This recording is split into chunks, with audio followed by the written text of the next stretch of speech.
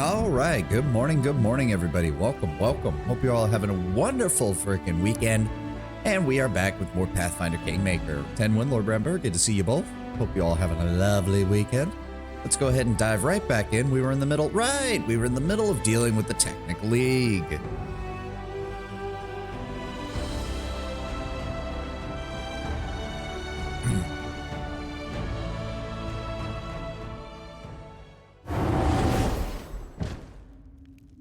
Did we already loot everybody? We already looted everybody. All according Good. to plan. Let's keep moving. Oh, there's more of them. I got snacks, time for stream, and cola. Yippee. Joking, but I only got Sprite. To be fair, isn't Sprite owned by Coca-Cola? So, I mean, it's close enough. Even if it's not. You can count on me. Akun. We should be able to avoid having to use that. Just go ahead and shoot him. Enemy approaching. Your strike wasted. So much for that guy. Oh, look, one bard. I'm sure we're going to have such a problem with this. No spells for you. Did he still manage to get that off?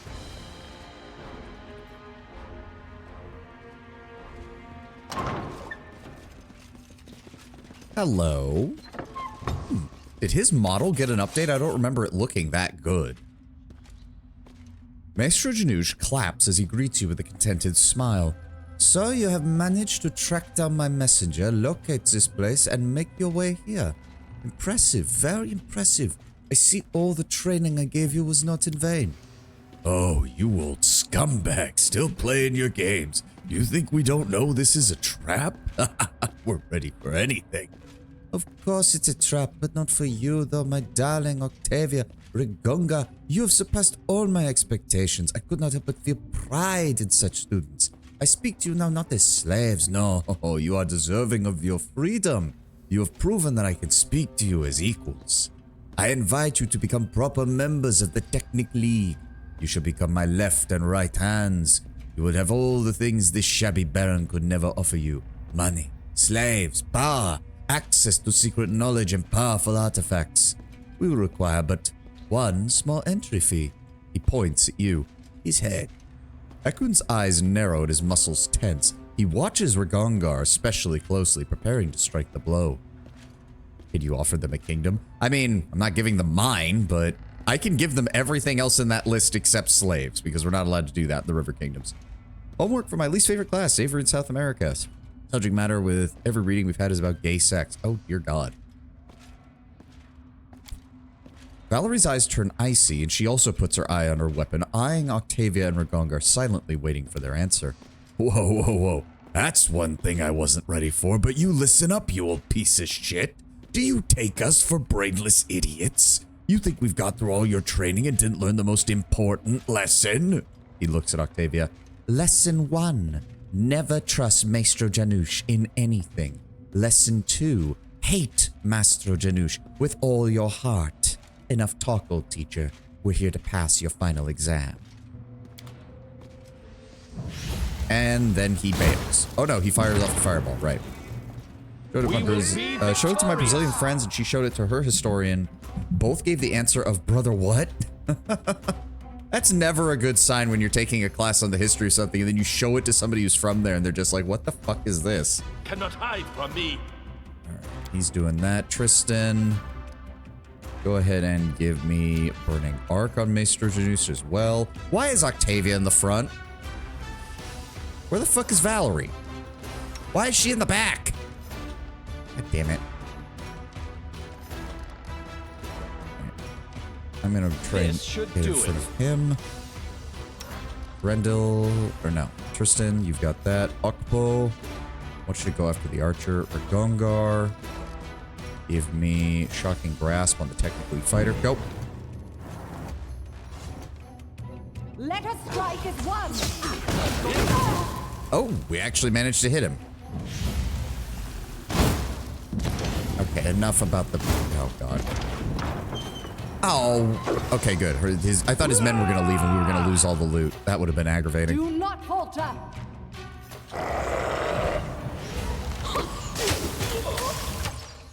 No, we don't free them just yet. We have to actually finish the fight. There we go. In due time. Well, what are you waiting for? He's getting away. We'll catch him. Just help me free these people first. What? No, we don't have to do that. Forget them. He's getting away. Reg, we will not leave them. We used to be just like them. And we freed ourselves. We don't owe anything to these people. There's no respectatory country refuses to teach their civilians accurate history to cover up embarrassments. Not saying this is the case here, just saying it does happen. Oh, absolutely, it does happen, but there's a difference between, I was never told that, and what in the hell are they writing about? Wake up. These living people are burning to death in front of you. We will not just let them die. Octavia's correct. I swore when I became the Duke of these lands that I would uphold the river freedoms, regardless of my own personal feelings on them. The river kingdoms have always held fast that slavery is not allowed and will be protected against. We will free these people and allow them into the Duchy. If we have time to catch Janusz, we will, Ragongar, but I will not allow what might be future subjects of mine to burn to death for your amusement. Could you expand on what you mean? So there's a moment, there are three, I'm sorry, what? 47 PDF pages with a total of 3 instances. Outside of those instances, just painfully political rhetoric meant to tell you what to think about it. So it's not recounting what happened, it's giving you the person's judgment call on what happened.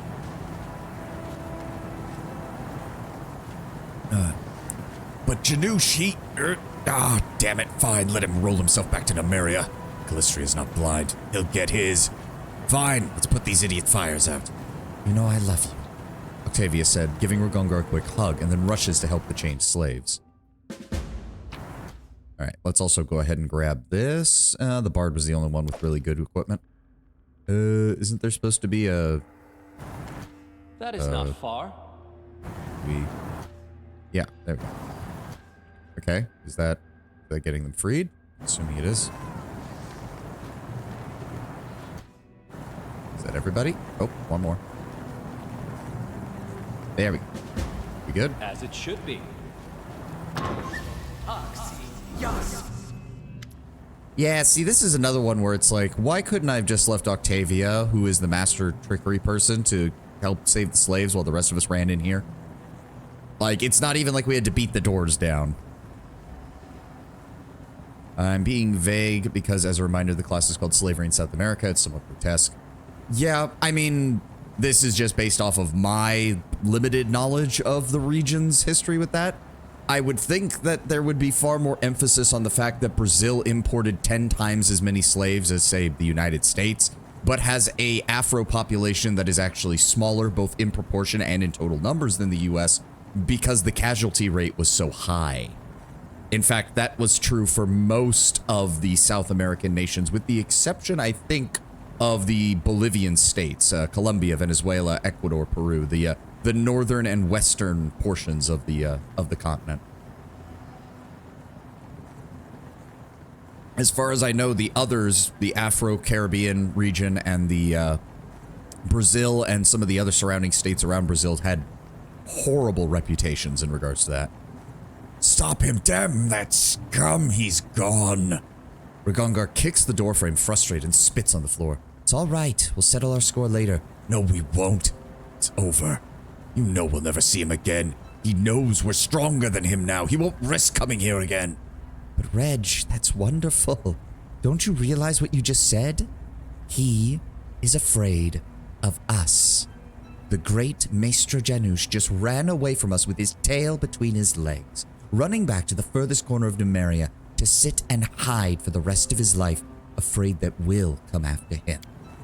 The annoyance on Ragongar's face begins to fade into a contented grin. You're right.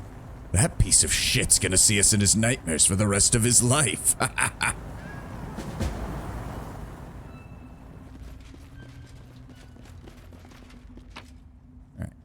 There we go, Maestro Janusz's diary.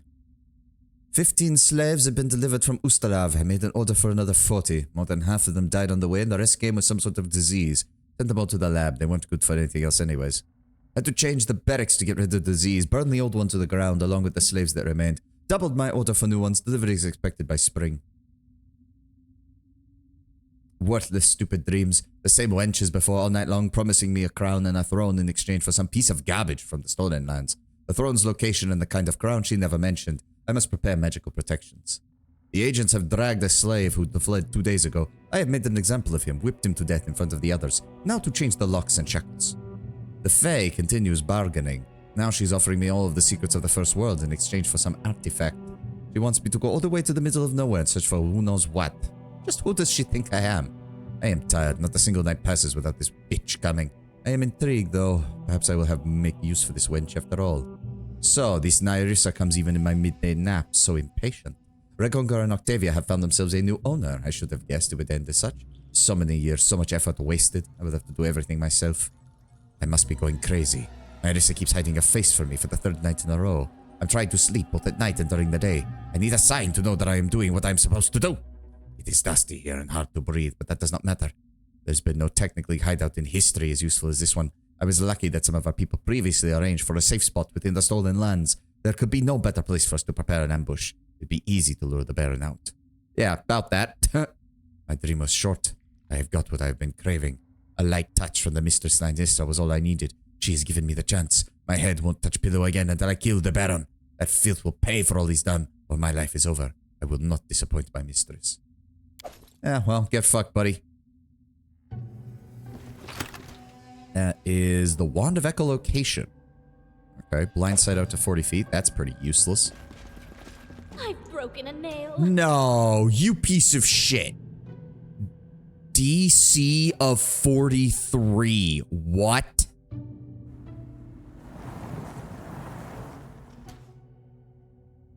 Okay, well, we're gonna have to mark that down then, because I don't know what's in there. Technically hideout. Alright, add it to the list.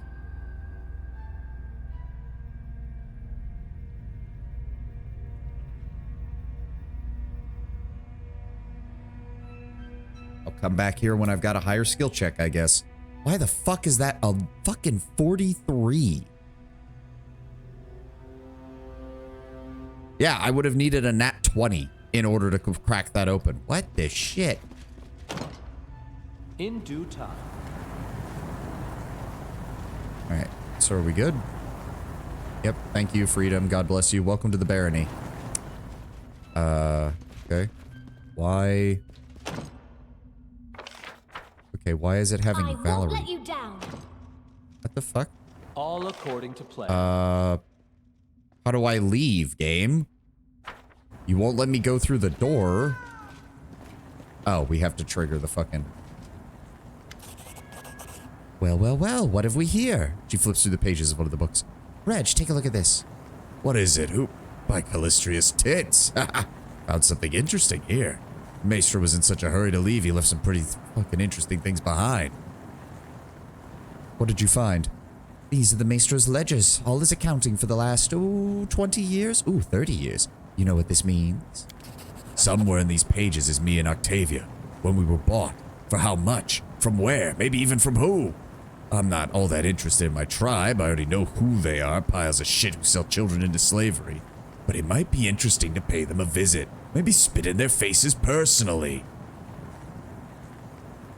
He isn't a moron. She never specifies crown or throne. I guess I should put up some words, but not that it says so much. Yeah. Funny you gave him a French accent because Janus is basically a culture crow of a Kelid. Oh. It'll take some time to make sense of the ledger. We may not find anything, or we may find something and regret ever looking, but I still want to know the truth. I want to understand who I am and where I come from. I think Janusz holds the key for that. Yeah, well, as I said, we'll come back when we get higher level, and I will investigate whatever the fuck is in there. I'm sure it's some kind of loot. We just don't have it. But yeah, like, that's a little arbitrary. It's like, we need to free the people in the cages. It's like, okay, Janusz was already injured, so, like, 3 people go work on that while the rest of us beat this door down and go kill Janusz. Like, it wouldn't even be that hard. Alright. Yep, we did all that. The sweet teeth, I don't think we have anything else for them right now. And I don't think we can get to Varnhold yet either. Yeah, it's gonna stop us again. Yep. Alright. That means we need to get back to our barony. And we will go from there. That wasn't too bad.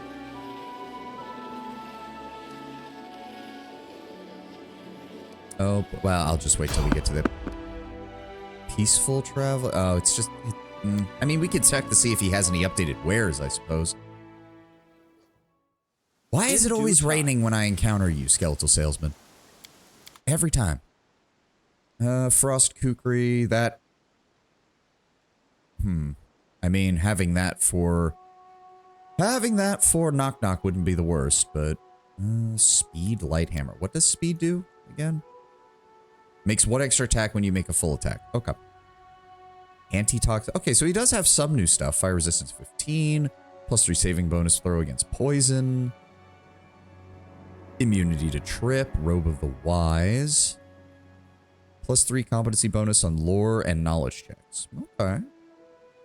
+3 bonus on mobility and athletics checks. Gloves grant the wearer +3 bonus to AC against the attacks of undead. Okay. The Augur's Cape, +3 DC of all divination spells. Maximize Metamagic Rod, 54,000 gold. Alright, well, I will sell you a bunch of the shit that we have, though. Scimitar +2. Rugungar, you already have. Slicer, which is better. Yes. And then Greatsword, and then all of these, 600 apiece. Thank you very much. 2 chain shirts. All the regular rings of protection. Nothing we want to sell there. Nothing we want to sell there. Wyvern meat, nuts, eggs. And that's it. 12,000 gold out of that adventure. Nice. That is not far. I gotta have the vibe, I guess. But yes, I will mark that. We will definitely be coming back here to find out what was in that chest as soon as we have a high enough skill check to actually do it. Actually, oh, that's probably why as well. I don't think I gave her back the trickery gloves that we put on Jubilos. That might explain things. To victory! Oh, that's a big old wolf. No, there we go. Valerie, move out ahead. Onward. There we go. Oh, look at all these wolves. Look at all these wolves. Let's go with that. Tristan, give me a... There we go. Akbo, deal with that. Rugungar, you should have your defensive abilities on, correct? Yes, good. Go after them. for me. A calculated risk. Oh, that is a lot of wolves. Jesus Christ.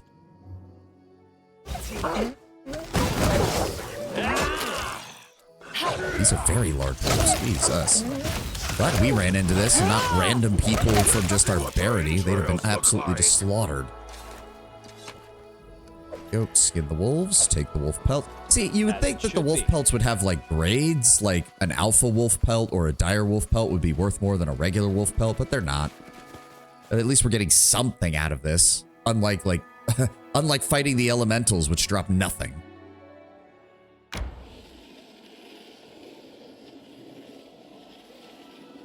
There we go.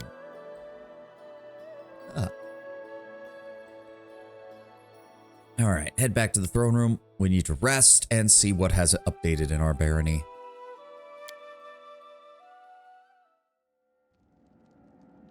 Really? Nothing? Alright, well, we're gonna rest first because we were out and about. Dire wolf pelt is probably practically the same, but makes for a fighter trophy. Well, they are like 3 times the size of a regular wolf, Lootward Bound Bear, so you would think at the bare minimum you would just be getting more gold because you're selling a pelt that's much larger. Oh, what do we got here? An outstanding local mage has made an important discovery. He's going to go to Absalom to present his research. There's no doubt that it will enjoy glory and wealth there, but if he can be persuaded to stay and work for the crown, his research could advance the knowledge of local magics. Exactly. Octavia, get in there. 5 days on that project. All right. So, ooh, we need to deal with both of those, don't we? Improving cultural development, easier claim, arcane lobby. Kessim, Bartholomew, Sana. Nothing for the curator? No. No curses. Kingdom defense. I actually don't want that. Magical protection with a statewide area of effect provides immunity to compulsion spells while fighting within claimed regions. And scouting the northern Gnarl Marches. I would actually like to have this done. Ekun, let's go ahead and start on that. And then Rugungar, you will start on the other one, please. Very good. All the regions claimed. No updates on advisors. Good. All right. So one thing I do want then, because I do think I fucked that up. Yes, I did not give her back. I did not give her back that item. So that's also why she was unable to do that. If that's the case, though, Trap Springer gloves. Let me see here. Daedalus, I have an item that I would like you to craft. Gloves. New. Skill. Where is it? Trickery. How high of a bonus can you give us? You can craft us a +7 trickery gloves. Alright, so we'll just put +7 right there. I'd like you to work on that. It's a basic skill upgrade, so it's only 1,000 gold. Takes 2 days there. Okay. I would also appreciate it then. Let's go over to robes. Robe of the Arcane Arsenal. Skill, Arcana. You can upgrade that to a +7 for 300 gold. That'll take 3 days in total. And that also means, where is it at? Robe, Obsidian Earth, Skill, Persuasion. I would appreciate it if you could also upgrade that. So that'll be the next 4 days. Thank you. Nice and simple. All right. Now we can skip some time. Uh-oh. Several giants. They wish to be his hired hand. Oh, we got more of those giants showing up. Tristan, you handled it spectacularly last time. Go ahead and do it again. And we're going to go ahead and support the curator for the rest of the week. There we go. We've now increased the barony stats 40 times. Triumph! The advisor's servants came to an agreement with the mage. His discovery now belongs to the local mages, and they are studying it with great interest. Ah, so he gets to go present his findings in Absalom, but we get to continue researching his stuff, and he'll come back to us. Nice. More arcane, more economy. Triumph, they've been hired to chop down trees and dig canals. Perfect. They can start weeding the gnarl marches of all the fucking trees. All right, secret cache. They've discovered the area, and there are no more points of interest in the outskirts of the northern gnarl marches, as well as the south gnarl marches and the Shrike Hills. Yep. Scouts have returned. Thank you. What else have we got?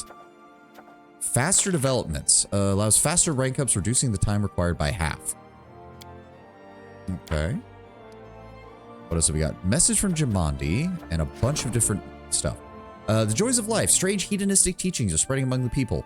Adherents refuse to work and consider it normal to steal, cheat, and live at the expense of others. Production in the region is in decline. Population is growing poor. Ekun, I'm going to give you a crisis point to make sure we get that handled. Good neighbors.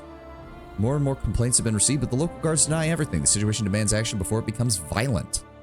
Oh, great. We're having race riots. Redemption. A wealthy subject seeking redemption for past sins. He wishes to donate a large amount of money to charity. Should be spent on the right things. Hareem. Go handle that. And we have a message from Jamandi. More gold by volume. I see your point. Yeah. Your Grace, we have urgent news from Lady Jamandi Eldori. The Sword Lord is asking for aid with an unusual problem. Here is her letter. Please read it when you have a moment. Sir Terendil, we have a problem and no one else to turn to but you. I need someone to travel to a town south of Restov, the Varnhold. The town founded by Maegor Varn. I remember you meeting him at the reception to celebrate your new titles. Recently, we've stopped getting any reports from him. I didn't pay much attention to it at first, but in the past week, not a single traveler, merchant, or messenger from Varnhold has shown up in Restov. No one knows what's happening. If I were you, I would make sure I was ready for this journey. The plains of Dunsward are dangerous. We have also yet to find out what it was that cut off communication with Varnhold in the first place. An attack, arcane magic, epidemic, plague. I would have gladly investigated the matter, but the current state of affairs in Restov dictates that I refrain from dealing with this personally. I'm counting on you and your help. Head for Dunsward to find out what or who stands behind the vanishing of Varnhold. Your friend and ally, Sword Lord Jamandi Eldori. As you can see, Lady Eldori asks you to head to Varnhold at once. The barony held by Maegor Varn, a brave soul who carved out that settlement from the wilderness. Until recently, he eagerly and frequently relayed to the Sword Lords his many successes. Then suddenly, his letters suddenly ceased. As you may expect, it is a matter of some concern. Jamandi Eldori expects you to help with this matter, and she knows of your good relations with Maegor. She asks you to go to Varnhold and find out why they've fallen silent.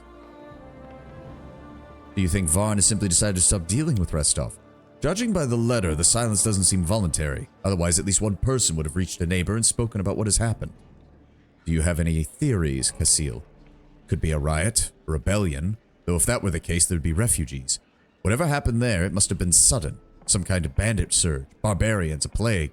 Whatever it was, no one outside of Varnhold seems to know what happened. Do we have any information on Varnhold itself? You hold on my far until she vanished. The barony is much like your own. It was established by a mercenary, Maegor Vaughn. He got his title at the same event you did. He's the third or fourth son in one of the noble families, so he couldn't claim any of the inheritance. Looks like he hoped to establish a settlement of his own and gain more wealth and prosperity that way. And the Sword Lords care about Varnhold. Why? Yeah, Jamandi seeks alliances with any who have proven trustworthy, even if it is only a little. Considering that Varnhold is the closest thing to an outpost on the eastern edge of the River Kingdoms, it's also useful for keeping an eye on Dunsward and the surrounding area. Varnhold isn't far off. We'll need to find out what happened, lest the same fate happen to us as well. If you have high diplomacy, you can talk Varn into a war crime. Yeah. And it's time to gather a party and head to Varnhold, Your Grace. Oh, hold on. More events. More people talking to us. Hold on, Casil. Greetings, Your Grace. Allow me to alleviate your daily concerns with a humble gift. Another Rod of the Fearless. You can make like 4 or 5 different things, but fine. Quickened metamagic rods are still nice. So, again, I just want you to focus on rods. They are the most efficient usage of your time. Plus, if I do have enough of them, they are also worth quite a bit of money. Unfazed by the awkward silence, Boken reaches through his bag for quite a while. Finally, he pulls out a sizable brown paper package. There you go, a little something from old Boken. Bombardier's utility belt. Okay, let's craft something specific. Focus on alchemical items. I think that'll work for Jubilos, but it means we're going to have to upgrade it real fast with dexterity. Otherwise, he's going to miss out on that. In accordance with our agreement, I brought a gift. Thank you, Nazriel. The Troublemaker. Keep working. Quick and metamagic rods can be dangerous. In the final book of Rise of the Ruse Lord, Arzog uses one to cast time stop twice in one turn. The disaster didn't hit us, but our neighbors. Varnhold, a small town east of our barony, had been deserted in an instant. Right. There is our official beginning of Act 4. Reinforcements have arrived. Hey, Kataka, thank you, man. Thank you for the subscription. 9 Good months. morning, Sov. Sorry I haven't been able to catch your stream for a while. Nah, man, it's all good. It's all good. Thank you for that, man. It means a lot. Thank you. I hope you're having a great, great weekend. Hopefully getting some actual rest. All right, what else are we dealing with here? Strengthen the storyteller as curator. Expert mountaineer. Kalke is an expert in mountaineering. Her knowledge could be useful for us while traversing mountain ranges. Doubles movement speed in mountainous terrain.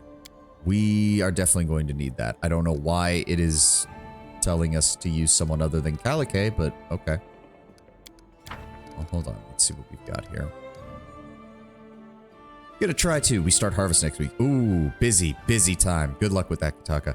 Oh, Radiac, welcome. Annoyingly, when you put a rod on someone's belt the first time, it auto-activates. Yes, we found that out as well. My character does have one of those rods, and that's exactly what it did. So thankfully they are limited to per day rather than in total, because otherwise I probably would have burned through that rod immediately. You have to toggle it off before you cast a spell or quicken the cast of mage armor or something. Yes, we have already experienced that particular unfortunate circumstance. Thankfully it wasn't in a fight that was very important. All right, well I don't have, okay, if we're in the act proper now, we don't really have time to deal with that. So let's focus on what we can do. We have 175 building points. Easier claim would be nice.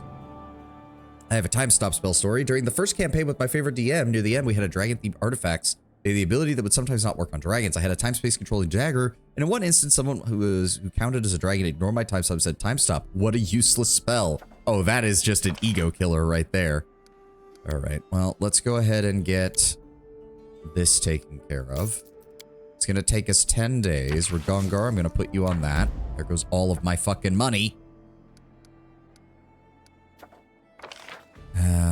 How much money do we have? We have enough. So I want to grab that and get... Oh, I can't use the storyteller just yet. That's fine. We'll hold off on that. Nothing else we can do there. So we do want to wait for this to be done so it's easier to move through the mountains. All right, hold on. Let's check to see what else. Oh, right. Yes, so I did complete Varnhold's lot. So we will have some changes to how our story interacts with it. Again, I just blitzed through it. I knew vaguely what I was going to do with it, and then I just kind of went from there. Now, what was I doing? Trickery gloves +7. That's going to go on you. Ring of protection +2. Does anybody in the main group need that? No, not you. That is a deflection +2 bonus, so we don't have to worry about that. And the bombardier, 4 additional bombs per day. Okay, so yes, that's one of the things we need to do. So, and welcome, Radiac. Sorry, I got so caught up in reading and moving on that I forgot to welcome you. Thank you for showing up. Welcome, welcome. He DM'd Curse of the Crimson Throne after me, and we had post-campaign plans with the exiled Infernal Duke. Lofak is the final villain. I plan on taking hold of him as the DM, and he was a bit in the entry because he exists outside the time stream. He ignores time stop. To this day, I want to throw that line back at my old DM just to see his reaction. That's always a good one when the table turns and you're the DM, whereas they're not, or something. Oh, what was I gonna do? What was I gonna do? Right. No, not that. Belt. Where's the Bombardier's belt? There it is. Bombardier's utility belt, and we want to go ahead and add a +4 dexterity to that. And we're going to rename it, because he's the only one who uses it, to Jubilost's utility belt. There we go. 2 days somewhere safe. If that's the case, I would also appreciate it. Can we add... I would like it if you could also add a +4. Ooh, that's going to cost 6,000 gold.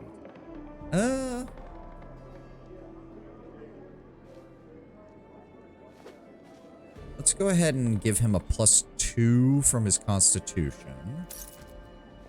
There we go.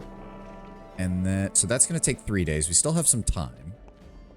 Is there anything else I want to upgrade before we start working on Varnhold's stuff? Belt of Physical Perfection is about as high as I can make it. Golden Thread has been upgraded. Amulet of Mighty Fist has been upgraded. I'm still annoyed that there's no way to improve Amulet of Mighty Fist past a +5. You would think there would be. Because weapons get +5 for enhancements, but then they can add more. Yeah, it says it would result in an enhancement bonus above +5. That is so weird. So hold on. If I go to Arms and Armor, let's go to Weapons. Devourer of Metal is a +4. Yeah, but so on weapons, it can go above a +5, but they won't let you do that with the Amulet of Mighty Fist. That's annoying. What difficulty are we on? Just normal, Radiac. We're just playing normal because some of these builds are not optimized. I just like playing them. Like, for example, I'm playing Dragon Disciple Sorcerer, and we will be going, I think, to level 8 Dragon Disciple, so, like, that's already considered not optimal at all. You could change magic items with sorcery. Is this? Yes. Well, no. Box of Tricks is the generic... Bag of Tricks is the generic cheats and tools for fixing things. This is the craft magic items mod. You're forgetting, Lord Brownbear, it's in Wrath of the Righteous. There's no dedicated craft magic mod. In Wrath of the Righteous, there's just a setting in Bag of Tricks that allows you to adjust magical items. Speaking, normally you don't really need more than a +5 amulet anyway. I know, but everyone else can get a +5 on their weapon and also other things like elemental damage and stuff like that. I wanted to be able to add that to my fists anyways, but it's fine. It's fine. We will make do with what we have. I can always put that on, I don't know, we'll figure something else out. But we do still have a couple of days, so I would like to continue improving that. We might go back to Amiri and Jubilos, because that just gives us a better stat spread, honestly. You do have the plus acid gloves. I saw them there. Plus acid gloves. Not that I know of. I don't remember putting them on anybody.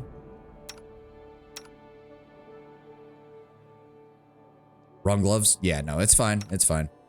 I think I know the item you're talking about, and no, we have not gotten it yet. Just let me hammer out the case of the sword. I like feet. Shut up.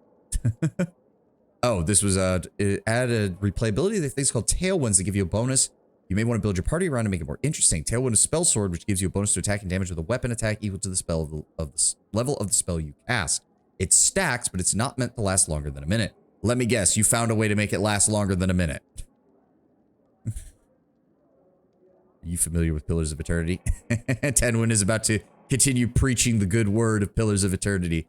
To be fair, oh, so this was what they gave us. Troublemaker. It is a +2 flaming, destructive, agile, anarchic dagger. Critical multipliers increased by ×1. Agile weapons are better for that, and anarchic deals 2d6 additional damage points against. Unfortunately, again, you don't fight that many lawful enemies in this game, all things considered. At least not with somebody who has a dagger.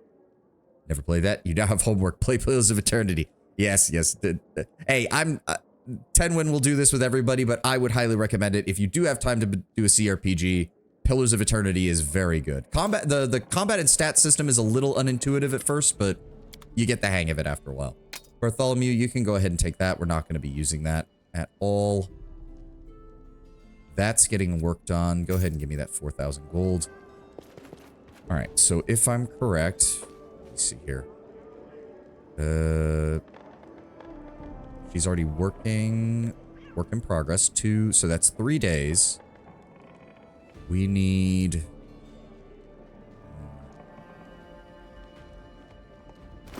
What else can we do to improve our combat capability right now? Miri, you already have the Belt of Physical Might, so that's not a problem for you. And you have the Forest Knight Bracers. What is giving her a plus... Enhancement Steady Hand? Oh, okay, the Steady Hand gives the +4 to Dexterity. Okay. So that's not a problem there. We have Knock Knock. He's already got that. If there's anybody else, we'll go ahead and give Jay Thal that so we can sell the other ring.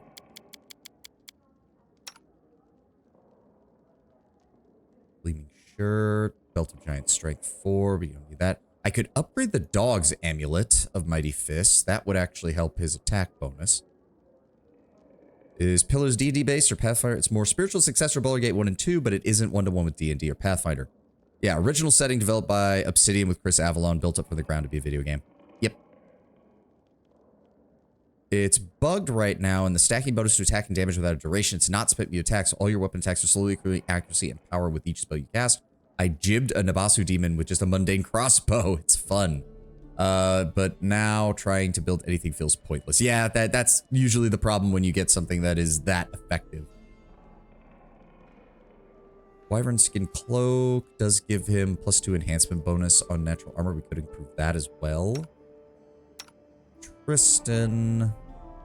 Energy Source. Headband. He's got both of those handled. We could go ahead and give him a robe, because he has not had a robe yet. We could give him a robe that improves one of his skills.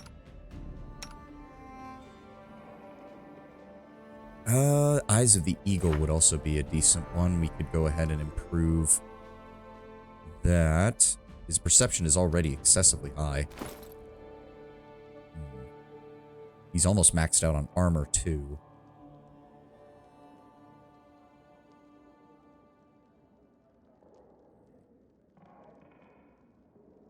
Just not seeing anything that I really want to improve on him. He's got the Swiftfoot boots. We could improve those.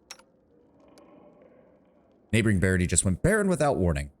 Yes, we are in the Varnhold vanishing.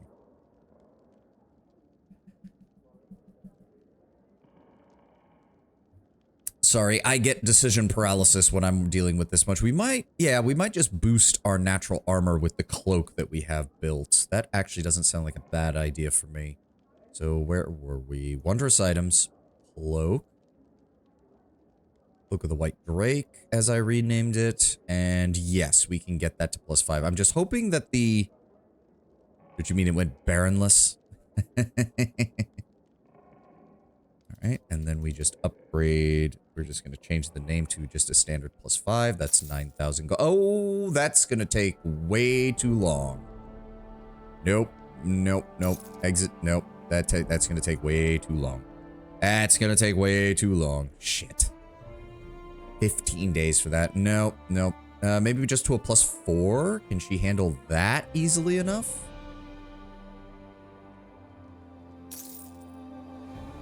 2, what? Yes, 5 days in total. Perfect. Perfect. So we'll do all that. Oh, the only thing I ever used mods for when I played this game was for portraits and kingdom management. I never knew there was a hack the magic items on. Well, to be fair, it's not necessarily a hack. So here's the thing. You have to have an NPC, which we have made a mercenary for this. They have to have knowledge arcana to craft magic items. They need knowledge world to craft mundane items that you can then enchant if you want to do that. They have to have the crafting feats in order to make them. And they need to know the spell to cast for it. And while the wizard is usually the most efficient of these, because they can learn so many spells through scrolls, not all enchantments are covered under the arcane spectrum. So there are some enchantments that only work from, say, a druid crafter or a cleric crafter. Diablo 4 has a StarCraft crossover event. Some of the cosmetic armor sets are quite funny. I mean, I'm honestly surprised Blizzard doesn't do that more, but only thing, then I did 3 runs unmodded. Yeah, no, I can understand that. I've played through most of the game unmodded before, and I do remember just needing bag of tricks to fix things, camera rotation to help out with stuff. I do have the Kingdom Resolution mod, and I've cut everything to 50% because in my opinion, most of the timed events are just aggravating, so I don't like that. We have the Claw mod, which allows my character to use claws unlimitedly, so it kind of makes this build viable. Otherwise, you can't really build a Gish Sorcerer very easily with it. And the big one is Call of the Wild, which adds a shit ton of it adds a shit ton of feats, it adds a whole bunch of spells, it adds a whole bunch of other things that weren't ported into the original game. Most of it is pretty balanced, all things considered. Also, we're actually really close to level 12. I would love to get to level 12 before the end of today. You can make like 10 mercs on the cheap though if you do it early enough. That is true, but I'm avoiding doing that. Also, it's a bit late now. We are currently at level 11. If we try to get mercs now, it's going to cost us an arm and a fucking leg. Okay. So the only other thing... Is there anything else I needed to do? I don't believe so. So let's go ahead and wait. We need to get through, I want to say a week to get everybody finished up. 6 days, 7 days, 6 days, 10 days. Yes, I think that's everything. So we'll Oh, thank you. Is he gonna play something? Not stare into her blatantly wearing lingerie to fulfill my base and wanton desires. Tenwin, what did you think it was gonna be, Tenwin? You know precisely what kind of man I am, Tenwin. I suppose I should not be surprised. Neither should you, Tenwin. Neither should you. Into what? Into what? I mean, funnily enough, as far as I know, there are not many Gunnar portraits, shall we say, for the Kingmaker companions. But I did go looking on the Wrath of the Righteous mod site on the Nexus, and there's a surprising number of edits and AI edits to the existing companion portraits to make them look slutty. They don't look very good in my opinion, but they exist. Also, shit, he is in the middle of doing that. How many days do we have for that? 7. Fuck. We can't do anything with the rest of this then. We just have to skip time. I saw a comically bad portrait swap of an AI edit of Camilla with big fake tits. Yeah, I don't even know why you would do that because I don't understand. Like, I can maybe understand Arushale because she's a succubus, so of course. But Camilla? Really? Or I saw one with an AI edit. It was why do I always forget her name? The Paladin in Wrath of the Righteous. Are you using gold to buy build points or do you have mods to? No, I have been paying. I have been paying for my build points. 80 gold a piece, which is quite fucking expensive. Sela, yes. I've seen someone do a Gunnar portrait of Sela. It's just like, why? Why? Sela's probably the closest Cat has gotten to writing an actual asexual character. She just cares about helping people. She doesn't give a shit about any of that. All right, we don't have much of a choice. We're just gonna have to skip days. Oh, something else has come up. Another craftsman strike? Really? Jubilos, go handle that.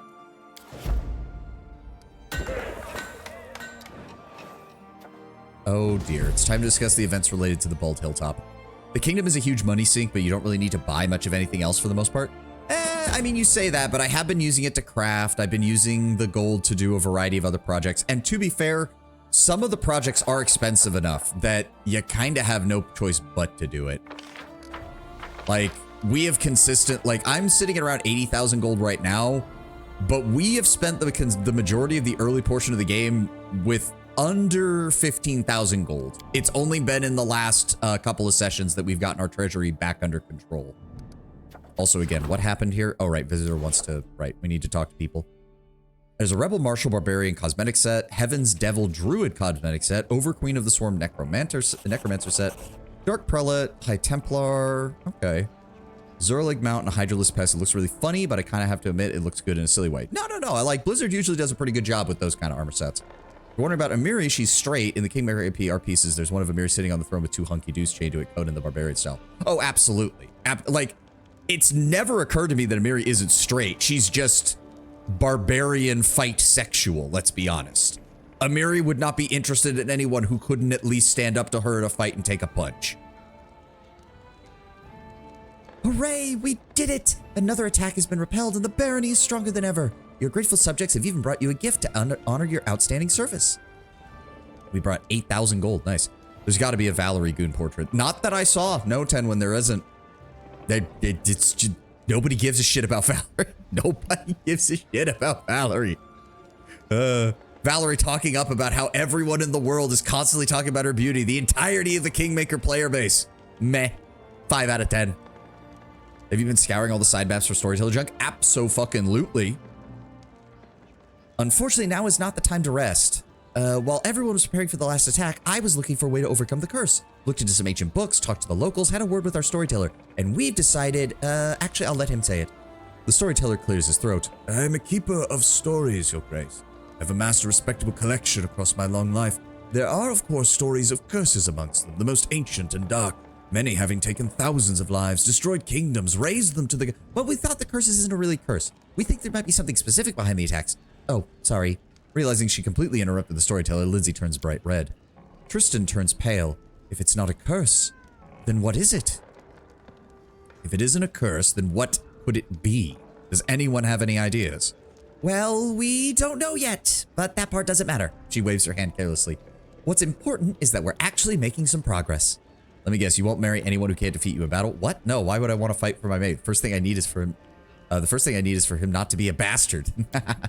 About to say, Amiri would not be very... Like, if someone could beat her in a fight, but the guy was like, well, now you're going to stay in the kitchen the rest of your life, Amiri would find a way to slit his throat in his sleep, and she wouldn't give a damn about the consequences. I would imagine that the person behind these attacks is someone harboring great evil against you and your barony, Your Grace. I would not be surprised if it is the same adversary who was behind the bloom. I agree. After the last attack, I got the feeling that the owlbears and the manticores came here as revenge for what we did to the ever-blooming flower. I'm more interested in No, because we do want to understand it. She'd find her second win in round 2. The only real flaw of Diablo 4 is the MTX. So, microtransactions, yeah. There are many cool sets in the store and this should be in game, not in the store. It sucks. There's a few cool sets in the game too, don't get me wrong, but compared to the store, holy shit. Yeah. Are you romancing anyone specific? We are going for the secret romance, Radiac. My character is a sorcerer. Magic is part of his very being. You cannot expect him to turn aside being able to seduce a fae. Whoever or whatever caused these attacks, I'm sure they'll continue. We have to be ready for the next one. He is tree sexual. They are not trees, and you know it, Tenwin. She's not even a dryad. She's technically an ultra-powered nymph. That's exactly what we'll do, because sooner or later the villain will show themselves. And once, oh, pardon me, they slip up, we can finally punish him for all the trouble he's caused. Lindsay frowns belligerently. This game and another RPG made me really appreciate villain romances. What other game? Tristan chuckles faintly. I didn't expect such vitriol from you, Lindsay. In any case, I would advise hearing this villain out before punishing him. We have no idea why this unknown enemy is targeting us in particular. She's made of wood, you're getting wood, you're perfect for another.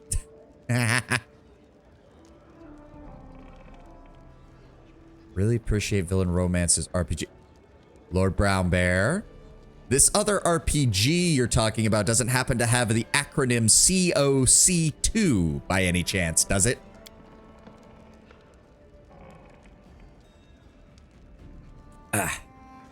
I'm sure we'll well know our foe's face soon enough. We've repelled his attacks 3 times now. He's probably reaching the limits of his patience. We won't get away with this forever. Did I hit a little close to the mark there, Lord Brown Bear? My lawyer has advised me not to comment further. That's what I thought. Get ready for anything. I do like Lindsay's writings in these. Let's see. We need to raise the barony stat 60 times now. We need to find a unicorn horn still. We have 231 days until the next attack from the Bald Hilltop. All the more reason to get that handled. And reach Varnhold. Alright, so we just need to finish up some of these events and we'll be good to go. We need 7 more days for the mountain project to get done. And I do believe... Let me see here. What did I upgrade again? I don't remember. There we go. The Jubilos utility belt is now complete. So we can go ahead and give him that. There we go. And then that is a belt of incredible dexterity. Let me see. You guys already have belts of physical form, so you don't need that. She has a belt of incredible dexterity, which is fine. Physical perfection is actually good for Lindsay. Knock Knock has a belt of mighty constitution, but that's because he has the stubborn head, which is already giving him bonus to dexterity. Miri doesn't need that. Jubilos definitely doesn't need that.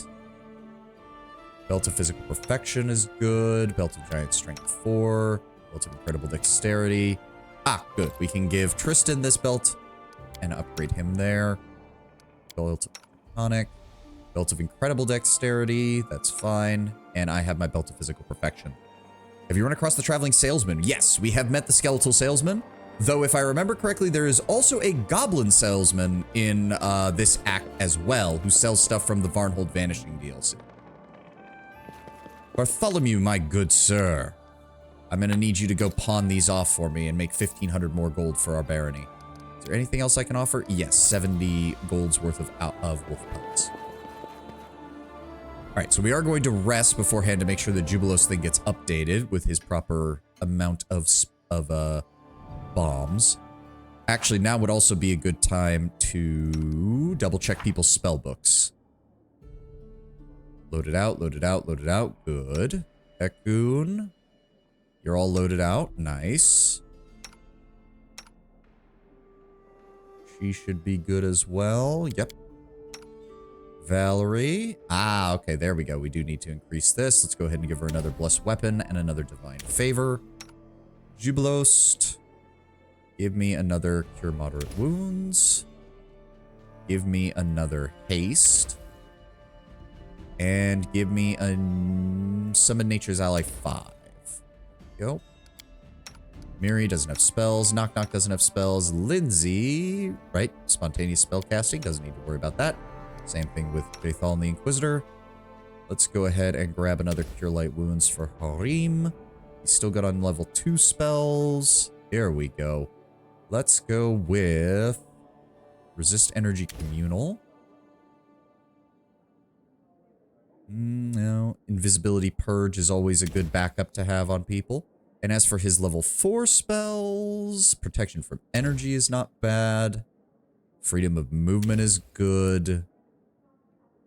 You grant the targeted weapon one of the following special weapon abilities: Anarchic, Axiomatic, Holy, or Unholy.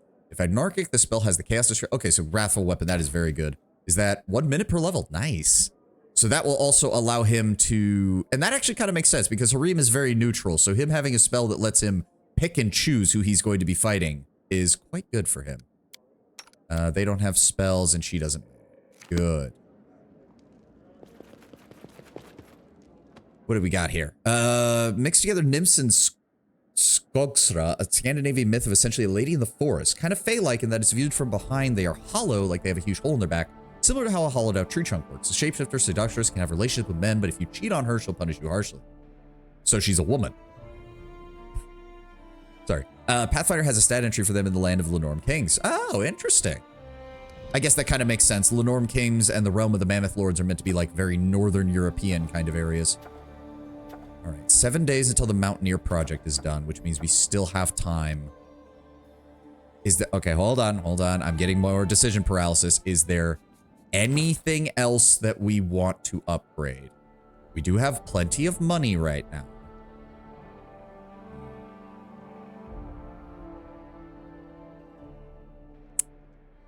I thought I upgraded that, or is that still in the process of being upgraded right now? That might be what I'm getting confused on. Yes, so it's going to take another day before she's done with that. So what else do we want to work on while we have time? Baron's Signet Ring. I think getting that upgraded might work out just fine for me. Get my deflection bonus a little bit higher. So where is it? Ring. And Baron's Signet Ring. Deflection. So we could... So 5 would be too much because that's going to take a while to get done. But for 6,000 gold, we can upgrade it to a +4. And we're going to rename it to the Duke's Signet Ring since we have control of so much land now. She has summoned the Krampus. Throughout the years, Pathfinder's dug through any mythology in existence and made stats for it, even Grendel and Krampus. Pathfinder have stats for Santa? Maybe. All right, and then Duke's Signet Ring. Perfect. So that should be done within a day or two, and that'll be in 3 days. Perfect. All right, so we're going to go rest again. That will get everybody's spells done. No, but Baba Yaga has stats. Bullshit. I mean, the difference is Baba Yaga is something you actually fight. Oh, Jubilos, what's up? Amazing. You managed to save your barony from an invasion of monsters from the First World, but you were not able to protect it from the attention of the First World's more powerful denizens. Believe it or not, Drakaria has been chosen as the next location for the inconsequent debates. I'm sorry, Jubilos, the what? A curious phenomenon that isn't very well known. I'm not surprised. Oh, and we're at the ad. My apologies. We're going to hold here for a second while the ad plays, and we'll be back in a moment. If Radic can hear me, I hope he knows. Otherwise, Tenwin, Lord Brownbear, if he asks why we're not doing anything, just let him know. I'm going to be right back.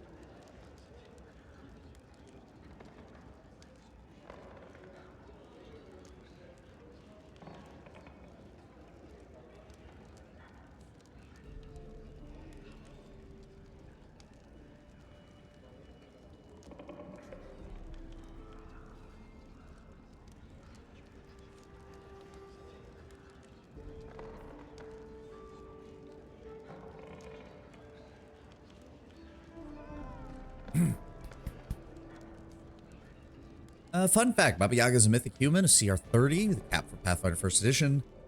Cthulhu also has stats for CR 30, meaning the Eldritch God and the Alpha Babushka can throw hands and it can go either way. There's even the history of Baba Yaga soloing an entire Demon Lord and her own daughter who teamed up with said Demon Lord to try and kill her. Oh, yeah. About to say, there's not many creatures that are actually CR 30. Like, even most of the Archdevils of Hell are in the, what, CR, like, 25 to 28 range? Funnily enough, The character that that my Pathfinder character here is based off of, the one that I actually had in a short campaign, who didn't finish, unfortunately. His god of choice was actually, oh shit, what's his name? Why am I drawing a blank now? He's one of the archdevils, now I can't remember his name. Fuck. He's the Archdevil of War. He's like Asmodeus's top general. I can't remember his name, though. Because the whole thing is that he's one of the archdevils that is the most likely to actually answer people's prayers, because he's basically just like, yeah, you'll serve me when you come down to hell, but I'll do what you want while you're on the living world. Why can I not remember his name? He's a giant fiery, like, devil general dude. Now I can't remember his name for the life of me. But, like, my character was completely devoted to him. Like, he was perfectly fine. I was like, yeah, no, that makes sense. Lawful evil. I get power in real life, and then I get to serve you in hell. That makes sense. In second edition, there are adventures where some characters that have stats in first edition do not have their stats in second edition because they wanted the story to go, didn't involve fighting them. Yeah, do not stat it. If you don't want the party to fight it, don't stat it. All right, where were we?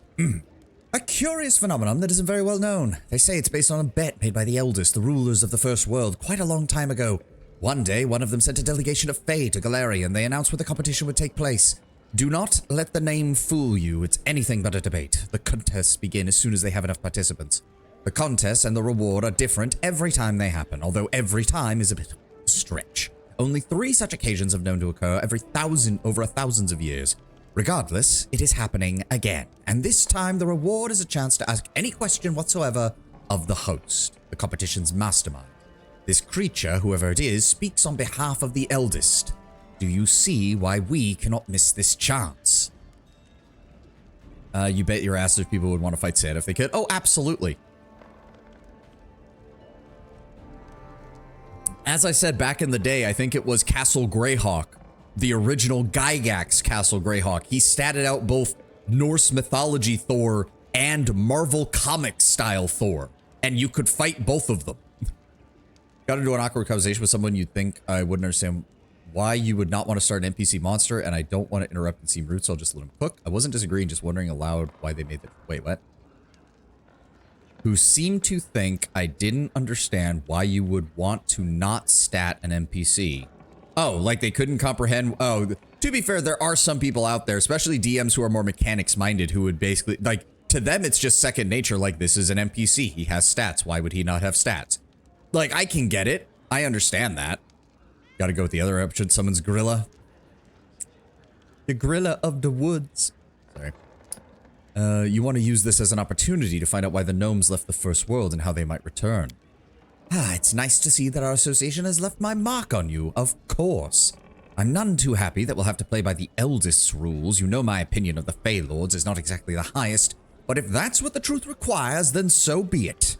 In the end, we would best know the answer to my question, if not the self-appointed deities of the first world. Alright, do you have any idea about what we're getting into here? You never know what mad ideas the Fae may have cooked up. I only know one condition. Only teams of 3 are allowed to participate. Who should we take as our third? I was thinking Lindsay. Something tells me Fae are not likely to hold competitions in rope pulling or beer drinking, but the skills of a bard may come in handy. Besides, we should give the young lady a chance to channel some of that exuberant energy of hers. The guy on the cover of the old Wild West RPG Deadlands was a big bad who had no stats. The rules basically just said this is a guy who shows up and kills everyone when you want to end the campaign. Yep. That was the exact same way that the Lady of Pain was treated back in Planescape. Technically hers was like half and half. She had rules, but she did not have stats. She had things she could do to you, but you did not know what you could do to her. Stats for Kain in World of Darkness. You lose. Yes. Usually in the most painful way possible. When that terrible Christmas movie was announced that had Gorilla as a character and the whole Twitter response was full of legitimate Vantress memes, the community manager must have been so confused. Of course. Is participating in this contest dangerous? Well, considering that the Fae are involved, absolutely. But if the chronicles are true, no one has died at any previous debate. Well, we can't pass up such an opportunity. I agree. Good. I'll mark the spot on your map where the competition will take place. The sooner we arrive, the better. The Fey Lords will not wait forever. Anybody else? Okay.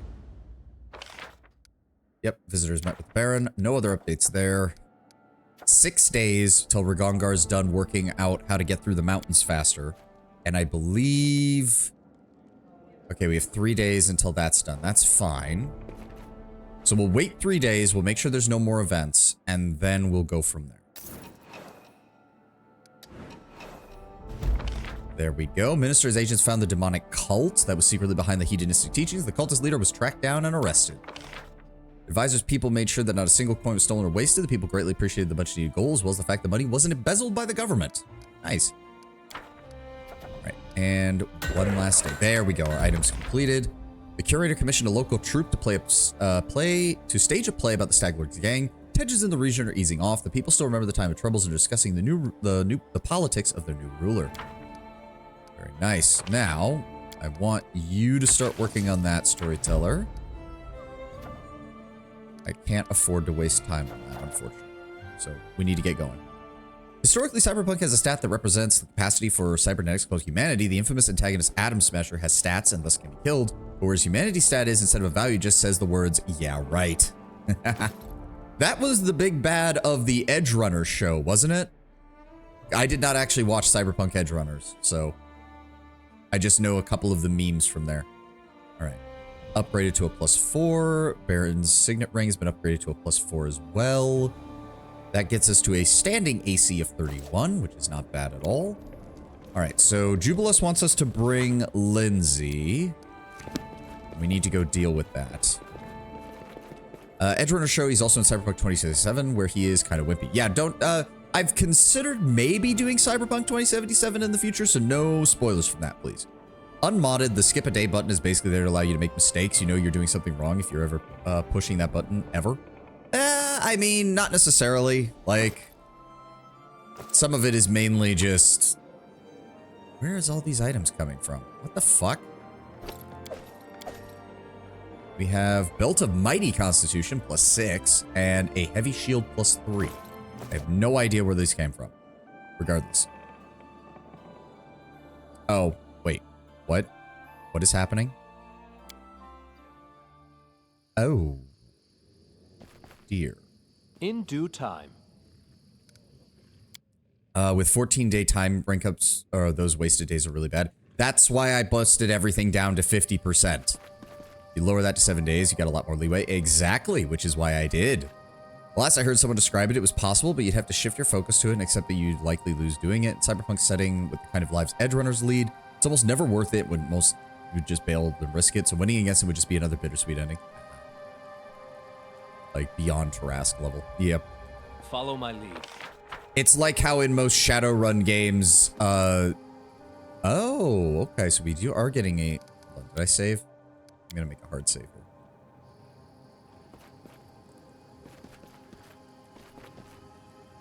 Is there anything else around here? No. Where are you rushing off to, my hound? To face your own death? Well, hello, dear. The familiar silhouette of the nymph appears before you. Her face is still, but you see thunder clouds in the depths of her eyes. And why are you here? Hoping to kill me again, my sweet? Why am I here? Kill you? Not today. Believe it or not, but I came here without evil intentions. I've been watching you, my hound. You've escaped my trap. You've destroyed my beautiful Everbloom flower. I did. Such a strong will to live in such a fragile, mortal creature. Once, long ago, it hurt me to see flowers being torn apart by the wind. But today I watch you thrashing like a moth caught in a spider web, and I cannot turn my eyes away. Really? A moth? I see myself more as a dragon. I mean, he can be rebuilt, but if you're being thorough, you can kill him. I think Arasaka discovered him as a mercenary, got blown to bits during the corporate wars, and said, we can rebuild you and you work for us or you die. Yeah, it wouldn't surprise me. If I'm a moth caught in the web, then what then are you, the spider? I am the web itself. The moment you took your first step on the road of the stolen lands, you fell under my power. So you admit you are the one behind the bloom. What did I or my subjects ever do to you to warrant such a horrendous curse? There was a time when I used to ask myself the same question. What had I and my 1,000 breaths ever done to them? Why had I to endure this? You're wrong to think that your problems began with you. The ever-blooming flower was created long before your barony was founded. I prepared my weapon long in advance, having no idea what I would turn it against. Everything has a price. Thousands of lives must be turned to dust for a single act of forgiveness. I have visited the First World before and learned something about you and your curse. How? Though there's no point in asking. My untamed homeworld has many miracles to offer. One can never know what they will reveal, or to whom. So, what do you think of the proud, bitter, fallen nymph now, my hound? Holding a grudge against you seems pointless, despite everything you've done to me and my people. Something else is holding a sword of Damocles over your throat. I intend to find out what it is, and deal with it. How else, then, can I take you as my own? How can a ruler so easily shake off the trouble that strikes his realm? I see everything. Soon you will turn to dust, together with your whole barony. Did you meet the nymph in the verdant chambers? Yes. Yep, I escaped from that. I do need to double check and make sure. So I do have the Nyrissa, where is it? Romance guide up. I just need to double check. Make sure that we're not having any issues on this end. Let me see here. Next time we meet Narissa is during the vanishing of Varnhold. You want to be nasty to her, but you should not. Choose the kindest option. Yep. Okay. Just making sure.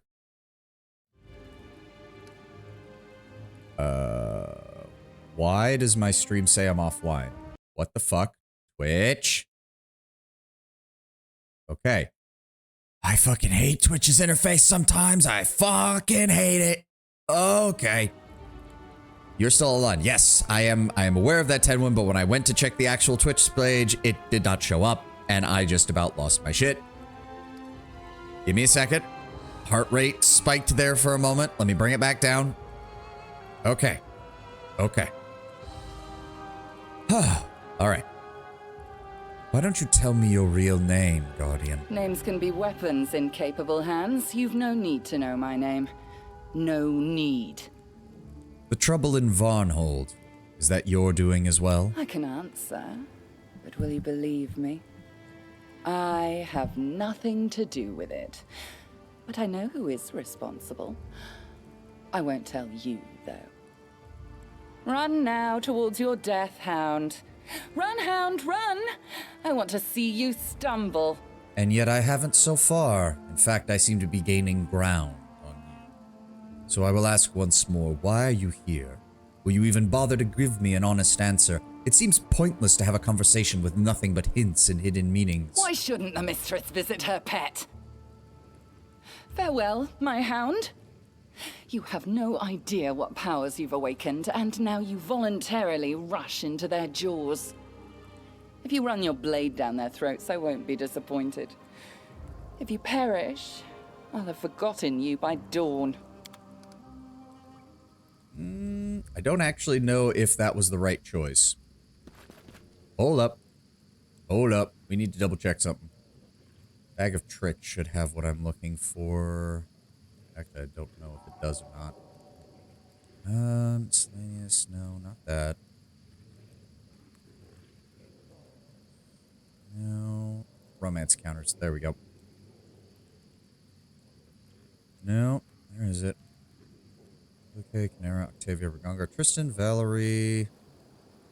Oh, do they not have a marker for this? Dude. Oh, show spoilers, there we go. Where is it? Oh, we might have fucked up. We might have fucked up. Hold on. Hold on. Hold up.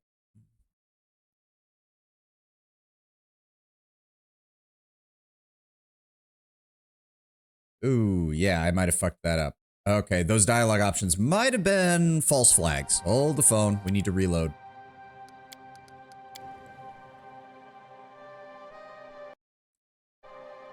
I mean, they would have the methods they would have for other methods for pseudo-immortality, especially for such over-the-top useful assets that is Atom Smasher. Yeah. So if we... Yeah, that actually went down. So we just want to... We need to be more polite with her. All right, that's what... That one's on me. Where are you rushing off? Why Trying to kill am me I again? here? Are you the spider? I am the web itself. What have I or my subjects ever done? When I used to ask myself the same question. What had I... How? Tell me about your curse. Though there's no point in asking. My untamed homeworld has many miracles to offer. One can never know what they will reveal. There we go. This one's better. Sounds like you're in trouble yourself. Stop trying to kill me and my subject, and maybe I'll find a way to help you. You want to aid the storm that strikes you and your lands. Help? Why?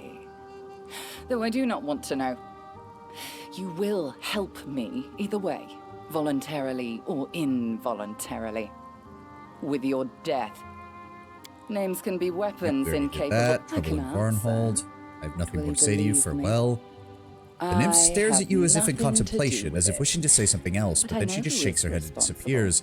All that remains is the smell of herbs and distant storms, proving that she had been standing there but a moment towards your death, hound. Alright, so that...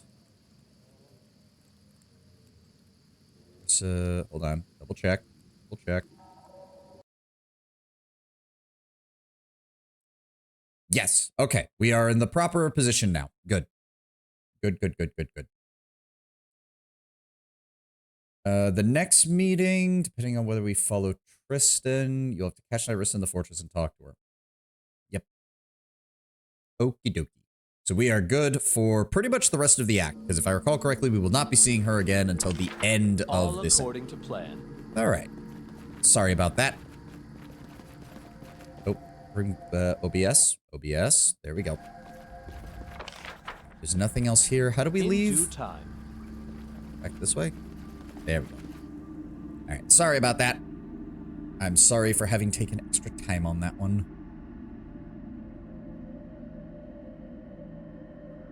I really don't like how long it takes to load up our town. Oh, and for some reason I spawned over here. What was I gonna do? Right, price of curiosity, Varnhold vanishing. And we should be good. That is not far. So we want to grab this. So, drop Gungar and you. We're gonna bring along Lindsay and Jubilost. There we go.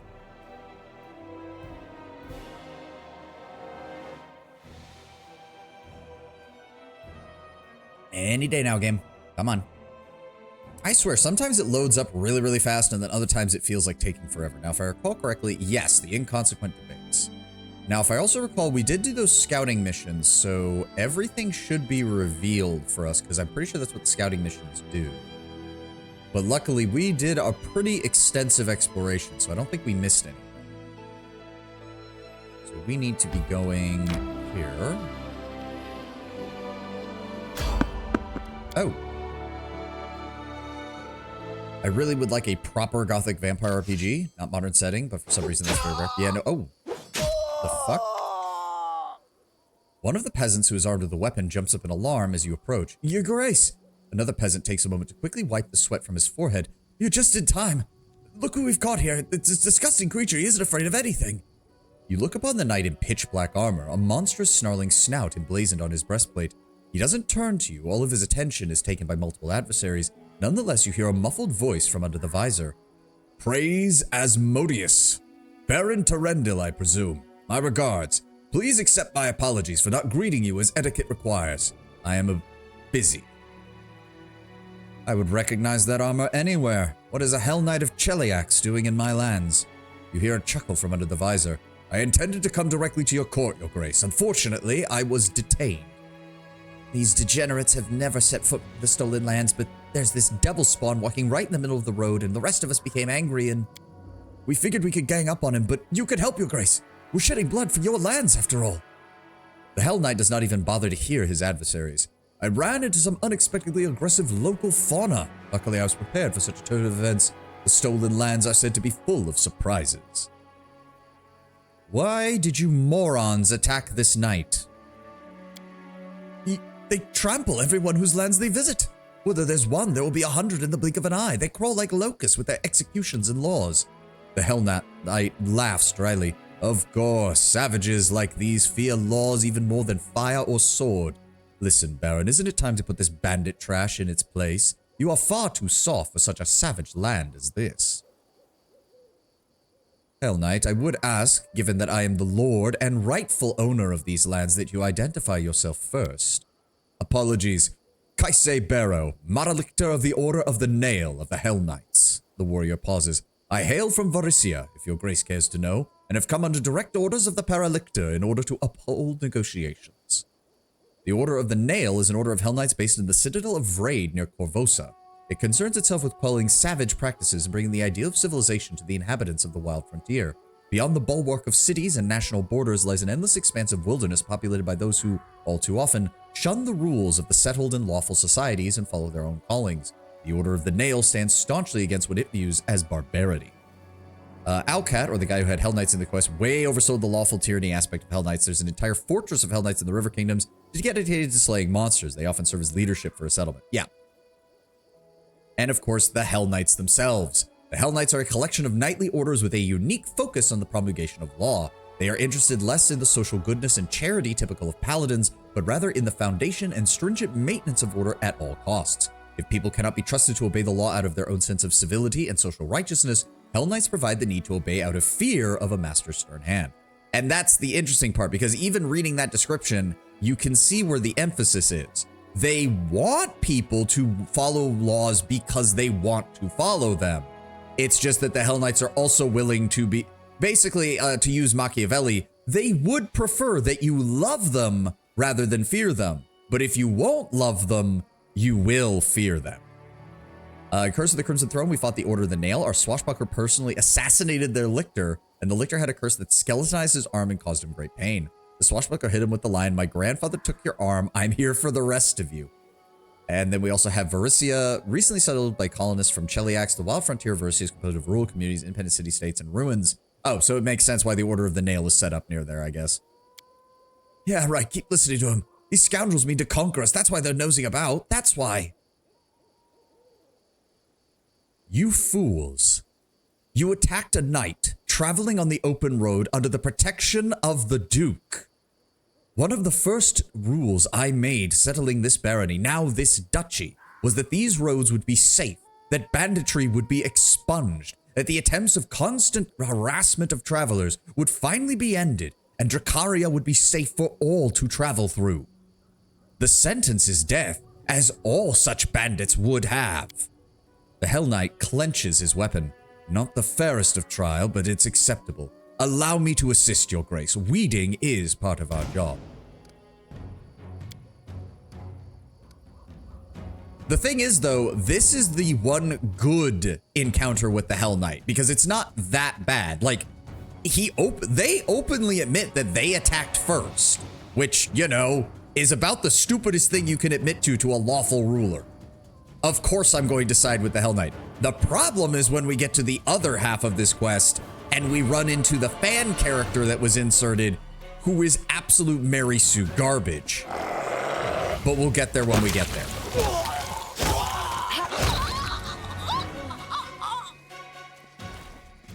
I shall pay you an official visit the first time, and there we go. Official visit in the nearest future. We will soon meet again under less chaotic circumstances. Thank you, Baron. It is a pity we had to meet like this, but all can still be mended. Yeah, and a bunch of peasant gear. As it should be.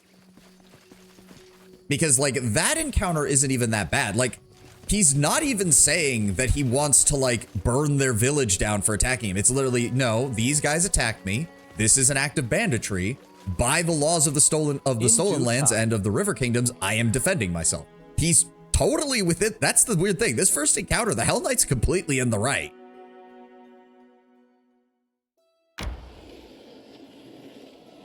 It's just that later we're going to get the lawful stupid Hell Knights showing up, and they're going to be exceptionally stupid.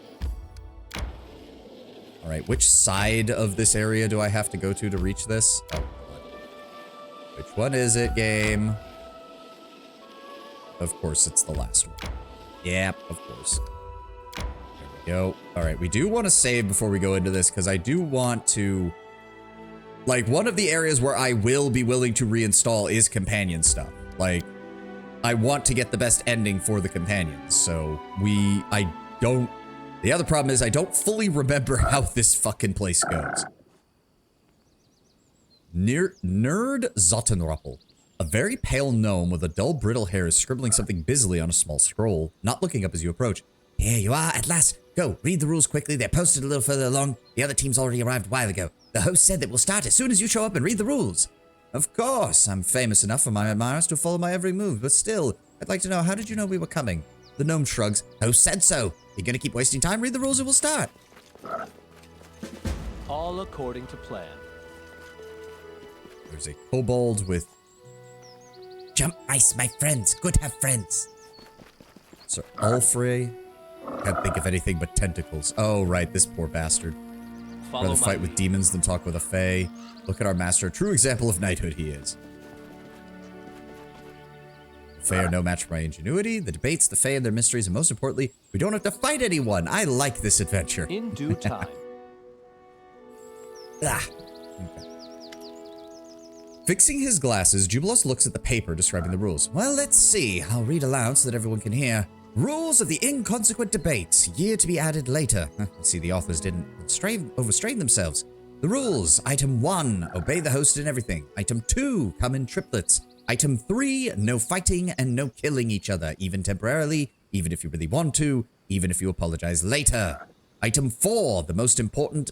The participant must assume the shape of a giant frog. Jubilos looks puzzled. A frog? What does that have to do with anything?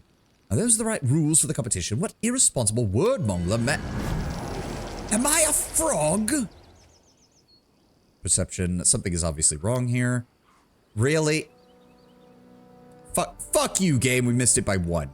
Examination offers nothing, just like everything else that involves the Fae. The rules scroll looks ordinary and suspicious at the same time. Maybe it's supposed to be like this. So we're just going to leave it as is? Lindsay, buy us some time. Let me talk to the other participants. Oh, don't worry about anything. I'll run over to the host and ask him a few questions for my book. No, buy us some time. You just start looking for whatever's responsible for this.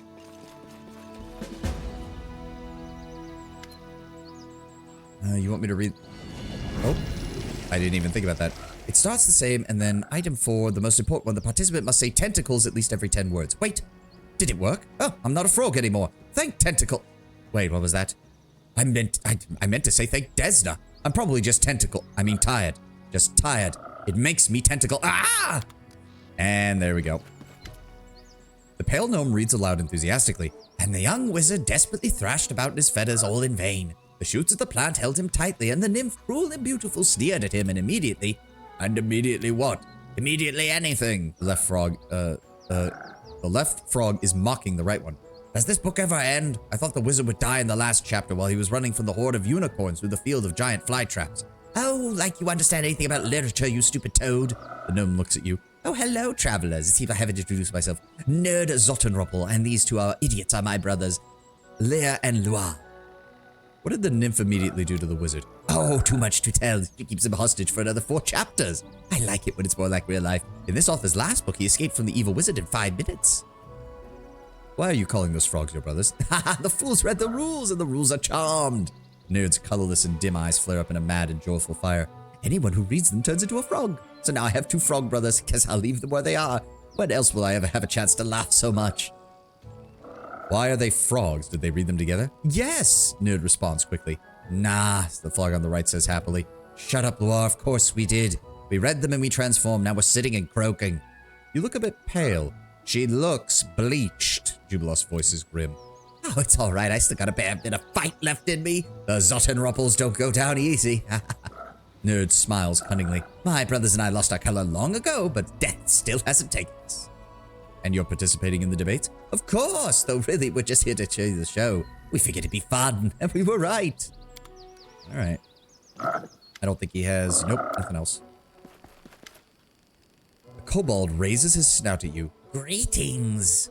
You're participating in the debate? Yes, participate. I participate.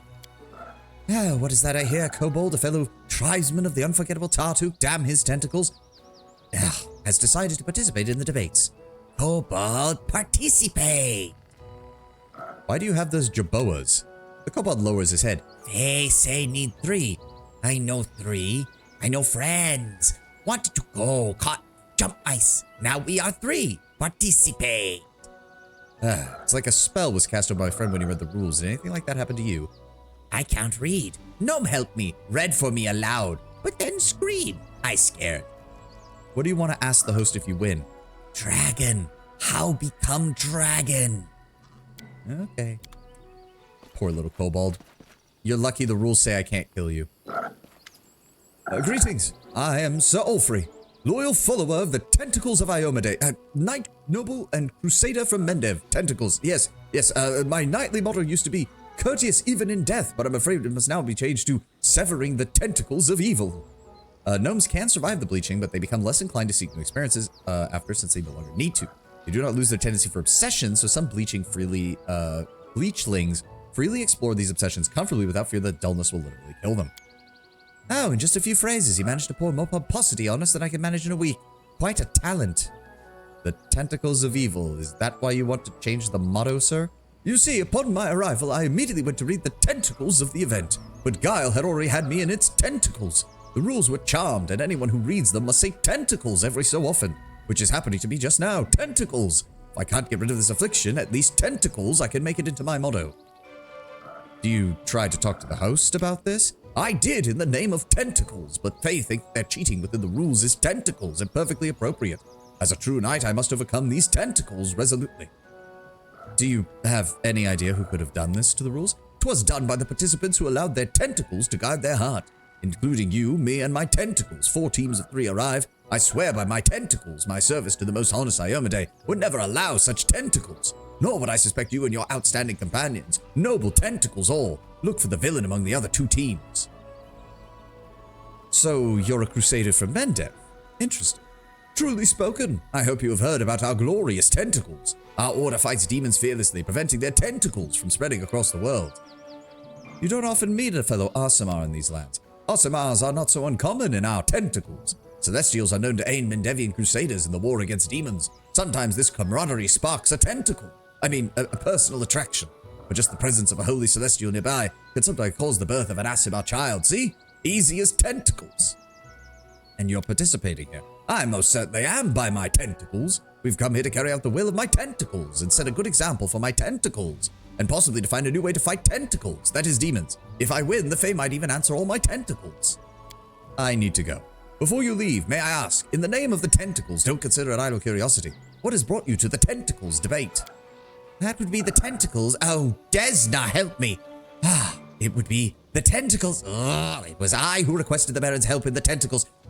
Victory would allow us to find out what made gnomes. What made gnomes leave the first world? I see you've fallen to the same affliction as tentacles, my brother in arms. The knight's voice is filled with heartfelt solidarity. Indeed, but it shan't prevent me from receiving an answer to my tentacle. As you probably know, after leaving the first world, my kin suffer from the bleaching.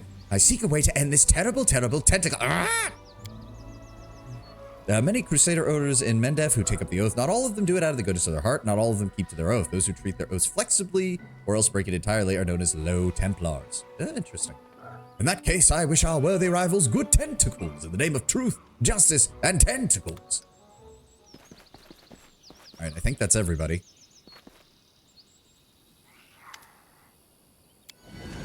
Oh, yep, and then he became, starts the same, item 4, it must assume the shape of a giant frog. Tarandil, tell me what happened. I feel strange, a bit larger than usual, a bit four-legged and naked, a bit yearning to gobble up a fly.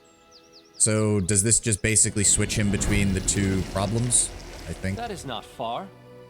What in the hells are you? You are a bright purple monkey. Doesn't appear to be anything else around. We've got Lindsay, the host, and another monkey. They really do emphasis on putting tentacles in important bits of speech. Yeah. If I recall correctly, that's also to prevent Jubilos from helping you as much. My original character for Wrath was going to be a half-orc who was taken by a group of low Templars as a kid. To find treatment by a bunch of amoral human soldiers was less brutal than his life as an orc tribesman. Sort of like a Grimbright version of Guts' backstory. I mean, it's kind of hard to be worse than Gus's backstory, so everything is Grimbright in comparison. The debate, the Fae and their mysteries, and most importantly, we don't have to fight anyone. Okay. Why can't I talk to the host? That's weird. Can't do anything with you. Ah, the little kobold said one of you helped him read the rules. Yeah, that's true, but he wasn't trying to read the frog rules. They're different on every pole. One turns you into a frog, the other makes you taste tentacles, and the third one makes you scream like crazy. Hilarious, right? Not remotely. Are you confused, my friends? If one of you read the rules for the kobold, why isn't one of you screaming? How was it that both your brothers were turned into frogs? And if Nerd already saw what happened and knew the rules were charmed, why did she tell us to read them? Do you suspect us of something? Why would we charm the rules and read them ourselves, or make you read them and put a spell on you? Oh, Nerd is a woman. I didn't even realize that. The way they described it, I didn't see any marks of gender or sex. Nerd adjusts her ridiculous helmet and strikes a rakish pose. Because you're gnomes! Only a gnome would think of playing a joke on everyone around and then joyfully get caught in their own prank. You're far-sighted and loud-voiced. I like you. Did you charm the rules? Why are you picking on us? Our sister's the one who did it. Enough snitching, Lore. You're just jealous it was Nerd who came up with the idea. And why did you do it? Oh, you're all so boring. We wanted to, so we did. Just think how funny it'll be. Debates where all the participants are screaming or talking about tentacles or just croaking. Nerd roars with laughter. But we're honest players, so we charmed ourselves too. We didn't want an unfair advantage. Do you have a way to release Jubilos from his spell, please? Croak. We're just stupid frogs. We understand nothing. Nerd pretends not to hear anything. Terendil, I would say just leave things as they stand. Tentacles should easily win the debate, even with the word tentacles constantly jumping out of my mouth. Last Encidota Crusader orders, my Hell's Vengeance character was a half-elf who became disillusioned with Iomedae after his full elven brother was burned at the stake by Iomedae witch hunters. He and his brother were part of a Crusader order called the Hands of the Wanderer, inspired by the Chaotic Good Intelligence card in Pathfinder's Hero deck, their own take on tarot cards. Oh.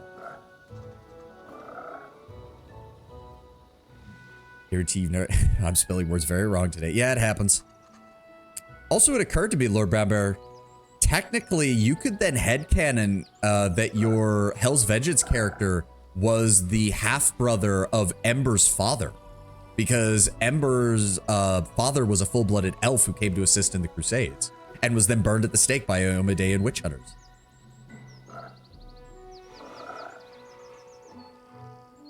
Did you intend for that to happen, or was that just something that happened on its own?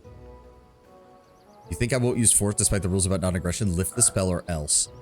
I think we don't do that simply because if I recall correctly, the Fae gets very upset if you try this. Yeah, and Jubilos is my expert and he's saying to leave it as it is. So I will take the advice of my advisor. Oh, there you are. I'm glad I found you. I stalled for as long as I could, but they're starting. Let's go. The hooded creature looks surprisingly mundane, but after looking at it for a time, one might notice the figure's contours wobbling and flowing as if in a haze. Sorry, I needed to take a drink. Welcome to the Inconsequent Debates. You may call us the host. We are the reason for all that happens here today. You've read the rules, have you not? Not that there's anything useful in them. We only made up the real rules the day after tomorrow, then forgot them and had to make new ones. It's simple. You want as your reward for us to answer a question. So the competition will involve answering questions. We ask you, and one in each triplet answers, and always the same one. The others can only prompt. Let us see. It will be you, little kobold, you, Sir Ulfrey, you, Nerd, and you, Terendil. Used to at least somewhat long rides and actually feeling something. Ooh. Remember one thing, here at the Inconsequent Debates, there are no right or wrong answers. Every answer has weight, each will be weighed. Do not choose the lightest one, or your rival might find a heavier argument. And most importantly, light answers have no fun for us. Why are you referring to yourself in the plural? You hear laughter emerge from under the hood. You know very well, as you've met us, Terendil, but it was a different us, at a different time. For now, be satisfied that we do not wish to disclose ourselves. Why are the creatures of the First World organizing all of this? Win the competition and ask. Those are the rules of the game, right? Of course, that would be better. What would be better than wasting precious tentacles on discovering the motives of the Fae? Each of my tentacles is trembling, awaiting this valuable information. Fine, Jubilos, let's begin. Begins! The kobold jumps from joy. We are ready, the knight nods resolutely, despite the tentacles. All right, let's see how tough they have it in the first world.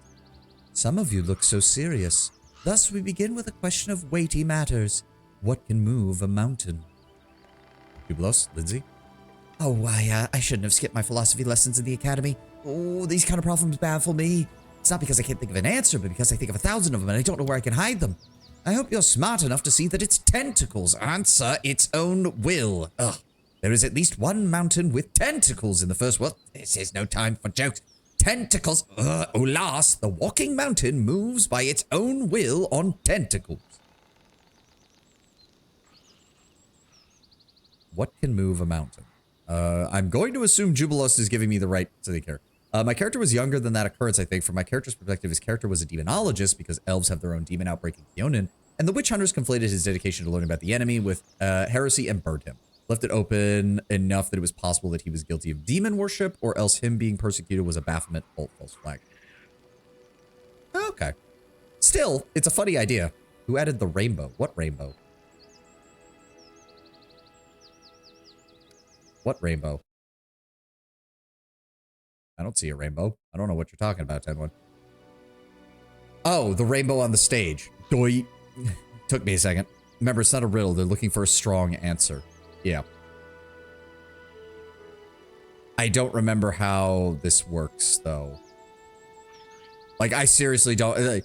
this is why I don't like the Fae, because I don't... My brain does not work with this, and so I do not remember how we're supposed to win this.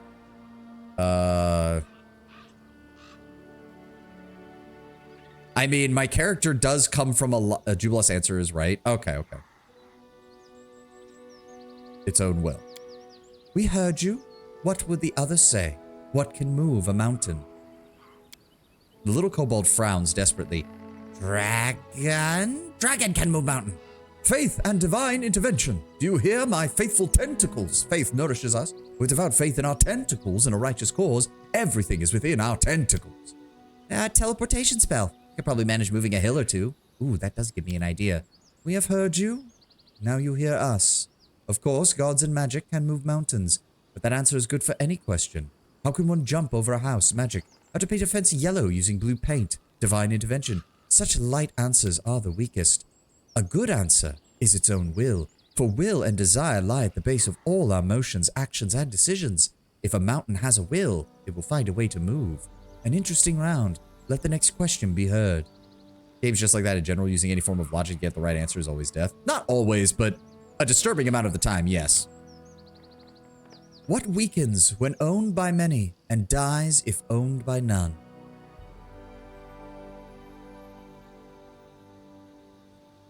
I mean, I'm pretty sure I know this one. It is a secret. Glory. Say glory. Jubilos stops, stressed, obviously waiting for the curse to work. I mean, both of these work. Like, see, this is what I don't like. Secret is better. Yeah. A little kobold looks as if he's about to cry. I don't know this. Maybe it dragon? It is the knight's heart. I swear by my tentacles. It can bring himself or his, it can belong to himself or to his righteous cause or to his greatest tentacles. It cannot belong to everybody. Yeah, I can roll my eyes. Fools, focus on the competition. This will not do. We will not accept the answer from the Zottenroppel triplets. But you are a spectacular eye roller, my friend. As for the other answers, heart is not the best answer. Even among knights, there are many whose hearts belong to beautiful women. Gotta go football game. Sorry, good luck in Varnhold. Thank you, Radiac. Welcome, and thank you for being here. The schedule's down below in case you want to show up another time, but we always stream on Sundays for slightly longer than the other days. And I also stream on Mondays, Tuesdays, Wednesdays, and Fridays. But have a good time with the football game. Have a good one. Even among knights, there are many whose hearts belong to beautiful women and a beloved mother, their friends, their commander, their righteous cause, and a delicious lunch. Especially a delicious lunch. It doesn't seem that those hearts belong to many grow any weaker. A secret is a good answer.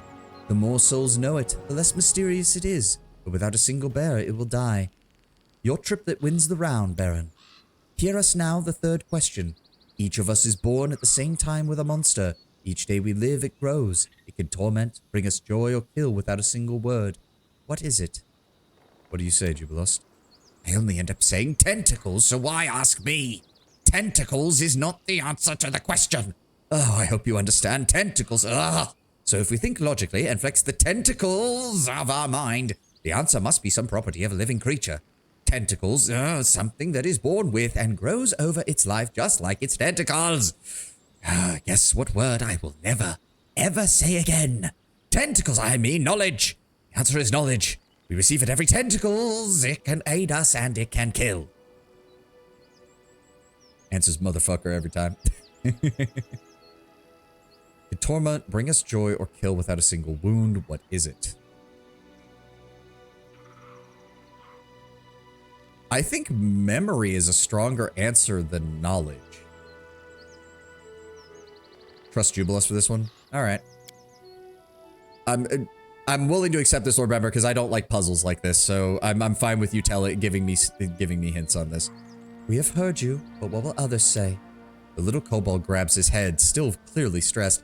It is dragon. It's curiosity. It's born with us and grows day by day, saves us from the bleaching. If only you know how many it's killed. I do not know the answer will do, but the greatest tentacles is the one that lives inside us. We grow a tentacles beast in our soul. We feed it with wrath, neglect, and tentacles. Everything eventually could break free and kill us, but tentacles must admit the same beast gives strength to villains and tentacles. The poison we feed our monster only nourishes them. Remember, you only have to outperform a group of gnomes obsessed with novelty, a knight obsessed with glory, and a kobold who can only say dragon. Interesting answers, save for the dragon. The dragon does not count. Alas, curiosity is also insufficient.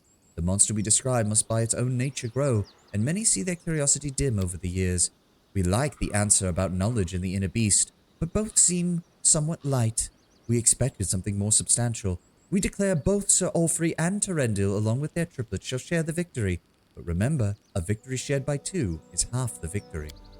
Our final trial, and we will sum up the results, for I grow tired of questions. Do you know the game Knight Dragon Snag? The knight defeats the dragon burns the snag, but if the knight walks in the wood, he will stumble on the snag and die. That's why the snag defeats the knight. Oh, children's games. Great. These are the inconsequent debates. Why not play a game? You will break into pairs and yell out your chosen word at the signal. The one who shouts knight defeats the one who shouts dragon. The one who shouts dragon defeats the one who shouts snag. And the one who shouts snag defeats the knight. We shall play Sir Ulfrey against the kobold and Zotenthrop against the baron. The winners will then play each other. Is the first pair ready? On 3. 1, 2, 3. Knight! Dragon! That was all too predictable, but charming in a way. The host is obviously enjoying this game. It's a good thing we didn't look ahead. It's much more fun to see it unfold like this. So Ulfrey wins. Now for the second pair. Are you ready? 1, 2, 3. I don't actually remember how this goes. Memory might have been the better answer. Yeah. Shit. Okay, so hold on. The knight called knight, obviously. The kobold called dragon, obviously. So you would think that the gnomes are going to call snag, which means we should call dragon. Or we both say it. Dragon! Nerd shouts, performing a spot-on impersonation of the kobold, then falls over laughing. Looks like her own amusement is more important than the competition. A tie. Let's go again. On 3. 1, 2, 3. Oh, god damn it. Are they gonna do it again? Knight? Nope, we just lost. Fuck! So I was right the first... So my logic for the first one... Yeah, son of a bitch. Your disappointment will make the flowers within 100 steps wilted die. The results have yet to be tallied. The final pair, Nerd versus Sir Ulfrey. Sir Ulfrey takes a deep breath with his mighty chest, then the curse takes over. Tentacles! Nerd begins, but then she hears what her opponent has shouted, refuses to finish, and doubles over with laughter. No one wins this round. Well, it was fun anyway, and it's now time to announce the winner of the debates. As long as we win, I don't care. After 4 tests, the triplet of the Baron and Sir Jubilos wins. Yeah, see, we won anyway, so I'm fine. It was most amusing, children. Most amusing. This was rare praise from us. Congratulations, sir and ladies. I swear by my tentacles, it was a worthy struggle. Baron, as the voice of your triplet, you may ask one question as promised, and another question beside. as an extra reward for the ingenuity or luck you demonstrated. Rendil, do you remember the fate of the Jubilos suddenly stops talking. He opens and closes his mouth, not making a sound. Haha, have a silent spell, mate. I love it. Now what's he gonna do? Come on, brothers, run. Now everything is in your hand, Terendil. Think upon your questions. We will answer honestly, but I do not know is an honest answer. Ask about what a host from the first world might know. It would be wrong of me to seize such an opportunity from such a close advisor of mine. I wish to know why the gnomes left the first world. There is the question. We knew it would be asked. But a simple answer, a light answer, has no value.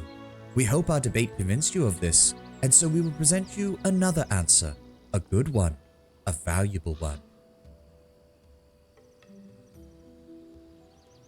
That is your first answer. What is the second? Oh, fuck you. Numbers will help you on your way. One of them is 5th in 10. He will be easy to find if you read, who opened the road for the ancient dead man and his black-feathered messenger. The second is 12 times in 12, and is thrice the number of those who lost their face. Don't try to guess it now. It's not yet time. Wait until he who is born twice will twice be defeated. Put the numbers together, and when the moon leaves her path near the waters of the Candlemere, find the one who will open the secret. A heap of senseless mumble instead of a... First walk the road. Then you may accuse us of being senseless, but in the end, you won't. So look what happened to the gnomes in the first world. You may seek out the sage. Nice try, Lord Brownbear. The problem is, Lord Brownbear, you've used that specific one before, and I fell for it last time. You can't get me with the same trick twice, my buddy. No, no, no. Want to know why you organized all of this? He's a fae. It doesn't matter. I want to know who my love is. I know damn well who my love is. We're going after Nyrissa. I want to know how to gain power and immortality.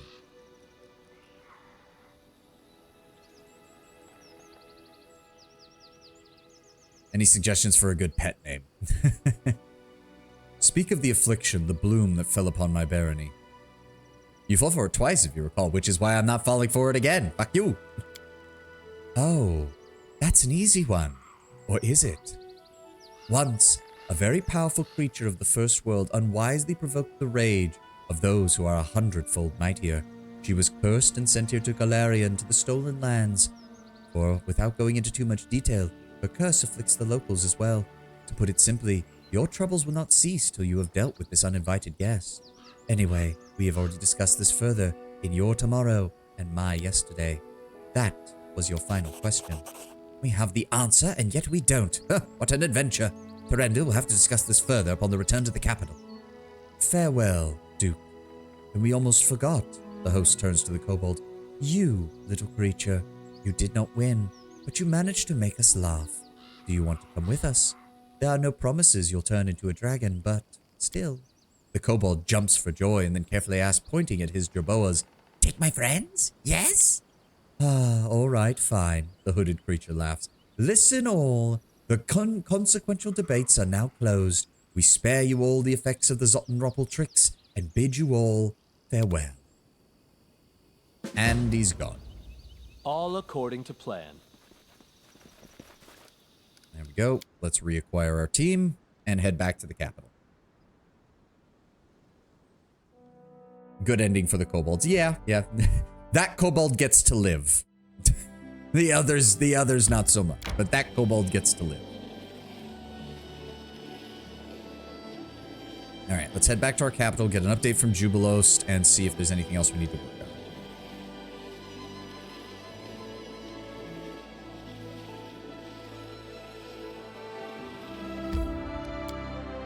All right, room. Go. I don't want to spoil, but I will ask you to remember the kobold must be hilarious in a unique way for him to be able to amuse the host. Yeah. Well, hello. A dignified half-elf wearing familiar black armor bows to you ceremoniously. This time his armor is clean of dirt and blood, and he holds his helmet at his side. It is the first time you've seen the Hell Knight's face. Your guest has light hair, transparent blue eyes, and scars from 3 claws that once disfigured his face. Greetings on behalf of the Order of the Nail, Your Grace. Our first encounter was most improper, and I dare recommence our acquaintance. The half-elf lowers his head. I am Kaise Barrow. I am here under official orders of my commanding paralictor. We've heard much of you and your method of rule. It is unusual for this region. The Order of the Nail knows of your service to law and order. We also know the integrity that imbues all your deeds and orders. Our order greatly values such rulers as you, especially those who are not afraid to weed out the barbarity in the dangerous borderlands like the Stolen Lands. With our deepest respect, I, Maralictor of the Order of the Nail, offer you our aid. Together, by fire and sword, we shall tame this land and bring it properly under law. And what does your help imply? We will deploy our garrison in your capital itself. I will gather a personal squad and train new recruits if necessary. We shall make the Hell Knights a symbol of power and law within your barony. Believe me, such an alliance will increase your power 100 times over. Public punishments and executions instill proper respect in the law even among the dumbest members of society. A half smile appears on Kaise's face, but know this, the Order can never swear fealty to you. We are united by common goals to stamp out the vestiges of barbarity in the Stolen Lands.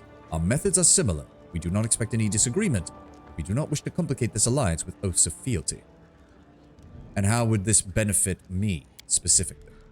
He considers his answer for a while. Savagery must be quelled, my lord. Across the land, at home, in one's own mind. It is a beautiful motto, is it not? I have lived my greatest years by it. My brother lived by it. The goal of our order is to destroy the threats to civilization, order, and law. We need no divine guidance to serve this mission faithfully. Our minds and our conscience guides us, and they have brought us here to you. You are a beacon of order in lands where once chaos reigned alone. I do not know how, but you have managed to crush all those who oppose you, and you have since ruled with a solid iron hand, with no concern that your actions might seem willful or overzealous. The Order values such allies. Give us the right to enforce the laws of your land, and you can forget about such uncontrollable beasts as those who attacked me on the road. Tell me more of your order. The Order of the Nail is the oldest among the Hell Knights. Like many others, our order traces its roots to the great Cheliax, the glory of our knights so great that the rulers of the lawless and savage Varisia begged for our aid, and we crossed half the continent for an opportunity to suppress the barbarity and bring savages under proper law. Fun Hell Knight anecdote I remembered. The same player in Crimson Throne who killed the Order of the Nail's Lictor joined us in Hell's Rebels as a Hell Knight Order of the Torrent aspirant. He was an aging half-orc with two venerable full-blooded orc brothers. Sadly, the way he sort of digs his teeth into a problem as a player bit him in the ass. Hell Knights joined the Order by defeating a devil in single combat. Ooh. And we have an ad, so we're going to hold here. I'll let Lord Bradbear finish his story, but I'm going to run to the restroom and refill my water real fast. So I'll be right back, guys.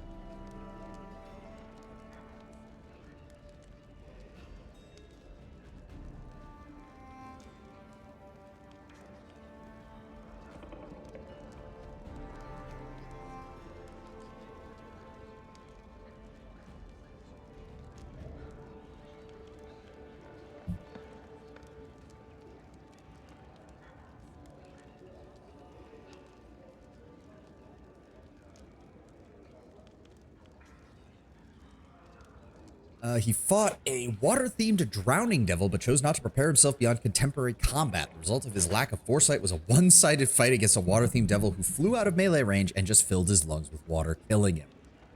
Wow. Yeah. I have to imagine the DM tried to warn him at some point, because hot damn.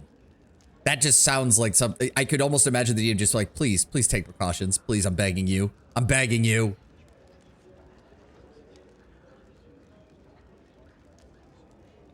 Just waiting for the ad to finish, and we'll continue from there.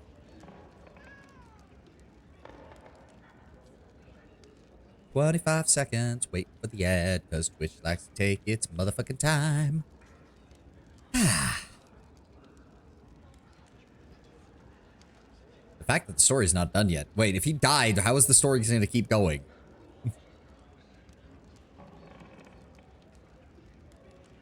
Any day now, Twitch. Come on. There we go. Magic. Yep. Ahem. We read this. Right. Do Hell Knights obey demons like others in Cheliax? KSA's cheek twitches, but his voice is calm and measured. I will not unburden you of your other delusions about Cheliax, but I will clarify one thing. The only power we answer to is the leader of our order, be he lictor or vicar. The order itself serves only one master, the law. Myself never applied directly to be a Hell Knight, but we're allied with the Order of the Torrent and Hell's Rebels, and my character initiated a duel with the leader of the Cheli Citizen Militia, basically Cheliax bootlickers. He had entered a devil contract and gave him regeneration, allowed him to teleport in the middle of a full attack with 2 short swords. Being a halfling tiefling barbarian, I resisted his flaming swords and couldn't be flanked by his teleporting. Oh. But you associate with hell and its denizens. Are you afraid to draw the wrath of those who would confuse you with devil worshippers? The fear of the peasants do not concern a ruler. I'm sure you know this well, my lord. To fear philosophy is the natural sort of narrow-minded simpletons. All we do is turn theory into reality. It is only a means to an end and justified by a higher purpose. I won by the skin of my teeth, and the lictor of the order stood witness, and he told me the duel was suitable enough to serve as a trial if I ever wanted to join the order. Nice! How does one become a Hell Knight? Through blood and sweat. Anyone who wishes to be worthy of the armor must sacrifice everything that stands in the way of their goal. Weaknesses, attachment, pity to himself and others. I trained like mad, rubbed my hands sore on sword handles, studied the laws and rules every night and every day, carved my mind and body to become the instrument of the order. Keisei runs his hand over his face, his fingers lingering for a moment on his trio of scars. I earned my knighting into the Hell Knights in a ceremonial battle against a Barbazu, one of the denizens of hell. Everyone worthy of wearing the armor undergoes this ritual. The others become toys for the devils, a disgrace to their families. Why did you become a knight? I sought order, calmness, reliability. Those who raise their voices in the name of freedom have rarely seen its ugly side. The half-elf squints, and an angry sneer crosses his lips. A half-blood learns to deafen his ears to the witty insults of those who imagine themselves pure. Let the fools fall mute when they see a half-blood wearing black armor with the face of a devil on the breastplate. So it sounds like either his human or his elven side of his family went after him, and he saw no reason to have any sympathy for those who claim that freedom is the main value that they hold in high regard. Fun fact, though Cheliax is known as a nation of devil worshippers, the Hell Knights are actually founded before this change. Its founder was inspired by Hell's hierarchy, developed the measure and chain as the basis of the Hell Knight Oath. Yes, because they were founded during the initial collapse of the Empire after the disappearance of Eridan, right? So that they were desperately trying to get things back under control when Cheliax was falling apart. It just so happened that the people who won in the end were the devil worshippers. Enough. Let us return to your proposal. I will accept the assistance of the Order of the Nail, and together we will bring these lands to heel. That said, Sir Knight, you will remember that my people are of the Riverlands. Not all of them are barbarians. The laws of the Riverlands still hold sway within my domain. You will respect those just as you respect the laws that I have passed. I have no intention of destroying my people's way of life simply to civilize them. Instead, we shall bring the best practices forward.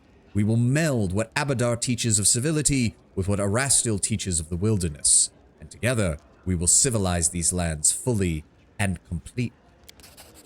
Keisei lowers his head. So be it. My commanders will rejoice at your wisdom. Before that, the disappearance of Eridan sparked the Chelish Civil War. During that, some Hell Knight orders even fought each other. One citadel being wiped out and their zeal bringing them back as undead, Radric style. You're a lax lawful evil? No, I simply understand that trying to change an entire culture overnight is lawful stupid, Tenwin. We're building a nation entirely out of literal immigrants. There's not many people who lived in the Stolen Lands. We're relying entirely on a newly arriving population, 99% of which are coming from either the River Kingdoms or Restov. Trying to change their minds overnight with a completely new culture is a recipe for getting overthrown in a heartbeat. Sounds like quitter talk? No, Tenwin, it sounds like I know my character's going to live for centuries thanks to his draconic blood. He can afford to play the long game. He doesn't have to be like Coral the Conqueror and try to smash two countries together and then desperately hold them together with the threat of constant violence. My character is going to be living for a long time. He knows he has time to work with, and it's far easier to boil the frog than to slowly boil the frog than it is to try and change everything in a single fortnight. I shall immediately return to Cheliax with this news. We already have a reserve force at the ready. I will return to the stolen lands with a proper garrison. Our mission shall commence as soon as we enter your lands. My regards, Baron. Will not be gone for long. I guarantee you Coral had a red orb of dragonkind. The dragons got their get back. Oh, most likely. We've been over that. All right, discuss the event with Jubilos. Oh. In due time. Why is he still stuck in his conversation option from the... Oh, dear God. The treasure not only found a manufacturing process. Right, we've seen these events before. That's fine. 8 days there, 1 day there. Good. I don't want to waste time on this just yet. So we're just gonna skip a day. Yeah, we're kind of low on money right now. We're still getting the Brevois subsidy? We are. Damn. Our taxes are... What causes taxes to increase? I don't remember what does. I don't actually remember what causes our taxes to increase. Oh well, whatever. Skip 1 day. There we go. We can now move through the mountains faster. Good. And freed swords. Several peasants have decided to abandon the field and become warriors seeking careers as mercenaries. They should be persuaded to join the army. They would make excellent soldiers. Why is Amiri still the only person who can do something like this? Whatever. 6 days for that. The storyteller's got 7 days there, but we don't have any more events, which means now is the time to head to Varnhold. Well, there's this thing called government. What I mean, you know what I mean. There we go. Okay. Whew. I was afraid something was bugged with this character. Tarandil, I never properly thanked you for your help at the debates. I'm happy to do so now. I hope you don't think that I am entirely ungrateful. I'm honestly surprised you didn't want to be freed from the Zottenruppel's spell. Why did you willingly suffer it? Jubilos locks his hands behind his back. Well, you see, I understand all too well what the bleaching is, Baron. What a fatal effect it has on gnomes. All 3 of those poor fellows were acting like that for no darker motive than desperation. Their foolish joke allows all of them to live just a little bit longer. Do you see? I do not mind becoming the joke myself, for a while, of course, and not if my life was being threatened. If it let someone else live just a couple days longer.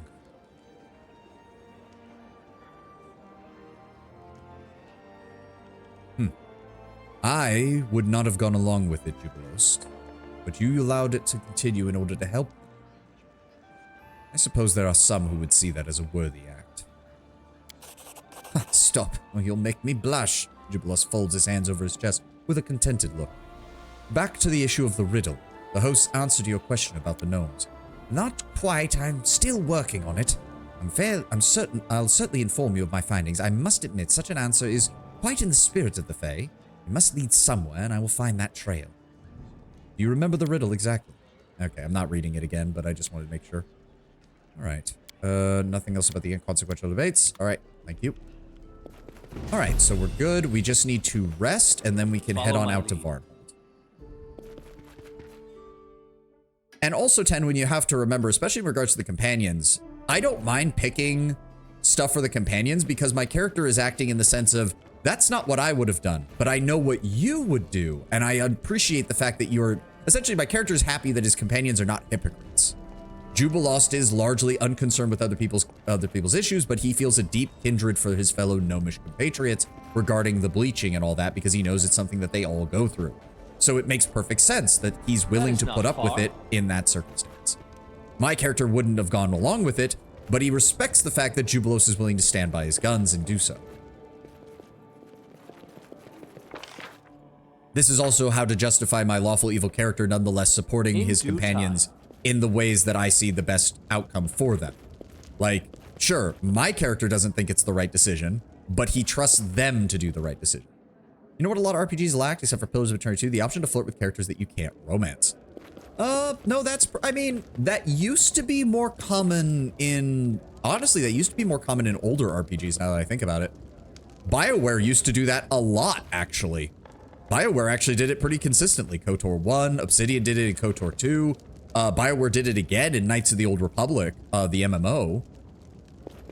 Mass Effect kind of had a little bit of that, but it was very rapidly fell off in the second and third iterations, since they were very heavily pushing you in the direction of romancing your companions. Though I suppose technically you did have full-blown romances by that point, so it kind of made sense that you would focus, once you had a person that you were using for that, you would want to double down on romancing them. Like, that sounded horrible. I wasn't making... It makes sense that as Shepard gets more and more invested in his relationships, that he doesn't look for opportunities outside of the companions he's already close with. Mass Effect had a very tense scene where if you try to seduce an Astarion with a sort of chastity oath, you can tell she's tempted badly. Oh, I don't think I've ever seen that scene. All right, so what were we dealing with here? Feast of the Nail. Wait for the garrison from Cheliax. 224 days with that. Unicorn Horn. P for Prosperity. Building a kingdom. Expand the barony. Beneath the Stolen Lands. Varnhold vanishing and the Lost Brother. All right, so we should be teleporting over to Palat here. There we go. And then we're going to want to approach from the bottom.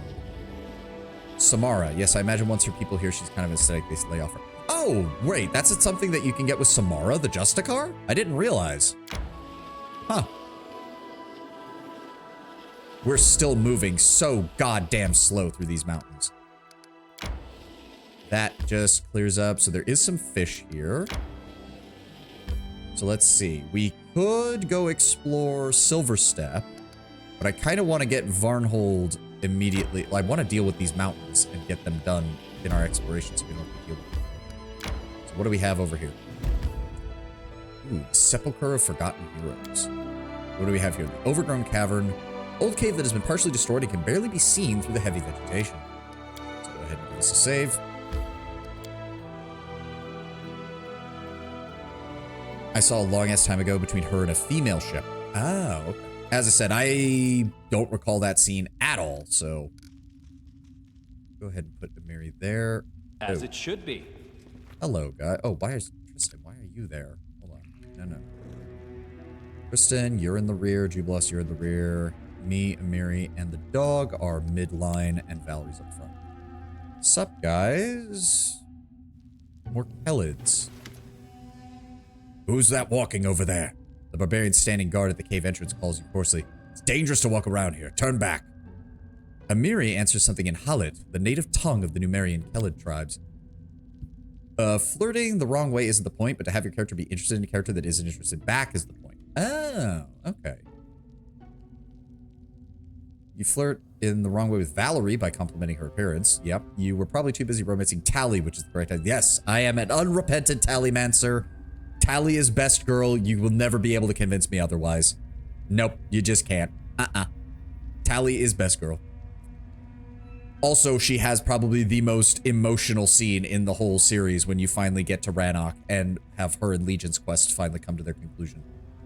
After a brief exchange in Halit with Amiri, the guard switches back to common. Peace, peace. You want to speak with our elders or spend the night, you may enter, but don't expect a free dinner. In due time. Good thing we had Amiri with us. Hello, scrap of script-colored leather. What else is around here?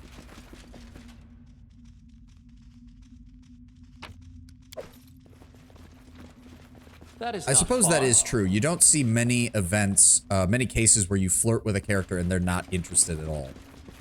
And then you have Saints Row, which took it in the complete opposite direction, where you could romance anyone at any time for any reason. And it was literally just a one-line conversation option where your character's just like, hey, you want to fuck?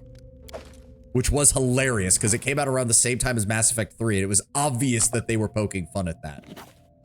If you're a female gnome, for example, can you flirt with Jubilos? Obviously, you wouldn't be interested in that way, but it would be an interesting character point for your roleplay. Yeah, no, as far as I know, you can't.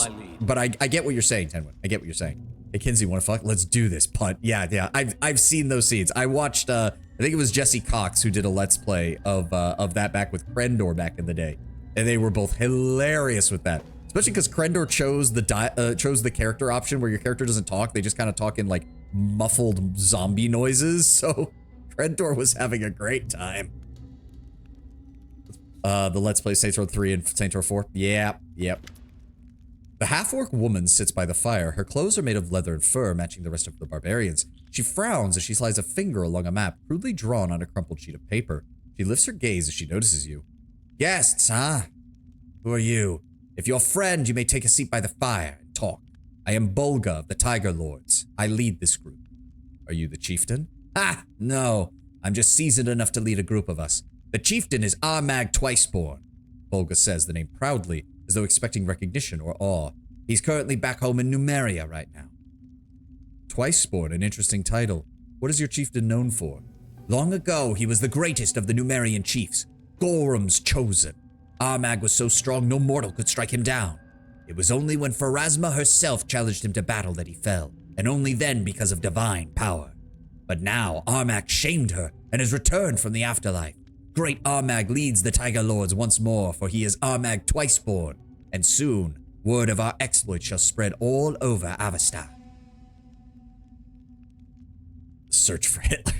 I have a friend who has the same mind as me when it comes to short stacks, but has the gender reversed. She's an artist and has personally shown me her pieces of Jubilost and Tartusia. Oh dear. Okay. I don't need that mental image, Lord Brownbur, but it's nice to see you have someone with similar interests.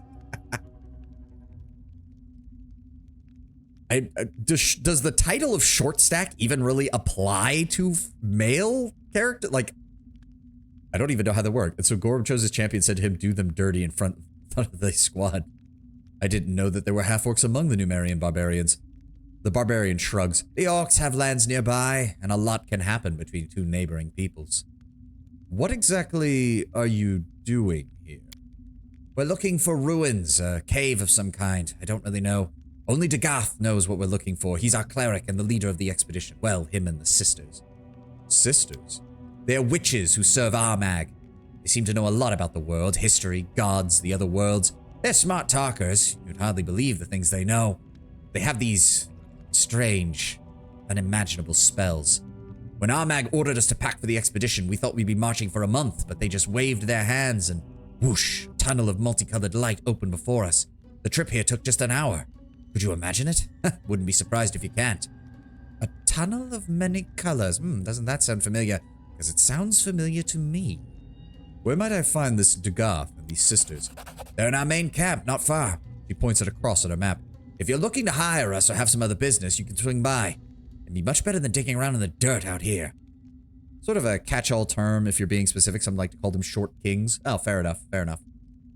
Have you found anything of interest in the region? Ha! It would be nice if we had. So far, it's dirt, crap, and monsters. Like we don't have enough of that back in Numeria. We settled up in this hole, the monsters that were living here. We took a beating doing that, but we did manage to kick them out. After we searched the place, we found out it's just a regular cave, nothing of note. After a day or so, we'll probably head out and keep searching. Do you know about what happened at Varnhold? Varnhold? The hell's that? The barbarian looks down at her map and finds a rough sketch of the area. No idea. We'd never even been there. Tell me about Numeria.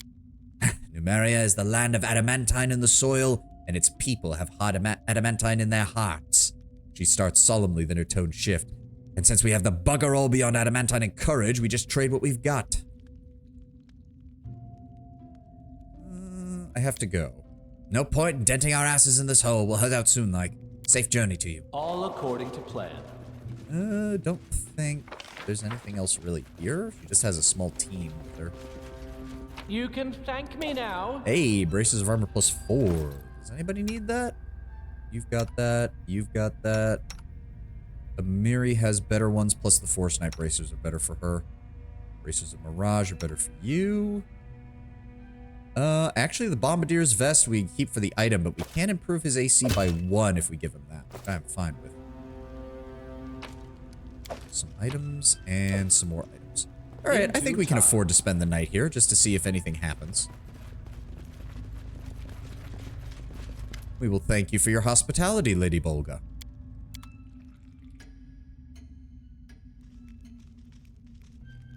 Okay, nothing happens then. Oh, I thought there might be an event or something that occurs if we stay the night. but apparently not. As it should be. All right, everybody, let's head out.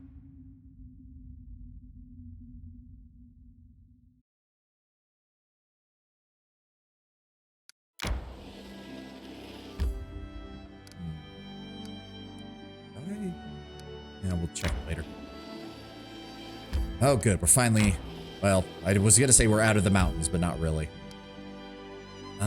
What is up here? Rotten Cave. Sulfuric gas rises here from beneath the Earth's surface, filling the vicinity with an unbearable stench. That sounds ominous.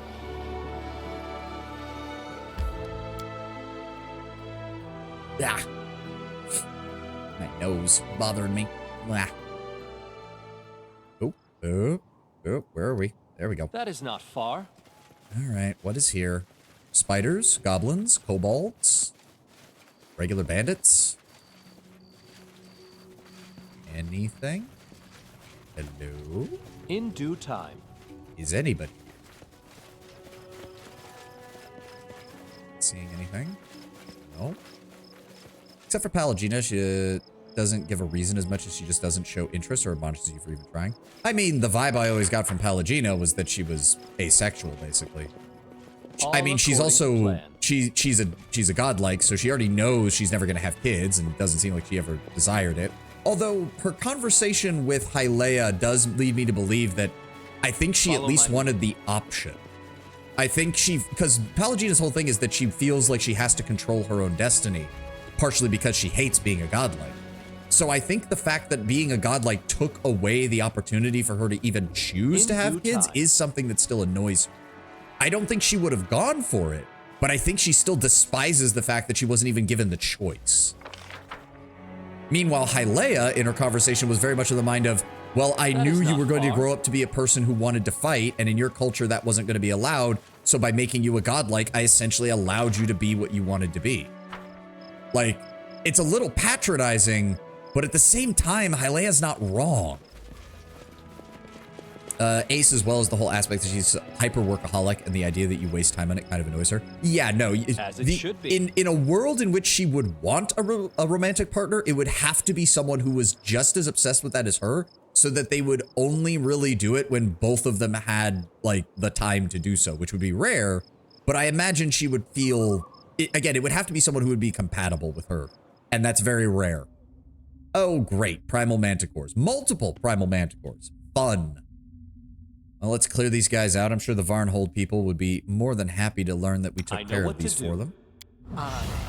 Oh, they're gonna... Are they gonna aggro? Are they gonna aggro? I hope they don't aggro. Go ahead and give me heroism, please. There we go. God. Ekun, if you'd be so kind, that's sense vital. Why does he only have one thing of hurricane blow? I could have sworn we had... I need to get more of those. Hurricane bow is good because it just ups the size damage from his bow. You require my assistance? How may I help? Kristen, give me a bless. Never bad to have that on hand. Anything.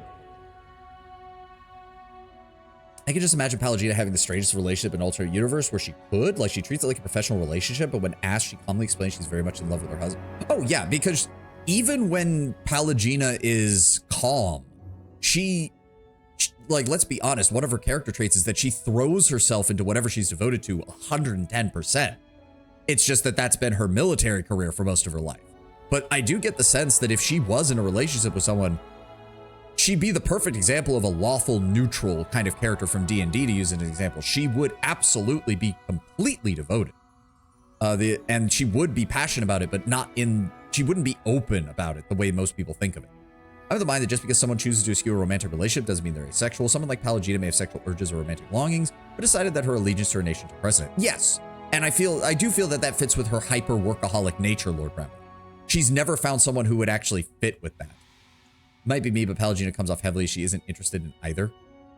Again, I could maybe see romantic, but I don't know.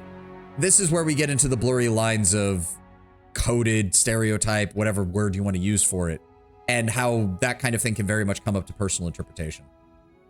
Regardless, it's very obvious that they're not putting her in as a romance option, even though I still stand by the fact that her fucking PoE1 portrait is still the hottest fucking thing that they put in that game.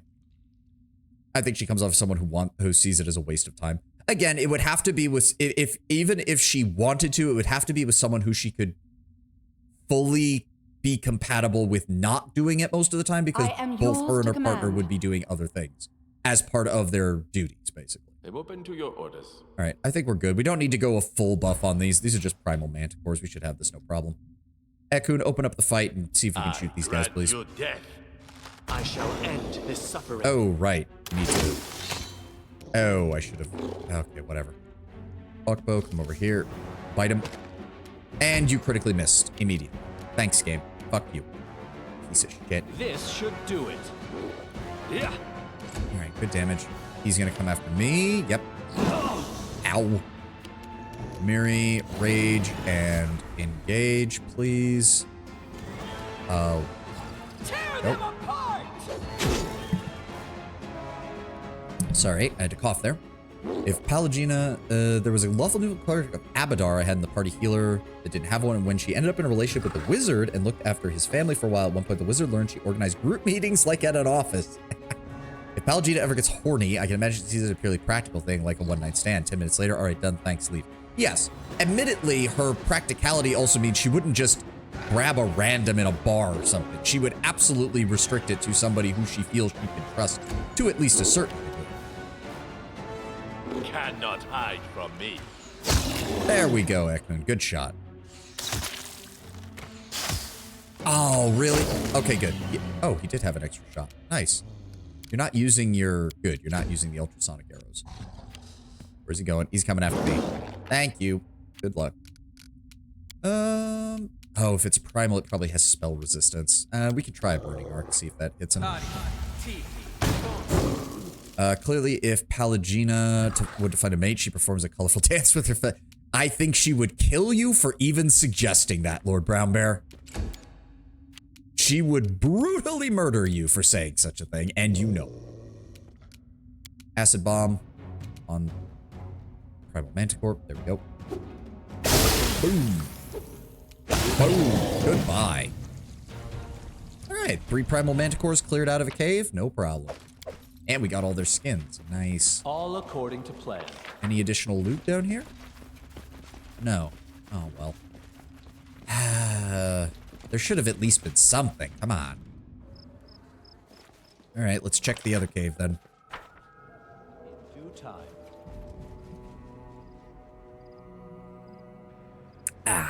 Good water. Always alternate between gamer subs and regular water, because you don't want... I've learned that if you drink gamer subs multiple servings in a row, it can really mess up your insides. Admittedly, that's usually the caffeinated version. The non-caffeinated version's a bit easier, but you still shouldn't be drinking it non-stop. Oh, fucking... Oh, God. Oh, no. I don't like this. I don't like this. Check out how green I can pee. No, more like it... First of all, it causes you to pee really a lot because your body's desperately trying to dump all the B12 that supplement that's in the gamer subs. Because, like, drinking a standard 2-serving container of water with that is fine. Drinking multiple 2-serving containers of B12 means you piss a lot. And if it's the caffeinated version, well, eventually your whole body just eventually says, this is too much caffeine. What the fuck are you doing? I have been there when I had to take a road trip and I needed caffeine to stay... Even in the first world, I can't escape the bullshit. I fucking hate rain. I hate rain.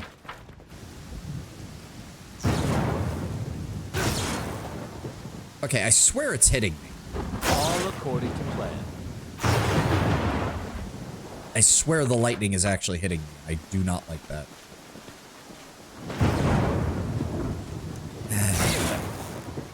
These things are annoying. Is there anything around here? What? Yes, it's definitely hitting us. It's not doing much damage, but it's definitely hitting us. What the fuck is causing this?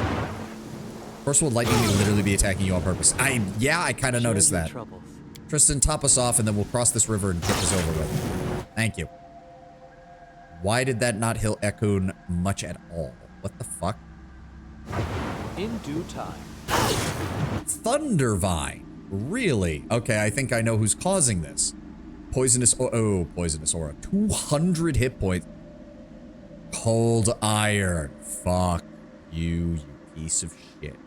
Resistant to fire, cold, and acid. Fuck. All right. So we do have force bombs, so we can use that. Fast healing 10, poisonous aura. Okay, we need to... Tristan. I'm listening. You should have this. Where is it? Delay No. No, I need delay poison communal. I thought you had delay poison communal, you piece of shit. My skills are getting rusty. Somebody was supposed to have it. What the fuck? Right here, my friend. I swear to God, I thought I had this on It's on Octavia, isn't it? Or it's on Octavia or Harim, isn't it? Fuck. And I don't think I have a scroll of it. Shit. Hold on. Why is that a level 4 single target spell? What the fuck? Isn't it supposed to be a level 4 group spell? Delay poison communal, right? What the? No, it's a level 3. What? How does that make any fucking sense? Oh, whatever. Go ahead and swap that out. Confide in me. And then we're going to go to level 3. And then we go over here. We use your holy symbol to regain it. And then you're going to give everything this. Okay, this is getting a little retarded. Enough with the fucking lightning, you piece of shit. I'm going to come over there, and I'm going to beat your ass. In fact, where is it? Resist electricity communal. Thank you. Yes. There we go. No mistakes. I still have Bless for a few minutes. We still have Bone Fist. Good. Let's go ahead and give Enlarge Person to Miri. Any day now, game. Thank you. I'm going to go ahead and throw Blade Tutor on myself. Ekun, I would appreciate it if you gave me Strong Jaw, because that'll improve all of my natural attacks. Thank you. Give the order. Valerie, go ahead and equip Blade Tutor as well. Typically one level above the spells that they spawn. Yeah, that's what I figured. All right, and then I'm also going to have you Mirror Image. I need to concentrate. Becoming distracted leads to becoming dismembered. Go. Okay. F5. We're all set. So elemental damage is not going to be as good against this one. That's fine. What was it? Hold on. No. Let me see that. Which one was it? Okay, fire is the main one that it's resistant to. It is still resistant to cold and acid, which is unfortunate, but we'll make do. That is gonna cut heavily into Ekun's ability to deal damage, unfortunately. Well, actually, if that's the case, go ahead and use Hurricane Bow. We'll just up the physical damage on his bow, and that'll make things easier. That's what I do. All right, Ekun. Oh, right, the fucking storm. 20% chance to miss on all ranged attacks due to concealment. Fuck. All right, now, Valerie, I want you to move up. You'll move up for... Whoa, wait, where do we cross? That is not far. Okay, I'm really getting sick and tired of this piece of shit. There we go. So we come over here. What's new? Jubilos, I need you to use force bombs to start us off. I wish there was another way. There we go. Wow, you actually managed to hit it. And it knocked him over. Oh, you are in for a bad time, my friend. You are in for a... What? Why can't... Oh, because it's slowing us down. Oh, God. This is going to be a nightmare, isn't it? All right, magic missile. Yep, he doesn't have spell resistance. All right, Amiri, get up here. That's fine. We're all good there. He's already at half health. We've actually got a good chance of killing him here. I might have over-prepared for this. Yeah, his damage reduction is not nearly as much as it probably should be. It's immune to electricity, too. This one I sort of see why. Yes, it's called a Thunder Vine. It's literally a thunder shambling mount. Like, I get it.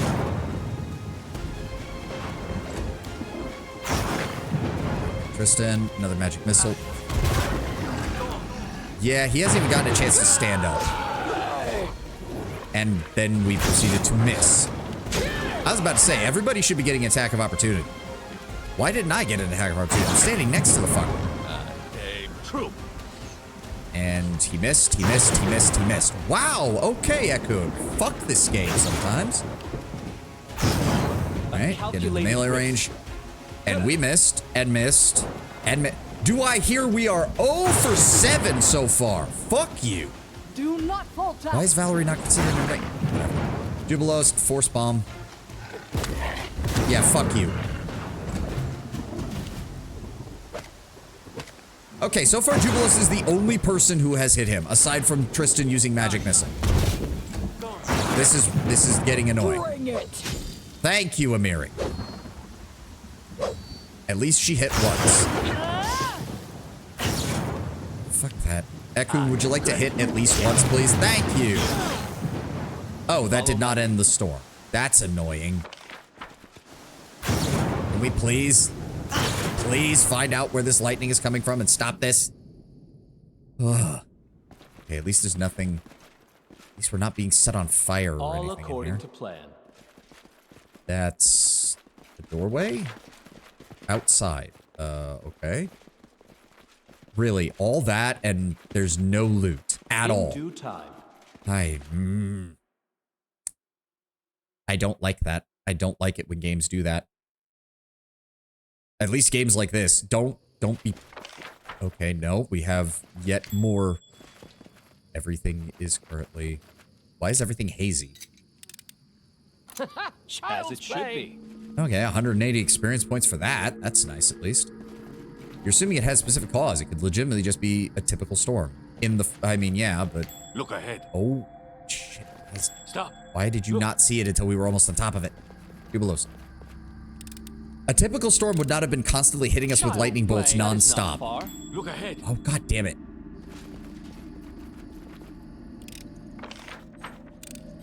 You can thank me now. I mean, I'm not going to complain about the experience points at the very least. We got a... Hello. Oakenhide, a poisonous manticore-like treant. Well, good thing we still have delay poison. Otherwise, this would be very bad. Ekun, I would actually like you to use Sense Vitals to give yourself sneak attack. And then engage. Cannot hide from me. To victory! And he summoned another thing. Okay, the sneak attack did do additional damage. Ekun should get a full round attack on him. And he's dealing a shit ton of damage. There we go. Hawkboat. Did not quite kill it. Amiri. Alright, I'm gonna need you to go after this one then. Tear them apart! Why did she only move like 5 feet? I did not have her set to only do a 5-foot step. I'm not even gonna get close to that thing. Oh, it's gonna have spell resistance. Oh, no. It's down but not dead. Oh, God. Alright, Tristan, give me Burning Arc on that one. There we go. Good damage. Jubilost. Acid Bomb. Nice. Valerie, move up and try to keep that guy down. Do not let him stand up. Nowhere to run. There we go. Okay, we're gonna need to use... Probably... Yeah, we're gonna need Cold Iron, most likely, I'm assuming. I don't think anybody has a weapon that can... Oh, no, fireworks. Never mind. Thank God. In due time. Alright, what did you have? Ooh, fancy cloak. The Black Fur Cloak. Plus 10 competency bonus to all stealth checks and cold resistance of 30. Nice. Ooh, but immuneness to blindness and dazzling is actually... For an archer, that's actually much better. That's actually... Yeah, cold resistance is good and all, but... Yeah, no. Immunity to blindness and dazzling is actually great. I'd much rather have that on according to Ekun. plan. Scan the Primal Manticore. Well, at least we're mostly clear in this area. Ah, of course. Jubilost. Get that cleared for me, We buddy. need to try something else. Wow, you nat 1'd it, but because that still meant we only missed the check by 1, you were able to not set it off. That was actually impressive, Jubilost. Child's play. Would you like to get this done now? Child's play.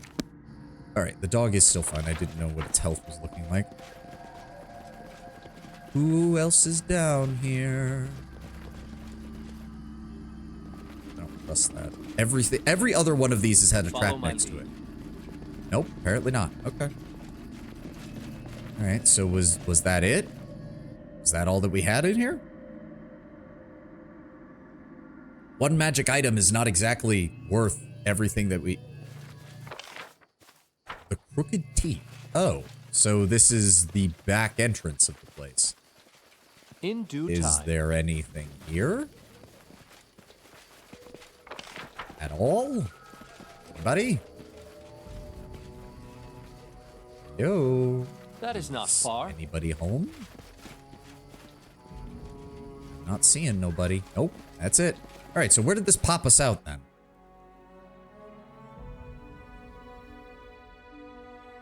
Where are we? Please tell me. Oh god. Fuck. Well, I mean, he wanted to explore it anyway, all of it anyways, so... Yeah, okay. Make sure that links up. Then we head this way. Let's make sure we get that. That's silver. That'll be worth economy when we get it up and running. Nice. Oh, wait. What spawns in this area? I don't even know what the random encounter... Oh, God. Why is it still raining? As it should be. Oh, goblins. Of course. Yes, please deal with the Goblin Master. Give it lost. Unfortunately, you can't. Buckbow. There we go. Goblin Master taken care of. If that's the case, let's just go ahead and turn off turn-based mode. Everybody go deal with these guys. Oh, there's another alchemical master. No. You don't get to throw bombs at me. Fuck you. Stay behind me. Oh. Goblin link size. How much health do you guys have? If I might ask. They're level 4 with 30 hit points. Okay, no, we're not going down there. Fireball.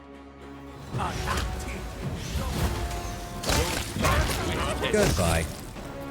Is that everybody? Alright, let's go loot them. Gimme. Come on, these are lynx eye ones. They are slightly higher level. Tell me that they had... No, it's regular daggers, regular short bows, and regular padded armor, which is worth absolutely nothing. I was hoping for at least composite short bows. Those would have been worth 50 apiece. Goblin Falcon Eye has a masterwork short bow. Okay, the alchemists had masterwork weapons. That's nice at least. But nobody else did. Ugh. In due time.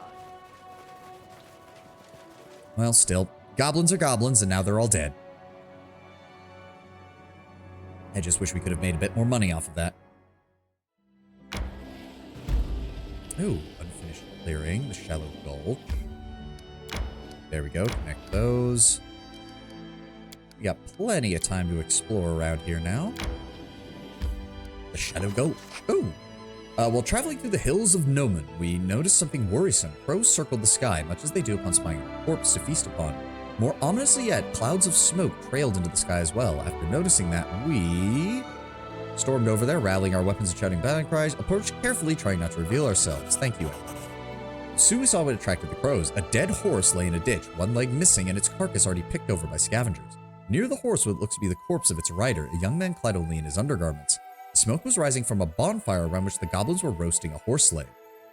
It seemed their hunger was stronger than their fear of these animals. Other goblins were busy rummaging through the clothes of the deceased man, taking whatever choice bits they could find. One goblin was strutting about wearing a beret with a feather, and another a velvet jacket, and two other goblins were wearing a single boot each, and were in the middle of a tug-of-war with the dead man's trousers. When we saw this, we...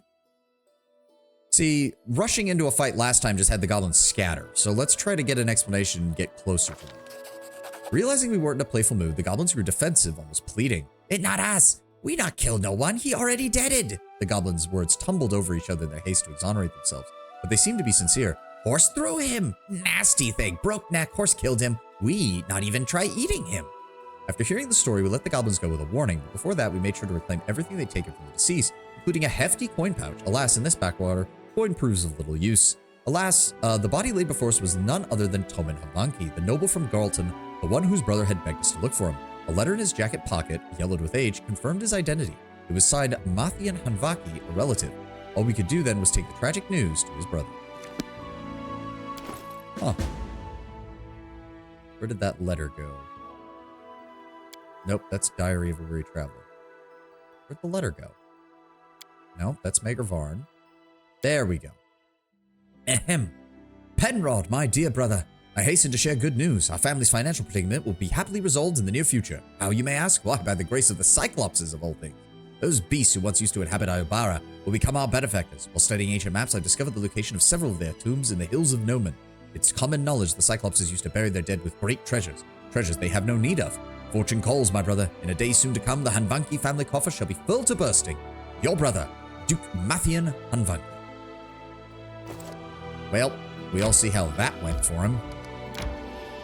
And this gets us to Varnhold proper.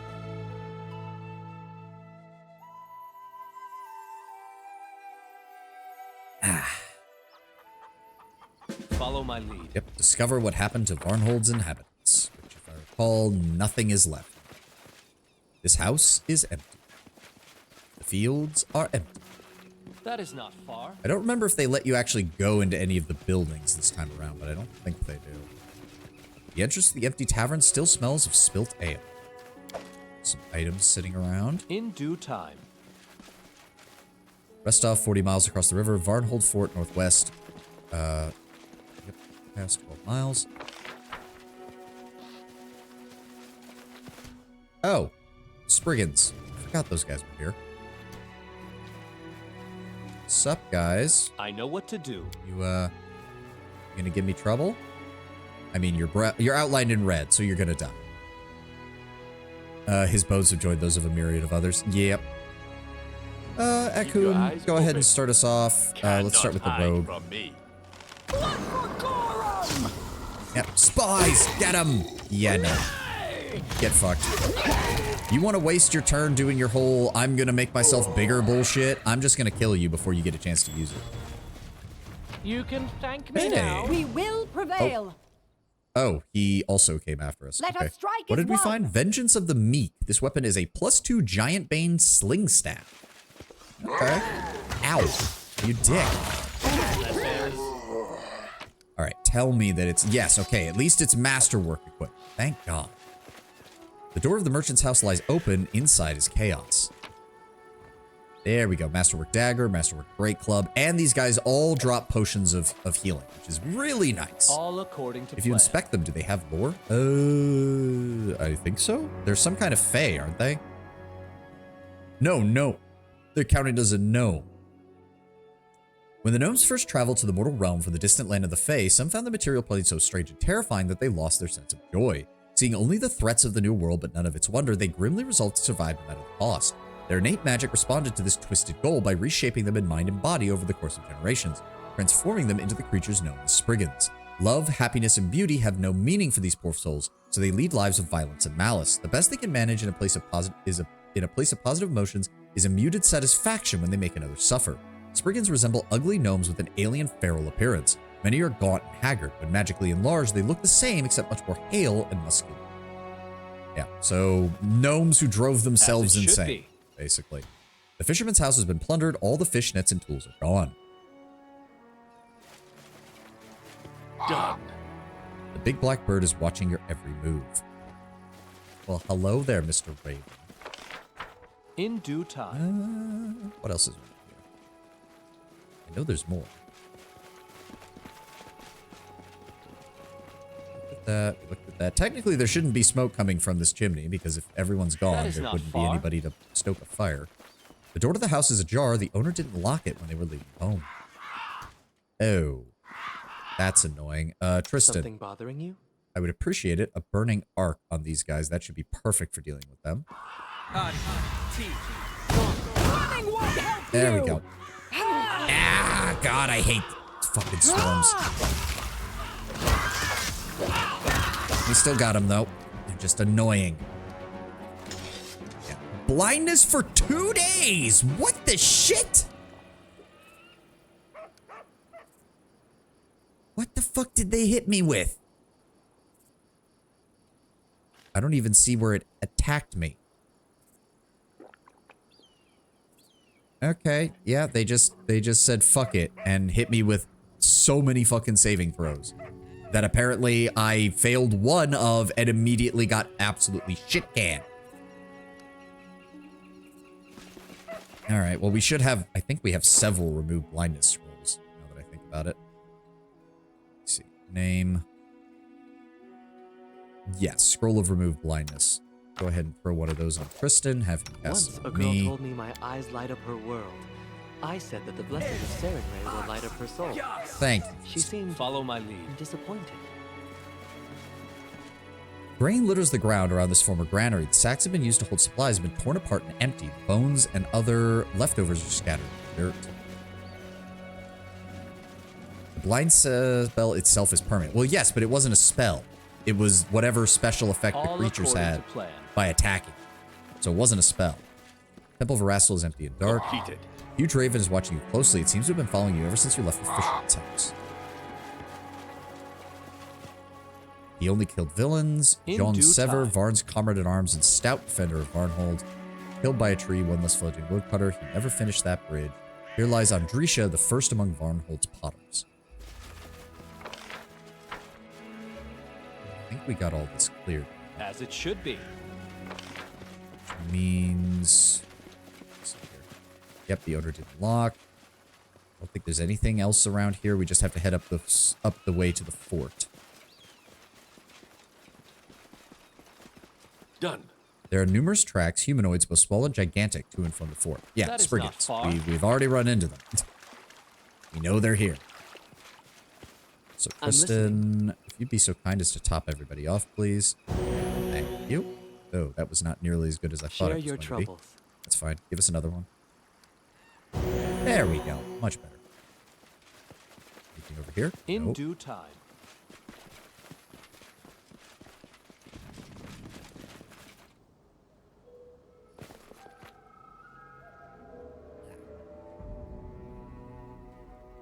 Ah, sorry. Needed a drink. Throat's feeling a little parched right now. If I had a nickel every time the beginning of an adventure path had you help a stronger character who recently went blind due to physical loss of their eyes, I'd have 2 nickels, which isn't a lot, but it's weird it's happened twice. All according to plan. I'm assuming that's something that happens in both Wrath and, like, Rise of the Rune Lords or something. Oh, hi. Oh, Ferocious Ward. Alright. That's a lot of them. Oh god, they're fast. Did we all just miss? Yes, everybody missed. There we go. Get fucked. Alright. At least we don't have to worry too much about these guys now. How are we doing, by the way? We need just over 6,000 more experience points, and we hit level 12. Nice! We might actually hit that before the end. Oh. Dead Spriggan. Follow my lead.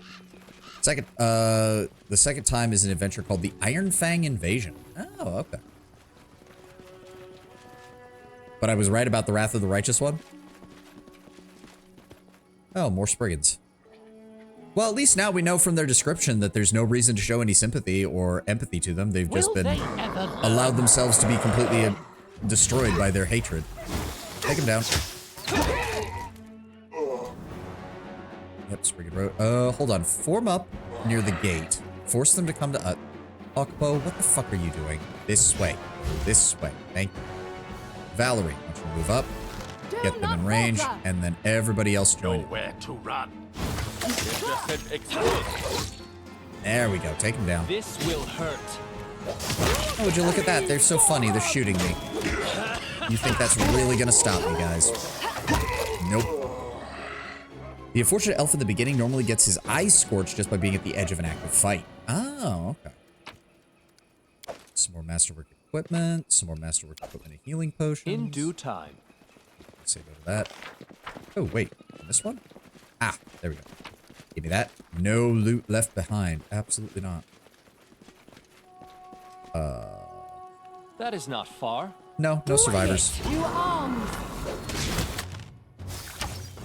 How much health does he have? Alright, there we go. No, no. If you fall over, you don't get to use your spell that causes you to grow in size by like 4 times.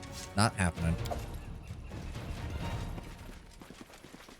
Any more of them wandering around? As it There's should some be. stuff back here, at least. What's that? I heard something. Oh. Apparently they saw us. To victory! All right. Let's try this way. Oh, there's, you guys deal with that. Jubilost, acid. Why are you? Oh, we're just gonna keep dealing with this. This should do it. Good shot, Jubilost. And down he goes. All right. I think that's all of them. All according to plan. All of them that are out here, at least. Another dodgy crossbowman. Spriggan fighter, Spriggan raider. I mean, they have basic equipment at the very least, but it's better than most of the bandits we've been running into. Child's play. What is that? Scroll of remove sickness. Oh, good. That's nice. Did we get everything? Yes, it looks like we did. Okay. Weird that you can't see In that due time. blockhouse. Done. At the bottom of the well, half hidden underwater, lies a broken bucket tied to a piece of rope and a dead Spriggan with a broken neck. So I'm guessing the Spriggans ran out of people to torment and they started killing one another. Not that surprising given that they are an entire species of chaotic evil sadists. Requires your attention. Nope, don't let them, do not let them. There we go. Ah, of course there's more of them. Oh god, Okbo, I need you to move. You're blocking the path for everybody else. There we go. They're worth 27 to 56 experience points a pop, depending on which ones we kill, so That is not let's far. get this a little bit closer to our level up. Oh, good timing. All right, the ad's playing. I will be right back. I need to run to the restroom, and I need to stretch. Oh, I need to stretch. Okay, I'll be right back.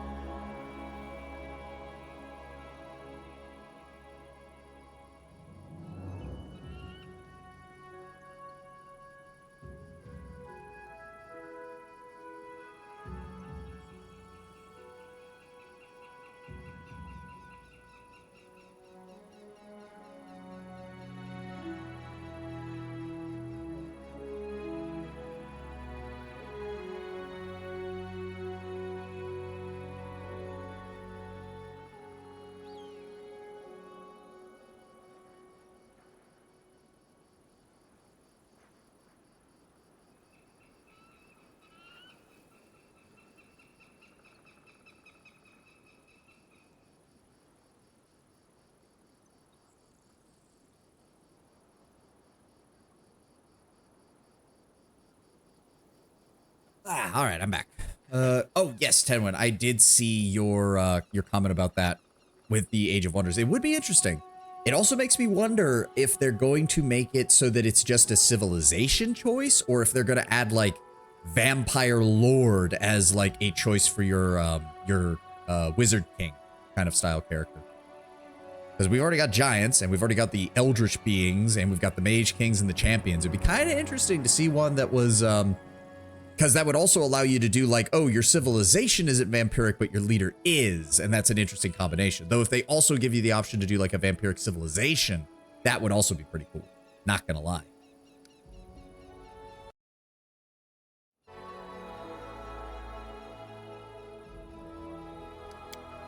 All right, that's just about done. What was under this rock? Oh, ancient Cyclops coin. Not bad. Doesn't look like there. Oh, we do need to explore the rest of the area around the outside. And so I've been testing build in Wrath's roguelike mode, but I'm torn on what concept I want to go for. Want to be full chaotic evil, so while multi-classing shifter to capitalize on natural weapon options you get sounds fun, you can't be chaotic evil if you do it. Oh, right, because they count as a type of druid, so they have to be some form of neutral. It could be neat, but if your leader is vampire, your heroes gain the Crimson Kiss either upon recruitment or upon reaching a certain level. Yeah, that would make sense. As it should be. Oh, does this allow us to just get inside without having to... Oh, ancient Icelandic coin. Yeah, there we go. Oh. I would like it if we didn't fall. And nope. Nope. No experience points for us from that. Oh, well. Shame. How much did he fail it by? A lot. Son of a bitch. That's the only skill that we don't really have coverage in this team, which is a mobility. I still stand for the idea of adding Gothic culture and our Tomb of Blood and Tome of Vampirism. I think it would be likely that they would have the Gothic culture. I think that will probably get paired with it, and they'll pretty much have to include some kind of magic. Or maybe, here's what they could do since it's vampiric. They could do something where it's like, oh, when you choose a vampiric leader, there's not new tomes, but they twist some of the tomes to be vampiric instead. Like it's like a corrupted form of magic or something like that. The concept I want is for a full campaign outside the roguelike mode, so RP matters more. Ah. Enemy approaching. Oh, sup, guys. Oh, God, there's a lot of them. Tristan, give me that. Okbo, go after him. Valerie, I need you to get up here. And then I will join you as well. There we go. Calculated risk. There we go. Good damage. Good damage. What do we have? Crossbowman, dodgy crossbowman, and regular crossbowman. All right. Mary, you go after them. Valerie, you go after them. I'll assist this guy. There we go. Okbo, go assist Amir. Oh, no. Go assist them then. That's another team of them down. Could sacrifice population for mana with that concept. Yeah, that would make sense. Actually, I think population sacrifice would probably be something they could do. Maybe with technology unlocks, you could do it for any resource. Like you could choose to sacrifice them for food. Like you could sacrifice a population from a high population city and get way more food for a lower population city or something like that. Oh, wait, no. You could sacrifice pops to give your king and your heroes experience points. That would make sense for a vampiric society. Something to that extent.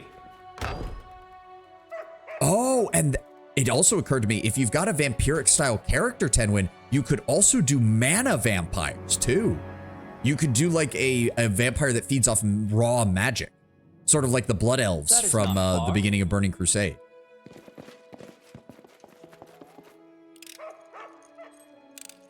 Child's play. This door is openable. What do we have in here? Another scrap of ancient leather, some gold, some coins. Some more golden coins. Good. In due time. And more traps. Let's get that handled. You can thank me now. We're getting there. We're getting there. I'd love to be leveled up. Okay. Another scrap of rune-covered leather. We will be victorious. Oh, sup, guys? Glad you dead. Oh my God, Jubilos, get out of the way! There we go. Raider, crossbowman, crossbow. Okay, so I'm gonna go after that one. Amiri, go after that one. Valerie, go after that one. No. Let us strike as one. Okbo, go after that one. Okay, never mind. Okbo, go after that one then. And down he goes. Perfect. Yeah, you guys aren't too good, honestly. Should do it. Good enough for raw magic, barely enough to cast Spark. You keep setting yourself up for that, Lord Brown Bear. I think that's everything from them. Which way? Which way? That looks like a great hall of some kind. All maybe according to plan. Nope, more dudes. Oh God, there's a lot of you fuckers. Okbo, go after that one. There we go, knock him down. The thing is, they're not that much of a danger, so I'm not really feeling the need to waste any resources fighting them. I do so intentionally, I like the roast. Okay, fair enough. Last one. I'm just making sure. The last thing I want is for you to suddenly feel like you're getting picked on or anything like that. We're not doing stuff like that. Child's Ooh, play. what is that? Wand of Displacement. Nice. Caster level 5, charges 8. Nice. That's useful to keep up on spells. Nothing there. And nothing. Are those not even masterwork weapons? Really? Okay, and that leads up to the other hall, so let's go find out what's over here. More juicy experience points. Come on. Yeah, there we go. Okay, dodgy crossbowman. Everybody go after him, except you Akbo. Go after that one. Yeah, you're about to have a bad time, buddy. There we go. Oh, I will take care of you. Valerie, you come help me. There we go. I'm surprised they can even fit in the building when they do this, because they get big. If you really want to pick on me, start giving me compliments and telling me you need to love myself. My friend does that and it gets under my skin. In due time. What is the Punky Doodle short? I cast! Forgive yourself. I do like those Punky Doodle shorts. They're fucking great. That is not far. Doesn't look like there's anything else over here. I mean, the idea of blood magic, either in primal or ancient style, is just sacrificial magic. Seems very thematic for fantasy. No, yeah, it is. I still think a Tome of Blood would be very fitting as tier 1. Chaos Shadow would fit multiple cultures. Primal, Barbarian, Dark, Blood Magic Rituals. Yeah. No, I agree. I just think it would also be interesting to have other choices, is all I'm saying. Other play styles. You know what I mean. Alright, some basic supplies, some basic food. Nothing else? Alright, we've cleared out all the lower levels. Let's get the hell moving. Oh. Is that empty? Yes. What the? All according to plan. Oh, secret door to open the door to the outside. Isn't that nice? Alright, now I do believe that there's enemies up here. Right here, my friend. If I remember correctly, it's like a mini boss. Let's go ahead and just throw some basic protections on. Yeah, mirror image, just in case. The biggest Spriggan, scarred and beaten, bars his rotten teeth. I guess we can't rest even here. I bet you followed us from our den. Forcing us from our home wasn't enough. Now you've come to finish us off. Well, that guy will not make it easy for you. Forced you out of your home? I don't even know what you're speaking of. Like you wouldn't know. The cave to the north where I lived my entire life before your kind came. I'm done running. A guy swings his blade and utters a shrill battle cry as he charges. Oh, there's a rogue over there. Ekun, deal with the rogue to the flank. Amiri, go after the raider. Akbo, go after the raider. Valerie, you go after... No, just Valerie going after him. Akbo going after him. I'll help deal with the rogue as well. Now, what am I... I didn't even break a sweat. Wow. Me and Ekun just brutalized that man. That guy steps back, pressing his hands against bleeding wounds. Fine. You got me.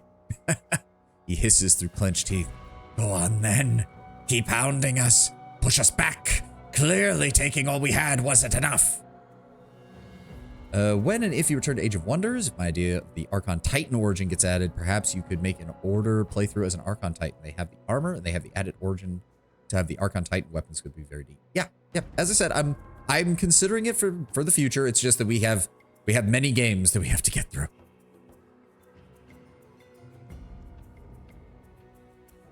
What are you talking about? The citizens of Varnhold are missing. You must have been the ones to attack them. You think me a fool? You attacked us in our own home. And now you followed us here to finish the job. How could we possibly bother anyone in an empty city? I do not believe you. Oh, believe what you want, human. I don't care. I'm not going to make up excuses for the likes of you. So you're saying the city was empty before you even got here? Who cares? We arrived and no one was here. We checked for traps. We checked for ambushes. Nothing. Livable. He's silent for a moment. If I knew you'd followed us, I would have taken everyone further away. Then where are the locals? I don't have a clue. Eaten. Gone. They left everything behind. Doors wide open. Anyone could just walk in and take what they wanted. Yeah, no. Time to clear the filth from Varnhold. I usually spare him because there is a lawful option for it, but my character's not in the mood. Also, these are Spriggans. Nobody, they're literally a race of chaotic evil sadists. Like, I'm sorry, you're not gonna make me feel too sorry for them. Their existence is, they're almost as bad as red caps. Their existence is literally killing people. All right, we have the Vanguard Heavy Flail, Disarm, Trip, Enhancement, and Corrosive Vanguard. What the hell does all that? Okay, hold on. So it gives a bonus to Trip, a bonus to Disarm. What does Vanguard mean? Oh, I guess that means immunity to difficult terrain. Okay. And he also had Hide Armor +2. All right.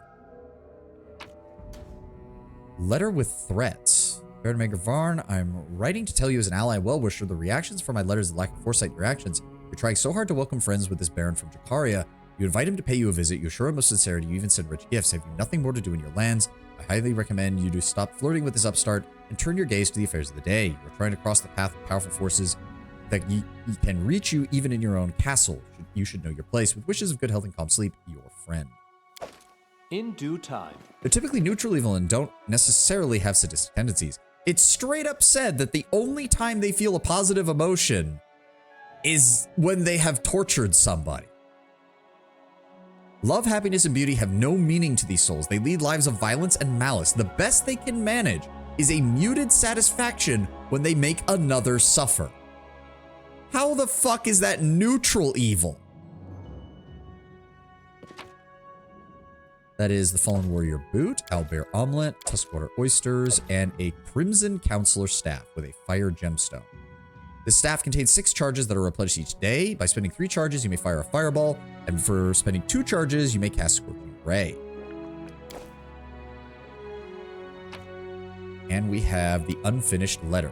My most honorable Baron Terendil, I am Mager Varn of Varnhold, and I'm writing to inquire about the current state of affairs in your realm.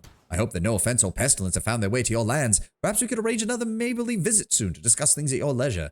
I'd also like to request your aid in a small matter. A few days back, an adventurer by the name of Wireless Gunderson retrieved a mysterious bracelet from one of the ancient Cyclopean ruins scattered in the Dunsward. Gunderson kindly turned it over to my court wizard, Sefal, who continues to examine it as it lies on the table before me. It may be the most peculiar thing I've ever laid eyes upon. The bracelet is covered in angular patterns that resemble a labyrinth and is adorned with the inscriptions in an unknown tongue. No learned man in Varnhold has been able to read this writing or deduce which culture the artifact belongs to. I must ask for your aid. Please, if you have a capable archivist with deep knowledge of history of this region, send them along to aid us in solving this mystery. I'm sure that your capital has plenty of such learned men and women. Perhaps one of them will succeed in reading the inscription. Of course, I will return the Vordakai, Vordakai, Vordakai, Vordakai. Well, that's not ominous at all. Follow my lead. Fair, but they're not Drukari, where they actively seek people to hurt. By default, they focus on survival and sadistic tendencies only arrive when they've achieved that, and find themselves unable to enjoy a higher purpose beyond that. Alright, fair, but still, I don't think my character would have let them live, so he's not. That is not far.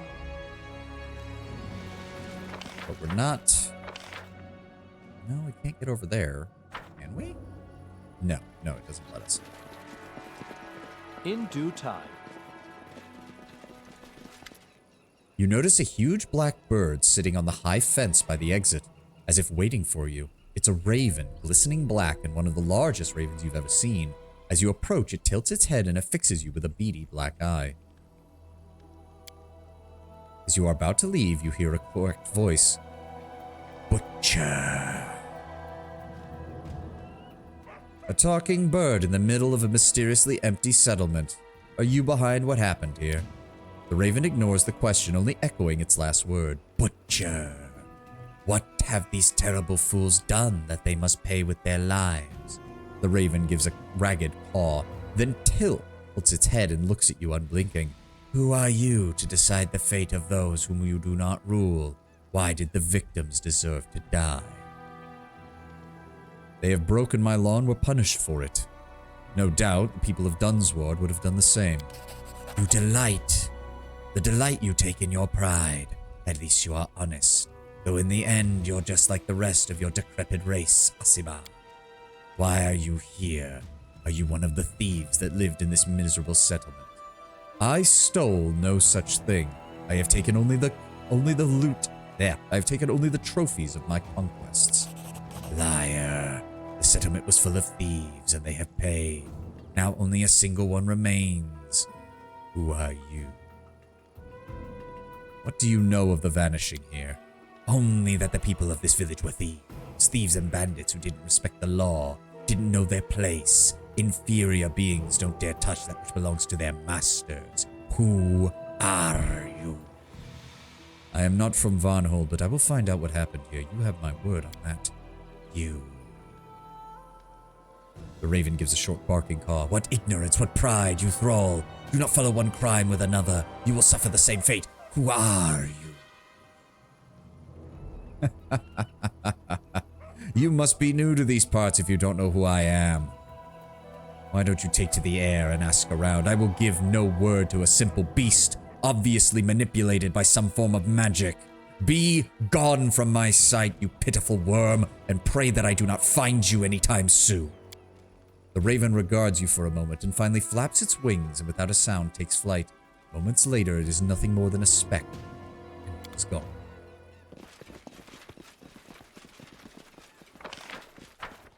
Nevermore, these fucking nuts. I'm gonna kill every raven I see from now on. New proclamation. Black birds will be killed at the first sign of anything. And if they speak, burn them. Ugh. Alright, I don't think there's anything else we do here, unfortunately. All we can do now is just explore the rest of the Dunsward and the surrounding regions, pretty much. As it should be. We got a long way to go before we're fully done with this area. That is how you cause a plague of locusts. We're getting Mao up in here, I guess. Though, to be fair, I did say to only kill the blackbirds. It's not like we're killing all of the birds. Alright, so we have a couple of spots we can go to. Let's double back this way. There we go. All connected there. No, don't enter. Let's just see where this goes. I think this just follows the road straight up.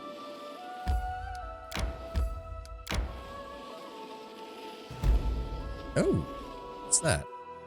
Amphitheater. Okay. And this just... Okay, there we go. That unlocked.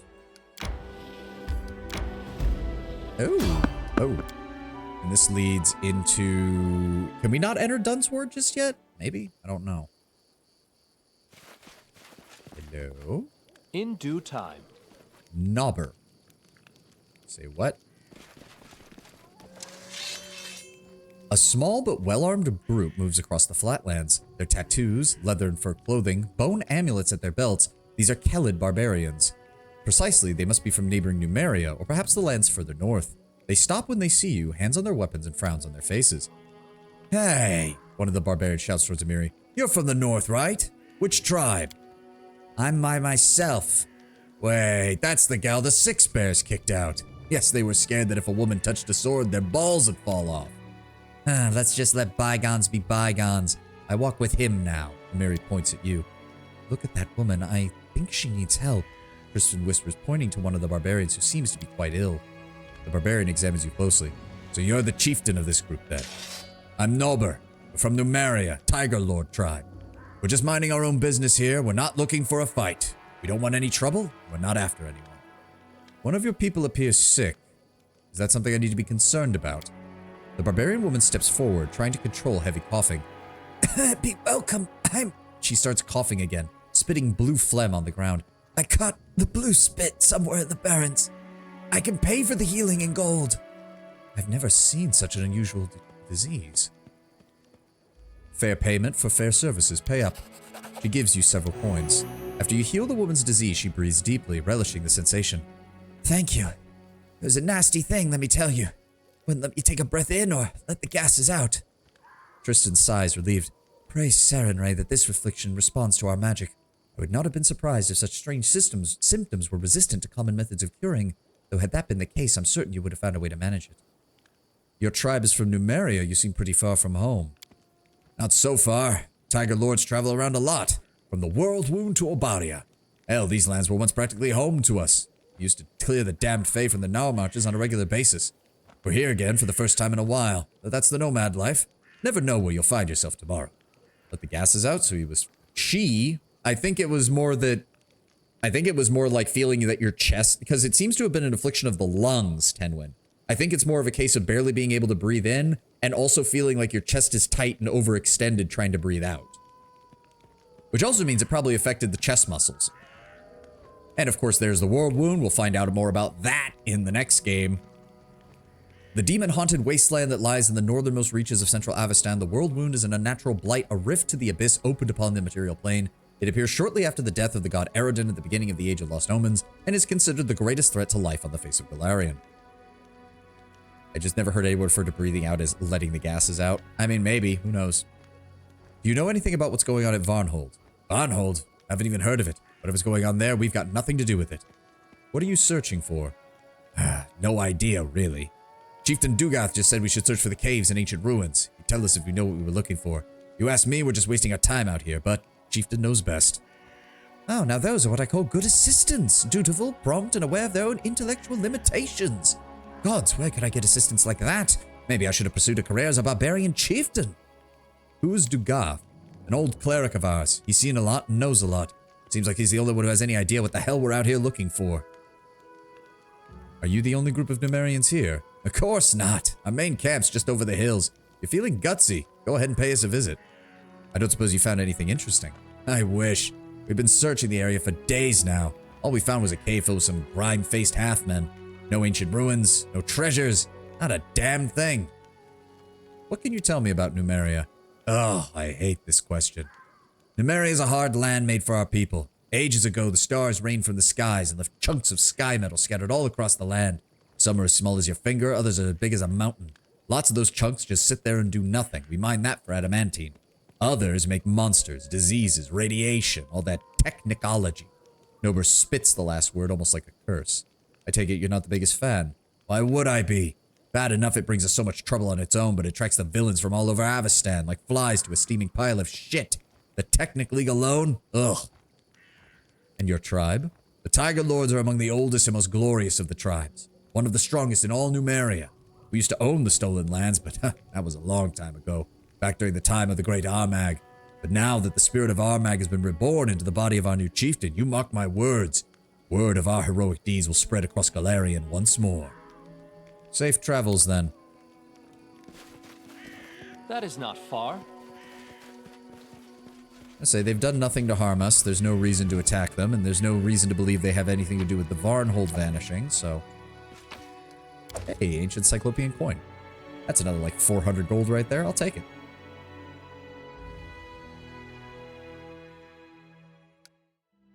Okay, so they actually update me on Unfinished Clearing, Sepulchre of Forgotten Heroes. Ah, the Kelid Barbarian Camp. Okay. Well, we're going to be out here for a while exploring everything. A lot of the Numerian tribes see technology as an anathema. There's a tribe in Numeria who fight against the technically called the Ghost Wolves. They're violently suspicious of anyone who has tech more advanced than a bow. Alright, the Rinderpest Burial. Follow my lead. I have no idea what a Rinderpest is, but okay. Ooh, it's an elephant graveyard of sorts, basically. We will prevail. Oh, Restless Spectre. Onward. Amiri, I need you to get up here. You have a ghost touch. You have the ability to ghost touch. Get the fuck up here. Oh, God. There's a lot of them. Lawful Evil, Half-Elf, Undead Rogue. Base attack bonus of plus 13, unfortunately. Oh, that's a lot of them. No, This no, will focus, hurt. focus. Let's try this one. Alright, no, Amiri's doing good damage. They have a lot of health, though. Holy shit. Ow! They deal reduced levels. Oh, I fucking hate you! They're hitting Amiri multiple times. She's in trouble. Jubilos, I need acid bombs. We need more damage.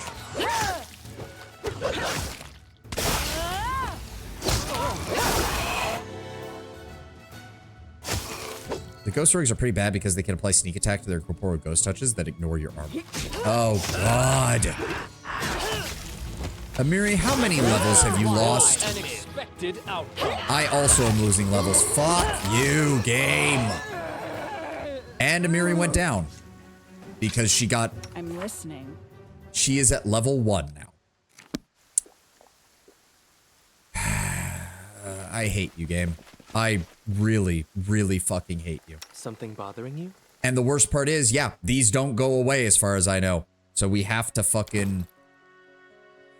Oh, God. I don't think I even have that many. No, I only have 1 scroll of restoration. Fuck!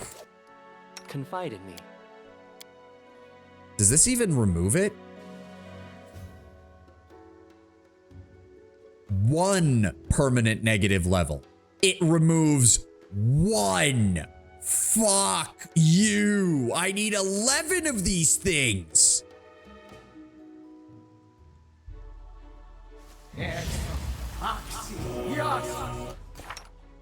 Okay, good. No, it did remove the entire effect. Akbo is also massively in... Oh, good lord. This is such bullshit. And I got hit with it too. Fuck. I'm listening. Well, I fucking hate these mechanics. I've never liked level drain mechanic. As a temporary debuff, fine. Sure, whatever. It can work. But as a permanent debuff, it is among the most annoying fucking things you could possibly fucking do. All according to plan. Restoration, remove all temporary negative levels. Well, that's great. How may I help? Except the problem is, I'm pretty sure we don't have any more of them. We can have him learn some, but we'd have to rest. Right here, my friend. Does he have his... Nope, we already used his bound holy symbol. Fuck! You have more than permanent... You'll need multiple restorations or a single greater restoration. Good lord. What is that? Ring of Protection +3 and the Jester's Vest. When the wearer of this colorful +1 padded armor casts the hideous laughter spell, its DC is increased by 2. Okay, we can give that to Lindsay. In due time.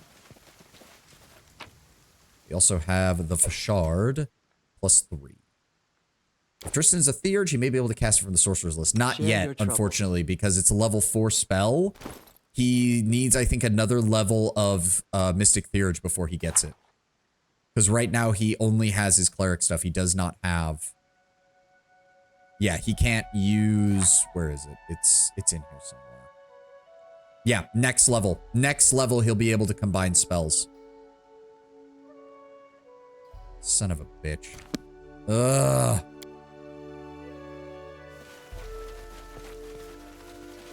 All right, let's finish exploring this area, and then we're just going to need to rest and get his spells back. This is annoying. All right, let's rest up here then.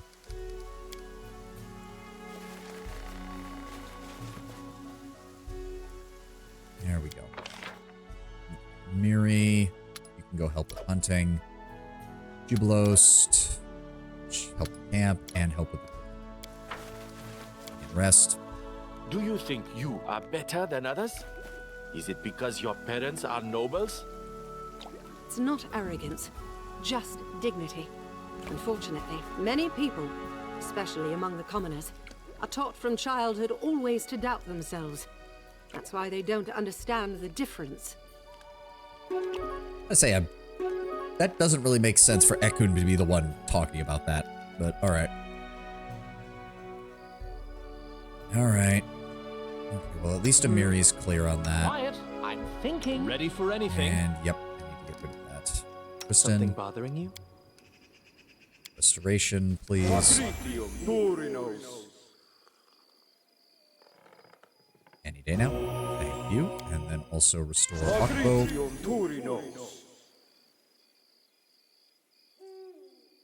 There we go. That requires diamond dust? Well, I guess it's a good thing we've been saving it. Fuck. Yeah, material component, diamond dust. That is not far. I hate these spells. I hate these things. I really do. All right, let's get moving, people. There wasn't even that much here. I mean, the +3 Ring of Protection is nice. Valerie, I think hers is already at a +4. Hers is a +2. He doesn't need it. He can't use it. Jubilost has his acerbic rings.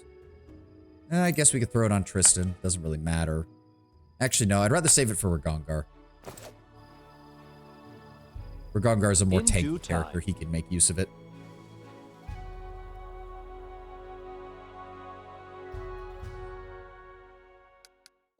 Well, let's try not to have Amiri die, shall we?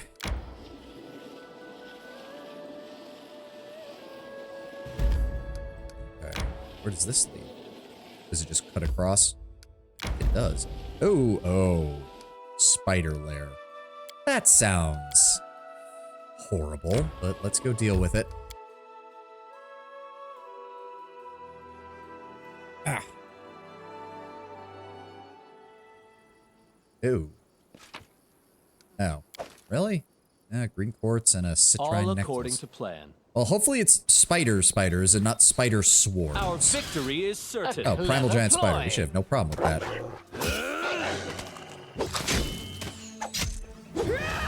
Unless we all feel like missing. So it's come to this. There we go. It's Follow not my bad. lead. It's not bad. I'm listening. In fact, Tristan, just to be on the safe side, though, give me a delay poison communal on the entire group, please. Time's not waiting. And I'm going to go ahead and go on Bone Fists. Give us a little In bit additional due time. AC. Don't Valerie, hesitate down. there we are. Better ones. Jubilos, give me fire bombs. Try to sit these guys, please.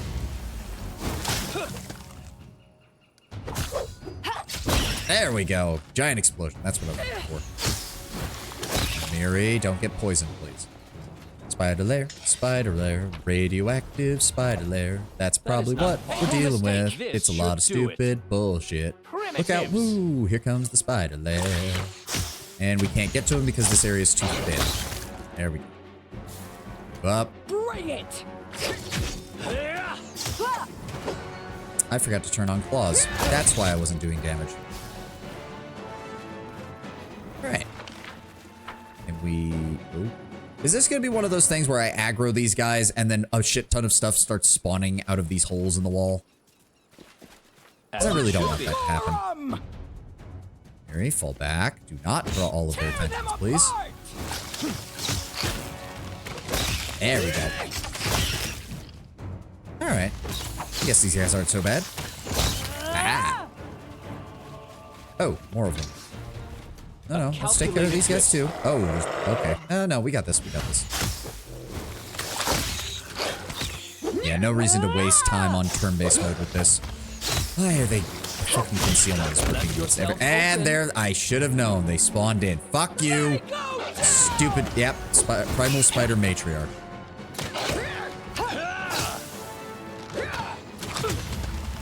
Really don't. There we go. Everybody good? Nice. Oh, spider legs. Still, another pack of monsters taken care of, and that's the important part. That said, I would have really appreciated it if we'd actually gotten some decent loot out of this, but nope, that does not appear to be the case. Just a random... Oh. Okay, there we go. 900 gold there, baked spider legs, and Arrow Guard, a +4 buckler that grants his wielder an additional +3 bonus to AC against ranged attacks. Nice, that's going to be going on Lindsay. In due time. She's really the only one who can take advantage of those small bucklers and stuff. And having the ability to deflect against more ranged attacks is never bad. Alright, I was really hoping... How close are we? Oh, we are so close. Less than 500. We just need a few more things to give us experience and we'll be good to go. Alright, so we're clear there. Alright, what do we have here? Unfinished clear. What have we got? Many years ago, the local people were cutting wood here to lay a road. Nobody remembers what stopped them. Some say it was bandits, others say it was a pack of wolves, but traces of the abandoned clearing are still barely visible in the new undergrowth. I just need a little more experience when we hit level 12. Little bit more. Little bit more. Come on, game. Follow That my anticipation when you're closing in on a level up and you're just like, ooh, I can feel it. I can feel it. Give it to me. Really? Nothing? I mean, there's obviously going to be something up on the other side, but still. It's almost a bit disappointing. Wolves, bandits, monsters. What have we got? Nothing. Okay, let's check the inside of the cave. I am Go ahead and prepared. preemptively mirror image up. give me a bone fist. Why not? Actually, I'm also going to throw out heroism. There. All right, let's go. Alpha Warg of the Dunsward Pack. Okay. I'm listening. Valerie, I'm going to need mirror image on you as well. And you know what? Just... No, don't waste your displacements yet. There they are. How many are we dealing with? A lot. All right, Jubilost. Give me acid on the center one. Tristan. Give me Burning Arc on the one that's coming in. Ekun, just open fire. Wait, why did they stop? Oh, they can't move. That's why. There we go. Oh, they're worth 135 apiece. I think that means... Was this enough? It was! We leveled up. Skin them all. Wow, we only succeeded on 2 of those? It's a DC of 25! You're telling me that out of 1, 2, 3, 4, 5... We rolled 5 D20s, and 3 of them came up below a 5. Fuck! You feel it now, Baron? Do you feel it now, Baron? All according to plan. I do feel it, and it feels good. It feels very good. We have an Enchanter's Cape, enchantment skill. Ooh, we give that to Lindsay, because she already gets bonuses to her enchantment spells. And a Punching Dagger +2 for 2,000 gold. Nice. As it should be. Is there anything else in here? Any perception checks or anything we need to run? Nope. Alright, so it was just a small army of wargs that drove everybody away. Let's keep going. Level 6 Dragon Disciple, which I do believe that's gonna add acid damage to our bite attack. Yes. Deals 1d6 points of energy damage determined by the bloodline, and we gain a +2 bonus to Constitution. So what, let me see. This is level 12. So we're going to want to start putting in... Let me see here. 2016. Yeah, so they both started at 16, right? Yes. So we want to start putting more points into Charisma now. And then, yeah, because our strength is actually doing quite okay right now. We want to get that higher. We're going to go ahead and grab Persuasion. We're going to go ahead and grab Perception. And then I have access to my first level 5 spell. So we could grab Corrosive Consumption. With a single touch, this spell causes a small, rapidly growing patch of corrosive acid to appear on the target. The first round, the acid deals 1 point of acid damage per caster level to a maximum of 15. So we would deal 12 at this level. On the second round, the acid grows to 1d6 points of acid damage. And on the third round, it grows to 1d8 points of acid damage. And because we're a black dragon blood, we deal an additional point of damage for each dice that would have been in the roll. So it's actually going to be a maximum of 15d6 plus 15 and a maximum of 15d8 plus 15, which does help to keep the minimum damage a little bit higher. Feeble Mind is always a good one as far as a debuff goes. Fickle Wind. You create a mobile cylinder of wind encompassing every target of the spell in a 15-foot burst, but not interfering with them. For example, arrows and bolts fired at the target are deflected upward and miss, but the target's own arrows or bolts pass through the wall as if it were not there. We also have Hungry Pit, which is a really nice choice. Mind Fog, Overland Flight, which gives 1 hour per level. Speed is increased by 10 feet, gains immunity to difficult terrain and ground-based effects, and a +3 dodge bonus against to melee AC against non-flying creatures. Phantasmal Web, Shadow Stone Skin Communal. They just released a new in-engine trailer of Dawn of War 4 showing some gameplay footage, or roughly how it looks. Oh, I'll have to take a look at that after stream. Because I don't think there are any other ones. The attacker takes damage from the spell. You heal a number of hit points equal to 25%. That is not worth it. 25% is not good healing when you're getting hit. Animal Growth doesn't work. Acidic Spray basically gives me yet another way to deal long-range acid damage. To each creature within the area, the acid continues to burn for 1 round. At the end of this round, every creature that failed their saving throw must succeed on another saving throw or receive 1d8 points of damage per 2 caster levels. Not bad, not bad. Baleful Polymorph is always good. Burst of Force isn't bad. Cloud Kill is, of course, very useful, especially at dealing with anything that's low level. Yep, instantly kill anything with 3 or fewer hit dice. Living creatures of 4 to 6 hit dice are slain unless they succeed at a fortitude check. in which case it takes 1d4 points of constitution damage each round while in the cloud, which we do have to be careful because it is something that we can friendly fire ourselves with. Everybody else takes 1d4 points of constitution damage each round while in the cloud. Holding one's breath does not help. It moves away from you at 10 feet per round in the direction you're facing, rolling along the surface of the ground. Condensed ether. Creatures moving through condensed ether, even corporeal creatures, can only take half their normal speed and cannot take 5-foot steps. Slowing or movement doesn't stack with... doesn't stack with solid fog or similar effects. Within the condensed ether, they take a -2 penalty to armor save and reflex saves, and prevents effective ranged weapon attacks. Not the best. This functions as hold monster, except the target is constricted as if by coils of a large snake, taking 1d8.6 points of plus 6 points of bludgeoning damage each round that they fail to save. I'm definitely thinking corrosive consumption is probably the best, just because it has the chance to deal a truly staggering amount of damage to the enemy, provided it goes off. And it's only affected by spell resistance. They do not get a saving throw against this from the looks of it. It's literally just a case of you will be taking damage. Yeah, I think that fits. That's something that we can use when we don't get a full round action to do a full set of attacks with our main things. But yes, we got an additional +2 to Constitution, and our Dragon Bite has improved. Very nice. All right, Valerie, Vindictive Bastard, level 12. You pick up another teamwork feat that you can use solo. Very nice. And we're going to go ahead and keep boosting your strength. Swarm Scatter, Tandem Trip, Coordinated Maneuvers, Coordinated Defense. Coordinated Maneuvers wouldn't be the worst idea. Broken Wing Gambit. Whenever you make a melee attack and hit your opponent, you can use a free action to grant that opponent a +2 bonus on attack and damage rolls against you until the end of the next turn. If that opponent attacks you with this bonus, it provokes attack opportunity from your allies who have this feat. Okay, so that would be amazing if we had an entire group doing that.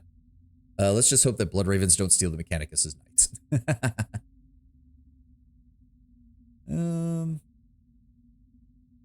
Shielded Caster. Tandem Trip, Swarm Scatterer. I don't know. None of these really help her, even if she was able to use them solo, is the problem. We'll go with Precise Strike just to give her the ability to deal additional damage when she does hit. It's usually the best choice. Barbarian. Level 12. Give me those extra hit points, please. Go ahead and boost your strength even higher, Amiri. I'm going to go ahead and add Athletics, Lore Nature, and Perception. Let me see here. What did we want next? Spellbreaker.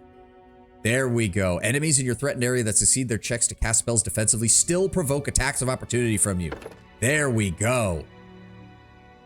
Now, Amiri is our dedicated mage killer. We need to send her against mages the second the fight starts. Oh, and we have Ekun. I need to actually pull up his build then. 1 second. Where is it? Nope, not that. Ranger, level 12. They suggest dexterity and grabbing the camouflage feat. I don't even know what that does. More athletics, more stealth, more lore, more perception. Oh, okay, that's not a spell. That's something he actually gets. Ranger at 12th level or higher can, as a move action, use stealth skill to hide in any of his favorite terrains, even in combat. Nice. Next up is Tristan. Level 12 is going to be Mystic Theurge level 5. They're suggesting give him an additional wisdom spot. That makes sense.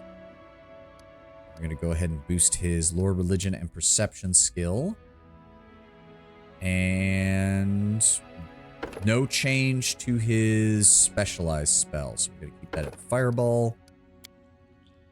There we go. And what spells do they want us to pick up? They suggest Mirror Image. Good choice. Where's it at? Always a good defensive option. Displacement. Again, pretty much required for defense. And Obsidian Flow.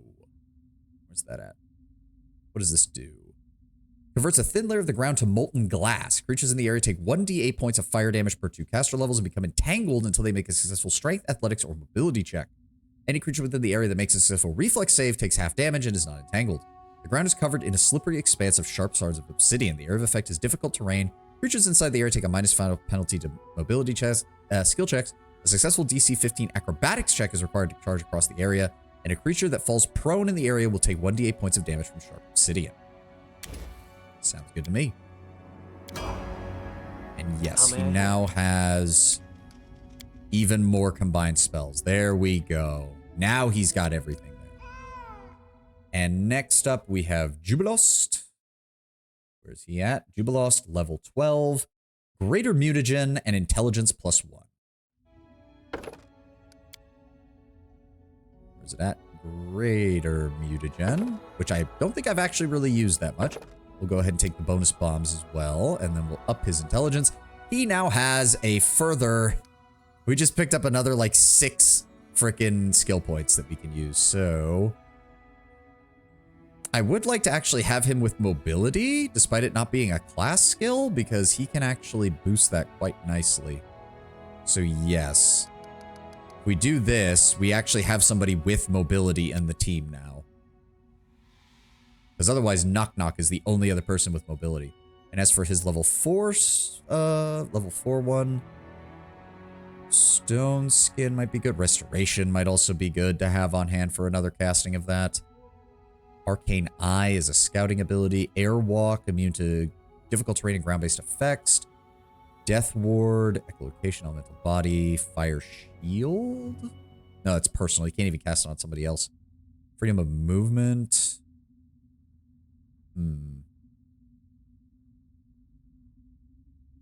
Magical death effects. The subject is immune to energy drain and any negative energy effects, including channeled negative energy. Okay, having more people with the ability to cast that might be a good idea. And the dog leveled up.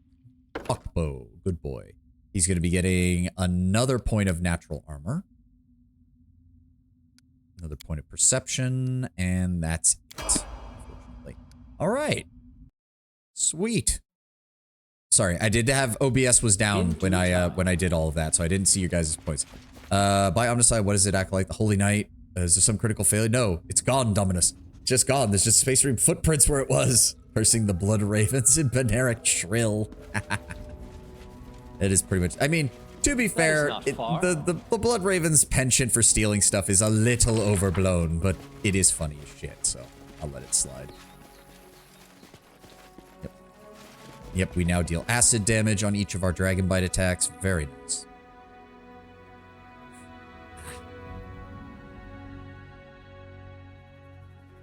It's the only way to explain the stuff they had in Dawn of War 2. I know. That's partially the writer's fault, though, not necessarily the Blood Ravens. Alright, we're gonna swing back this way. Oh. Who's trying to stop us? Who is it? Let's finish them quick. Oh, more goblins, which also means, yeah, there's more of them down there. Hold on. Where are you? There you are. Let's go ahead and chuck a fireball down at them, please. We'll deal with the rest of them. Amiri, please advance and attack. Hello? Guys, why did you stop? There we go. Those two are taken care of. Oh. Smart Eye.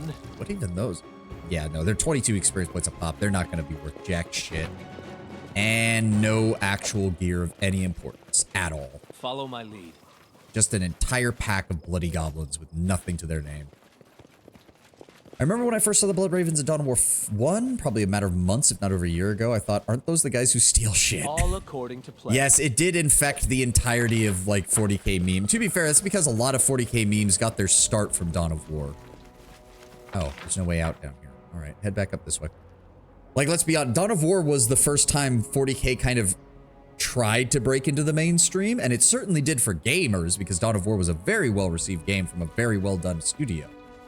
Could actually be canon chapter quirk, or is it a bit too unspace marine? It is. It's too unspace marine, because remember, all of the stuff that was written for the Blood Ravens in Dawn of War 2 was very serious. Like, no, this was a gift. This was found. This was, like, they don't poke fun at it at all. It's taken totally seriously. It's just that the fandom took one look at it and said, how in the fucking hell did you get a Custodian Guardian Spear and fucking Forge Breaker from the Iron Warriors?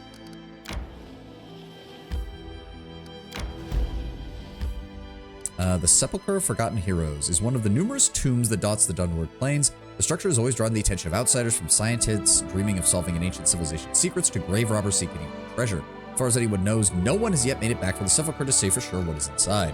Well, if that doesn't just say to save before going in, I don't know what does.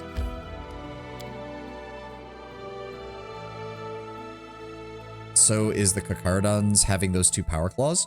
Oh no, that's canon. The Kakardan Astra's Chapter Master is a behemoth of a Space Marine, wielding specialized lightning claws that are also double as power fists. Well, technically they double as chain fists. As it should be. Oh. However, a thick patch of moss has been scraped off the door hinges, hinting it's been opened recently. The door radiates a faint transmutation aura. Search for a way to unlock the door. Try to force the door open. Oh, is this? That is not I think far. this is related to the main quests, but it doesn't open until later. Shame. We'll get to it. Ooh, what is this? Oh, this leads down to the other side of Silverstep. Nice. We finally have access to this place. Also, ooh, the Norm's Grave. Just, you know, way more. I know, I mean that unless I'm not behind, the claws he has are not his to keep, but are charitably on loan from another chapter or something. The chapter wants it back, the Kakardans just go, nah. Oh, I don't actually know what the lore is behind the claws. I don't think that's the case, and you are correct that the Kakardan Astra don't give a shit about other chapters, like, opinions of them. The only chapter they have good relations with, I believe, is the... Oh, they're an Iron Hand successor that is borderline renegade, but I can't remember their name. Something Claws. The Red Claws or the Crimson Claws or something like that. It's the only chapter they get along with because they're both out in the middle of nowhere on the edges of the Imperium. Also, regular bandits, really? Are these even high-level bandits? Level 5, level 3, level 3. I know what to do. Tristan, right here, my friend. Start us off with a bang, please. Vaporize these two idiots. Goodbye. To resolve this peacefully. All right, who's left? Fine use of my Oh, there's a couple of you.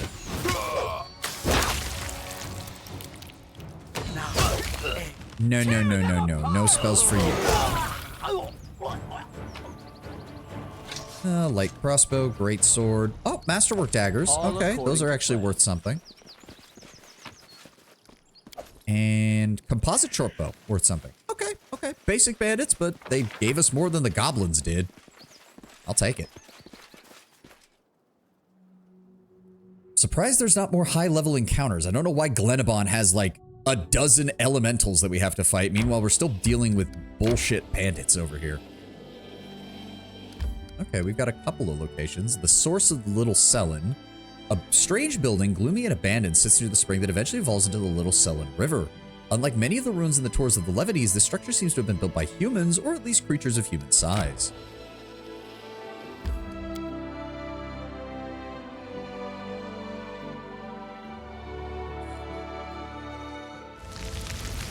Oh. I believe I found something. Alright, Jubilost, I need you to move carefully. Child's play. Follow my lead. We will be victorious. Oh, fuck. Insane wizard. Shit. No, fall back. Fuck. I can't get across that trap just yet. Jubilost, go fast. He's gonna summon a whole bunch of bullshit, isn't he? You can thank me now. All right. Why do they all have spells?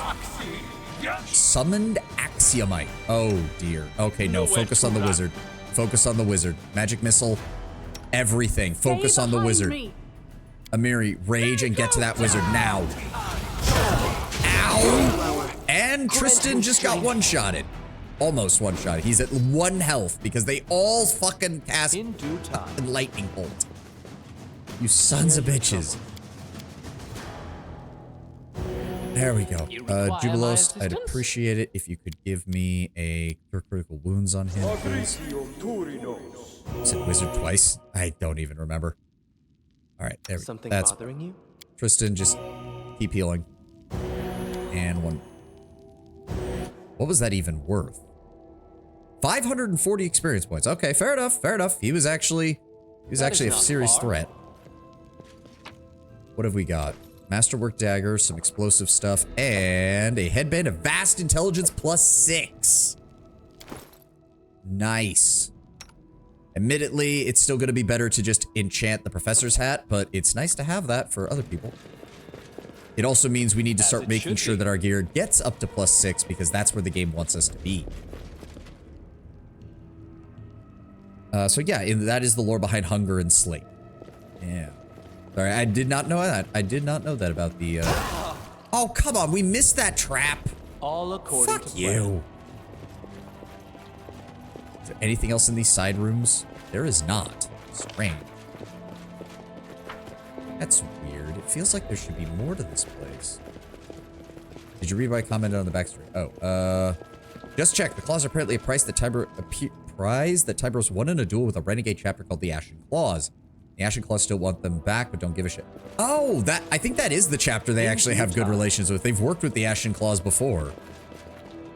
So it's kind of telling that that's still the only chapter that they... Of course, they pissed them off, too. It's the Kakaradans for you. Okay, well, that place is taken care of, I suppose. What have we got here? The Ghost Stone.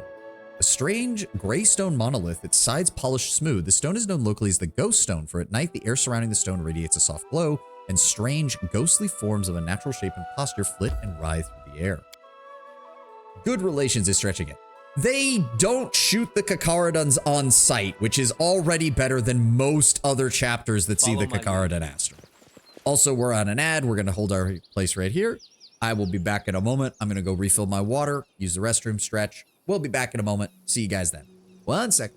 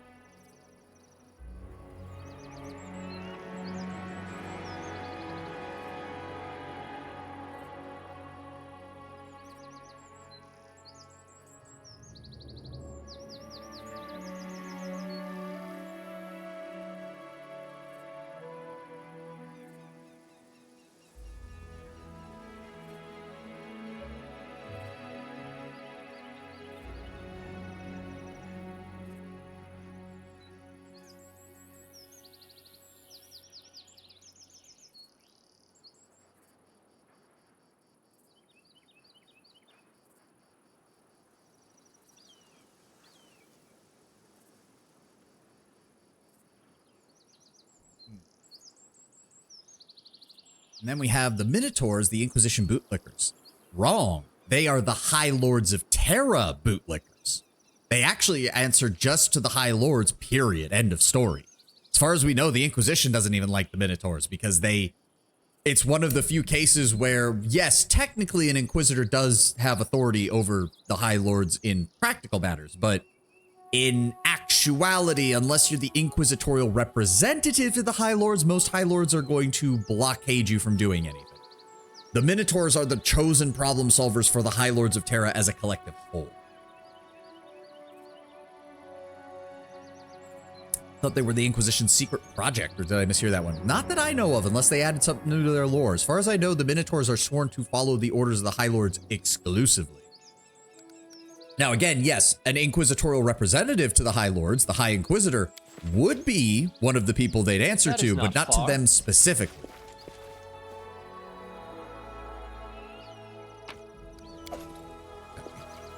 That way is blocked, so we have to go around the other side.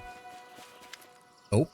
You hear a strange, faint humming noise, and then a swarm of locusts in the distance. Suddenly, the noise rises to a painful shriek in your ears. You can find that you can make out words in the din. The words are disjointed and hard to make out, but someone is clearly trying to speak with you. Help. Yes? Who are you? What are you? Traveler. Way home. Friend. Jester. Jest. Escape trap. Pain. Wound. Blood. Powerlessness. Blood. Cold. Heat. Darkness. Darkness. Darkness. Light. Predators. Attack. Run. Loss. Drawing upon your arcane knowledge, you discern that the strange being, whatever it may be, has stumbled into a trap that turned out to be a portal, was injured. You're not sure what the predators are that it mentioned, but it must have attacked the creature what was on the side of the portal. Wish. Home. Akun freezes and watches you closely. He remains silent, but you notice he's reaching for his weapon. Who sent you here and why? Friend. Jester. Faye. What do you want? Stone. Predators. Multitude. Powerlessness. Help. Defense. Clean up. Path home. You're able to piece together the jumbled words with some difficulty. Near as you can tell, the stranger's asking you to get rid of the mysterious predators that drove it away from the stone. Rescue, predators, banishment, death, reward, presence. Where is this stone? Straight, hilltop, top. Ah, sorry, itching my ear. Sometimes when I'm wearing my headphones, they get a little uncomfortable. I'll see what I can do about dealing with these predators. Home, wish, gratitude, presence. Oh, wonderful. Our fearless Baron, who, mind you, has not at all taken leave of any of his senses, except for the common one, has struck a deal with an imaginary friend. My heart may rest easy. Surely these predators are nothing more than an unruly mob of meadow bunnies. Do not take this the wrong way, but have you lost your mind, good sir? You were talking to yourself. Are you sure that we should do whatever it is you're talking about with your, invisible interlocutor? We'll be fine. Hell, I'm more worried about this rain and wind than I am whatever we'll run into up there. In due time. Lord, I hate the weather effects here. Oh, it doesn't look like the victim died peacefully. He was clearly murdered, but you can't tell much more beyond that. Oh, good lord. How did we fail that? Perception check succeeded. And then Akun proceeded to roll another 2 on his lore nature check. Fuck you, game. Oh, a goblin. The goblin is glaring at you, grasping his weapon tightly. His wide face is covered in mud, while grass and twigs can be seen poking from behind his ears. The goblin takes a step back and brandishes his weapon, but it's half-heartedly. He doesn't seem eager for a fight. In a heartbeat, you realize the goblin is not alone on the hill. Many others are all smeared in clay and disguised with massive moss, lying motionless on the slope. Strangely, they don't attack. They're doing their best to remain still and blend in with the grass. Get out of my sight. Run, or I'll cut you down. The goblin shrivels, presses his ears down, and starts to back away from you, only to leap even further away and tumble all the way down the hill, shrieking curses.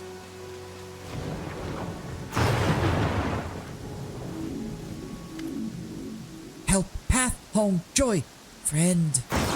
What were you? Traveler, passerby, lost wandering. Name? The creature emits a series of sharp clicks that vary in pitch. Most likely this is its name, but you would be hard-pressed to repeat it. The Red Hunters were the Inquisition Loyal chapter. Yes. That name does sound vaguely familiar.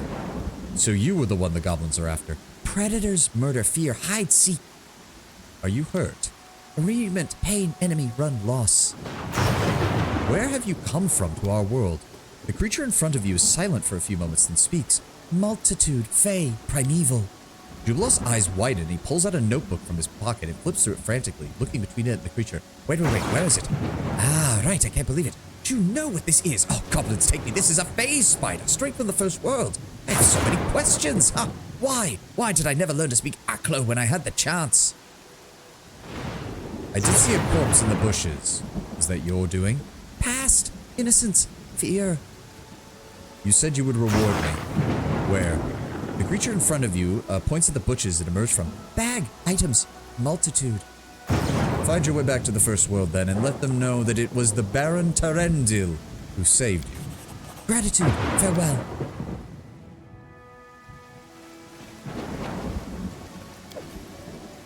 Child's play. The stone surface is covered in mysterious writings, but what interests you is that the stone isn't a stone at all, but a sealed portal from the looks of it. Yeah, it's their equivalent of the bald hilltop that we had to deal with. You get to be friends with this creature, meanwhile in Hell's Village, our party got jumped by one. See that? There we go. Ooh, what have we got here? Wand of Restoration Lesser, thank you. And a composite short bow, which is worth 2,000 gold. I'll take it. In due time. Was there anything else back here? Nope. All right, we're good to go. Well, that wasn't... What's that? Oh. Yeah, Dryad Mark. So that wasn't too bad. Oh, we can't leave through the front. Oh, we've got to go all the way back down, don't we? Ah! I think we move faster when we do this. It's like the game's not rendering the fact that we're moving through the rain. Jesus, chill with. Oh, you have no idea, Compelled. We were dealing with the thunder vine or whatever the fuck it was earlier, where it actually was hitting us with lightning, and I got sick and tired of that real fast. But welcome, welcome. It's good to see you. We have been dealing with the beginning of the Varnhold vanishing. We've been exploring out the area right now. I don't think there's too much else for us to explore. Search for the spot to rest. All right, we'll camp. We can do that. I'm surprised by your kindness and naivety, Tristian. People rarely remain untroubled enough to hold on to such gifts as they come of age. The world is cruel, you know. I guess I'm lucky then. The teachings of the goddess save her servants from all kinds of trouble. Was playing BG1 earlier. Khalid fucking got struck by lightning randomly and died. I think we had that happen once, and that was when I started quick saving constantly. It's also where I decided that I wasn't going to deal with the weather system, and I just avoided it as much as possible. What do we have here? The Precipice Trail. Narrow path that runs along the edge of a cliff. Looks like these are good for setting traps and ambushes. All the more reason to be prepared as we head in. Gonna replay the game and play the Artisan Class Kit mod. That looks cool. Never heard of that. Interesting. Is that supposed to be like playing as an actual like crafter or something? And if so, how does that work? In the Whirlwind, it would rain arrowheads, eyeballs. Sometimes it would rain down with multi-elemental lighting. One time I made too many "it's raining men" jokes, and the DM described homunculus humanoid bodies falling from the sky to the ground with a sick crunch. Yeah, I do love the fact that the Whirlwind gives the DM the excuse to just fuck with the players with its weather. Like, it's not even like it's a storm. No. It's literally raining bodies. Good luck. Start dodging. As it should be. It's a mod that basically rebalances and makes all the class kits, so classes like Monk are actually good. Oh, okay. It doesn't just make it so that playing a mage is always the default option that you should go for because anything else is weaker, pretty much. That is not far. Well, that or, you know, cleric or druid, any of the full caster classes, you know what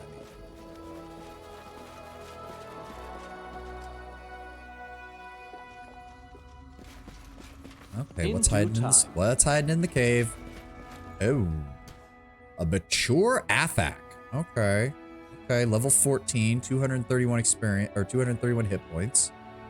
360 experience points. They are 18 feet tall and weigh 5,000 pounds. They dislike giants and others of their size and either attack or flee from them depending on whether the odds are in their favor. Yep. Alright.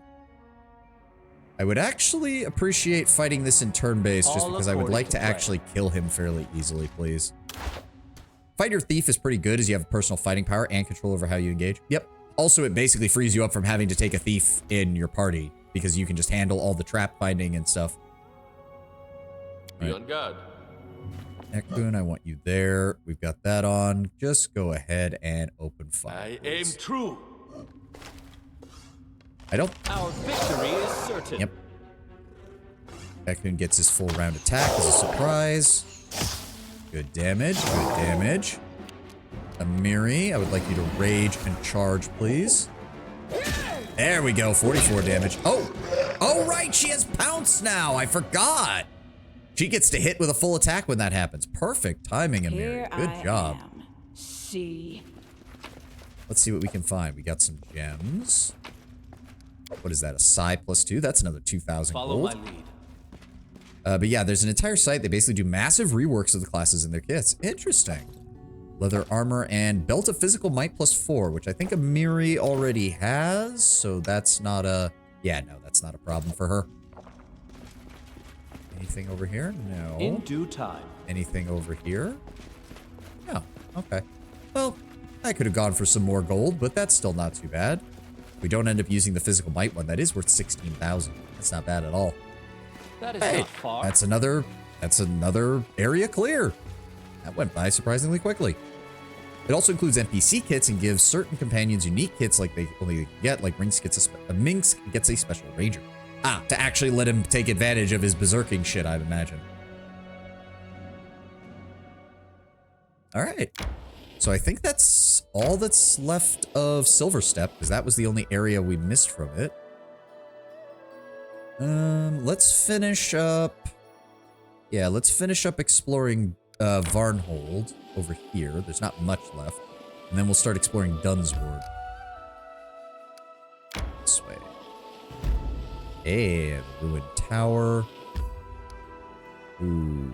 Do I want to be going down into the Tors of the Lebanese? I don't actually remember what's down there. Let's just focus on exploring this area first. Oh, that takes us right to the Kelid Barbarian camp. Think we want to be careful with this. Actually, I don't think we want to go in there just yet. There's other things we got to explore around here before we think about that. Let's get that explored. Yeah, Dunsward is mostly empty, if I recall, or at least I think some of the only location sites that show up are after you've unlocked them. If we go this way. No, keep going. I want to link up these roads. There we go. Ooh, gems. Those will be nice when we get a hold of this place. Oh, my kingdom is sending updates. We need to...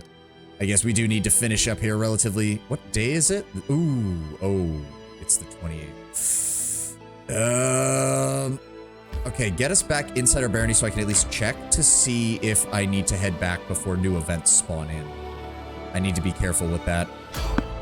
Oh, god damn it. Get out of my way.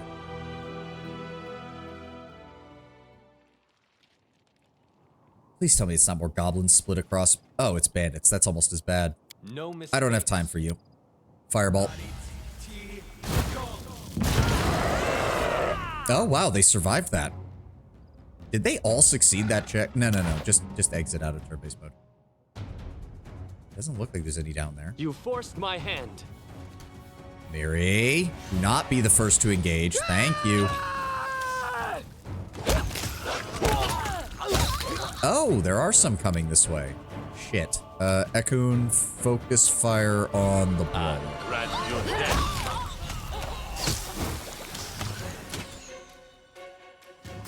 Got him. This will hurt. I didn't even break a... Oh god, there's more of them. What the shit? That's a large number of you motherfuckers. Thank you. Are those... Ooh, composite longbow and composite shortbow and 50 gold. That's actually like 200 gold right there. Oh, I was hoping that was a good sign that we would find a lot of masterwork equipment, but apparently not. Aim. Great sword. Masterwork longsword. Okay, 2 masterwork longswords. 3 masterwork longswords. There we go. You guys have any mods you would recommend for BG3? Personally, I went through my first playthrough with no mods, so I'm not the best here. I did look at, there's a, I can't remember what it's called, but there's a mod pack that basically adds a themed, they add like 50 or 60 themed items for each class. You didn't, you had the Swords mod? Right, I did have the Swords mods for organization purposes.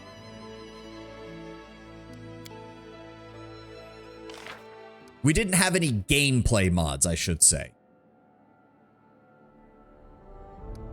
The peasants have accepted the general's invitation. They've begun training. The people's patriotism grows. Okay, there's no other events that have popped up. Good, so we have at least a few more days until the 1st of the month, and then we'll need to check in on the rest of that.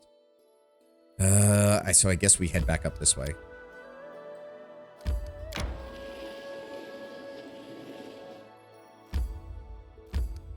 Okay, we do know where that is. Good.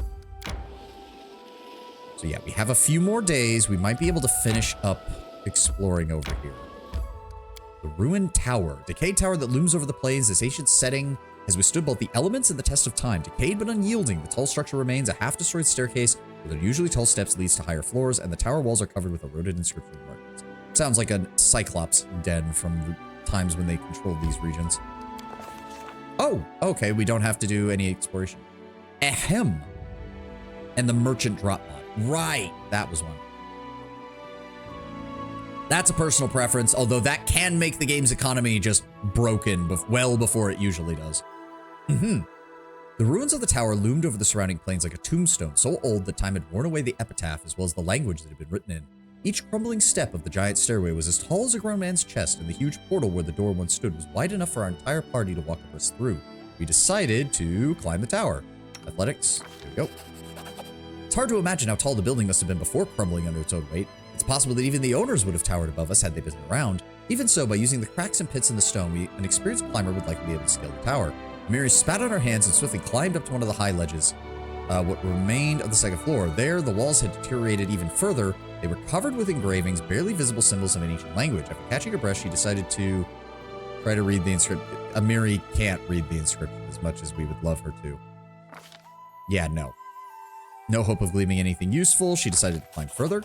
Climbing higher was no easy task. Her fingers slipped on the wet moss and the rocks crumbled beneath her feet. Perched atop a shelf on the opposite wall, a large black raven watched Amiri's ascent intently. Clinging to the signs that they were carved into the wall, Amiri slowly began to move upwards. At last, she reached the top. An uneven stub was all that was left of the spire. There was no treasure to be found unless you were willing to count the magnificent view of the surrounding fire. A fire flickered in the distance. Someone had set up camp. Finding out she had seen enough, Amiri descended after we decided to turn away and leave. Yep. All that does, I think, is tell you where the Kelid camp is, if you don't already know. Which is a shame, but it is what it is. Time to search for the spot to rest. Fine. Whining babies. Jubilas, you've been to many countries, seen many different customs. There are places where a sharp word nets you a knife in the back. Very true. But on the other hand, I'm not helpless either. My words might sometimes be painful, but a vial of alchemical fire hurts a good deal more.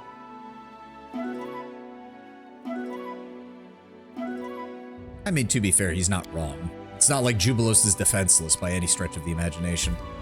Into the blood furrows. The Stolen Lands were a place where a bad word got you a knife in the back, too. Yep. We're working on fixing that. It's why we invited the Hell Knights in. In due time.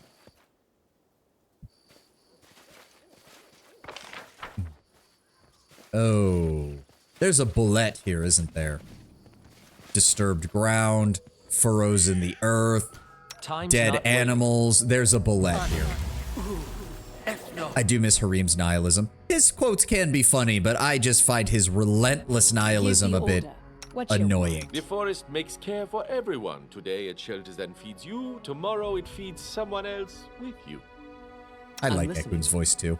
Go ahead and give me a bless. Valerie, go ahead and give me mirror image just in case. There we go. Let's go ahead and throw that on. I'm also going to go ahead and give myself heroism. Nope. It shouldn't be too bad. I think we out-level a bullet quite effectively, but we will see what happens. Follow my lead. Completed. There's a deep hole in the ground made recently. At the bottom, you can see a pile of bloody rags that looks like the remnant of a barbarian's clothes. Yep. Come on, I know it's going to spawn. Deep furrows mar the grass in the areas if a huge plow had been put to work here. Oh, come on. You cannot have this whole... It's a massive Chekhov's gun. Come on, where is he? Looks like this horse fell while trying to climb the rock. It must have been terrified to attempt such...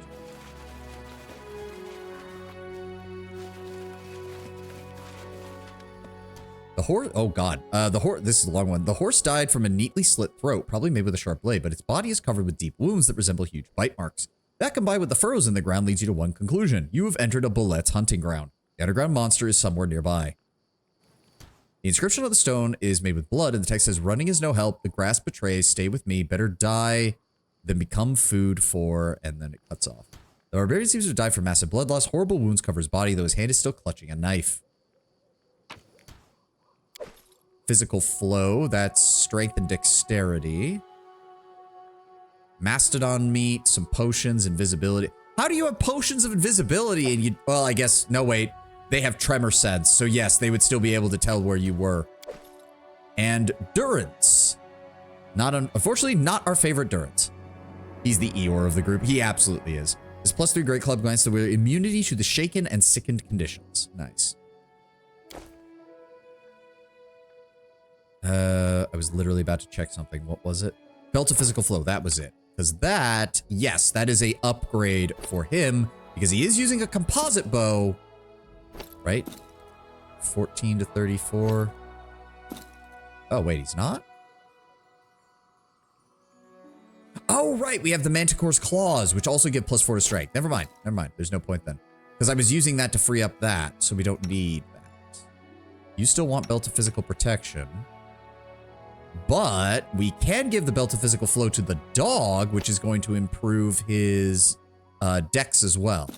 There we go. All right.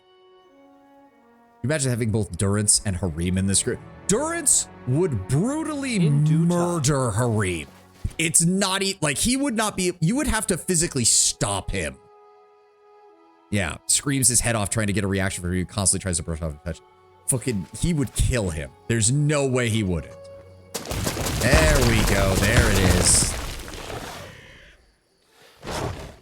I do like the more predatory, like the traditional Faerunian bullet has like a wider face and more like a traditional, like as they're described, a land shark. Whereas the Golarian one is much more like, I don't know, almost draconic in how it looks. I actually really like it as a design. Hit him with the magic missiles. Get blasted. Jubilost. Honestly, actually, a force bomb. I want to see if you can knock it over. No. Reflexes plus 15. Are you shitting me? He rolled a natural 20 and a 15 on what should have been an easy knockover. Fuck you. Well, he's gonna get to go next turn. Cannot hide. Oh no, wait, this is the surprise round still. Good. And oh god, we're all bunched up together and we can't move. Mary, can you charge? Good. Rage and charge. Smack. And smack. Oh, you missed. And you missed again. And you missed again. God damn it, Amiri. It looks like the Odogaron from Monster Hunter. I have not played Monster Hunter, so I would not know. We're going to close in on him. We're going to come over here. Now can you move? No, you can't because you're blocked in by everybody else. Fuck. All right, Tristan, move. Give me... Honestly, just give me another magic missile. There we go. Damage is damage. Jubilost, please knock him over. Are you fucking shitting me? He has made... All I needed was for him to roll a 10 or lower. He has coin flip odds, and he has made all 4 saving throws. Fuck you. Ekun, kill this man. Nowhere to run. Or you can just miss 3/4 of your shots. Oh, and it was stupid enough to charge through my meleeers to try and get to Jubilost and died. You know what? I'll take it. 2 things of meat, a Taldan Warrior dog tag, and an Amulet of Mighty Fist 3, which is actually going to be worth quite a bit of money. Oh. Oh, we can skin it too, can't we? Yeah! Bullet bone plates. Fuck yeah. I guess I haven't asked. If you got to choose, what kind of character would you make? Oh, you're talking to Compelled. I was like, you already asked me this, Tenwen. We've already been over this. Oh, where's the exit? They put the exit down here, didn't they?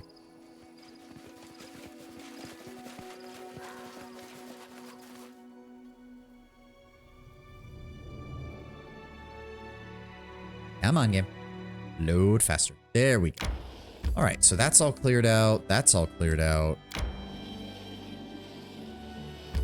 Let's go... Yeah, let's go deal with the Tours of the Lebanese. Oh no, we're getting updates from the kingdom again. Fuck! Ooh, collapsed passage. Remnants of a lost culture. Arcane culture. Okay. Durance would find Harim to be the most annoying bastard, especially as they're both priests.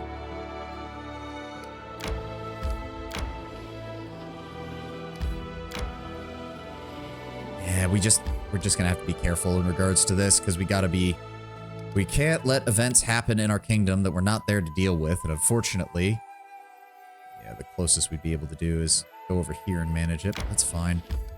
Collapsed passage. Let me see here.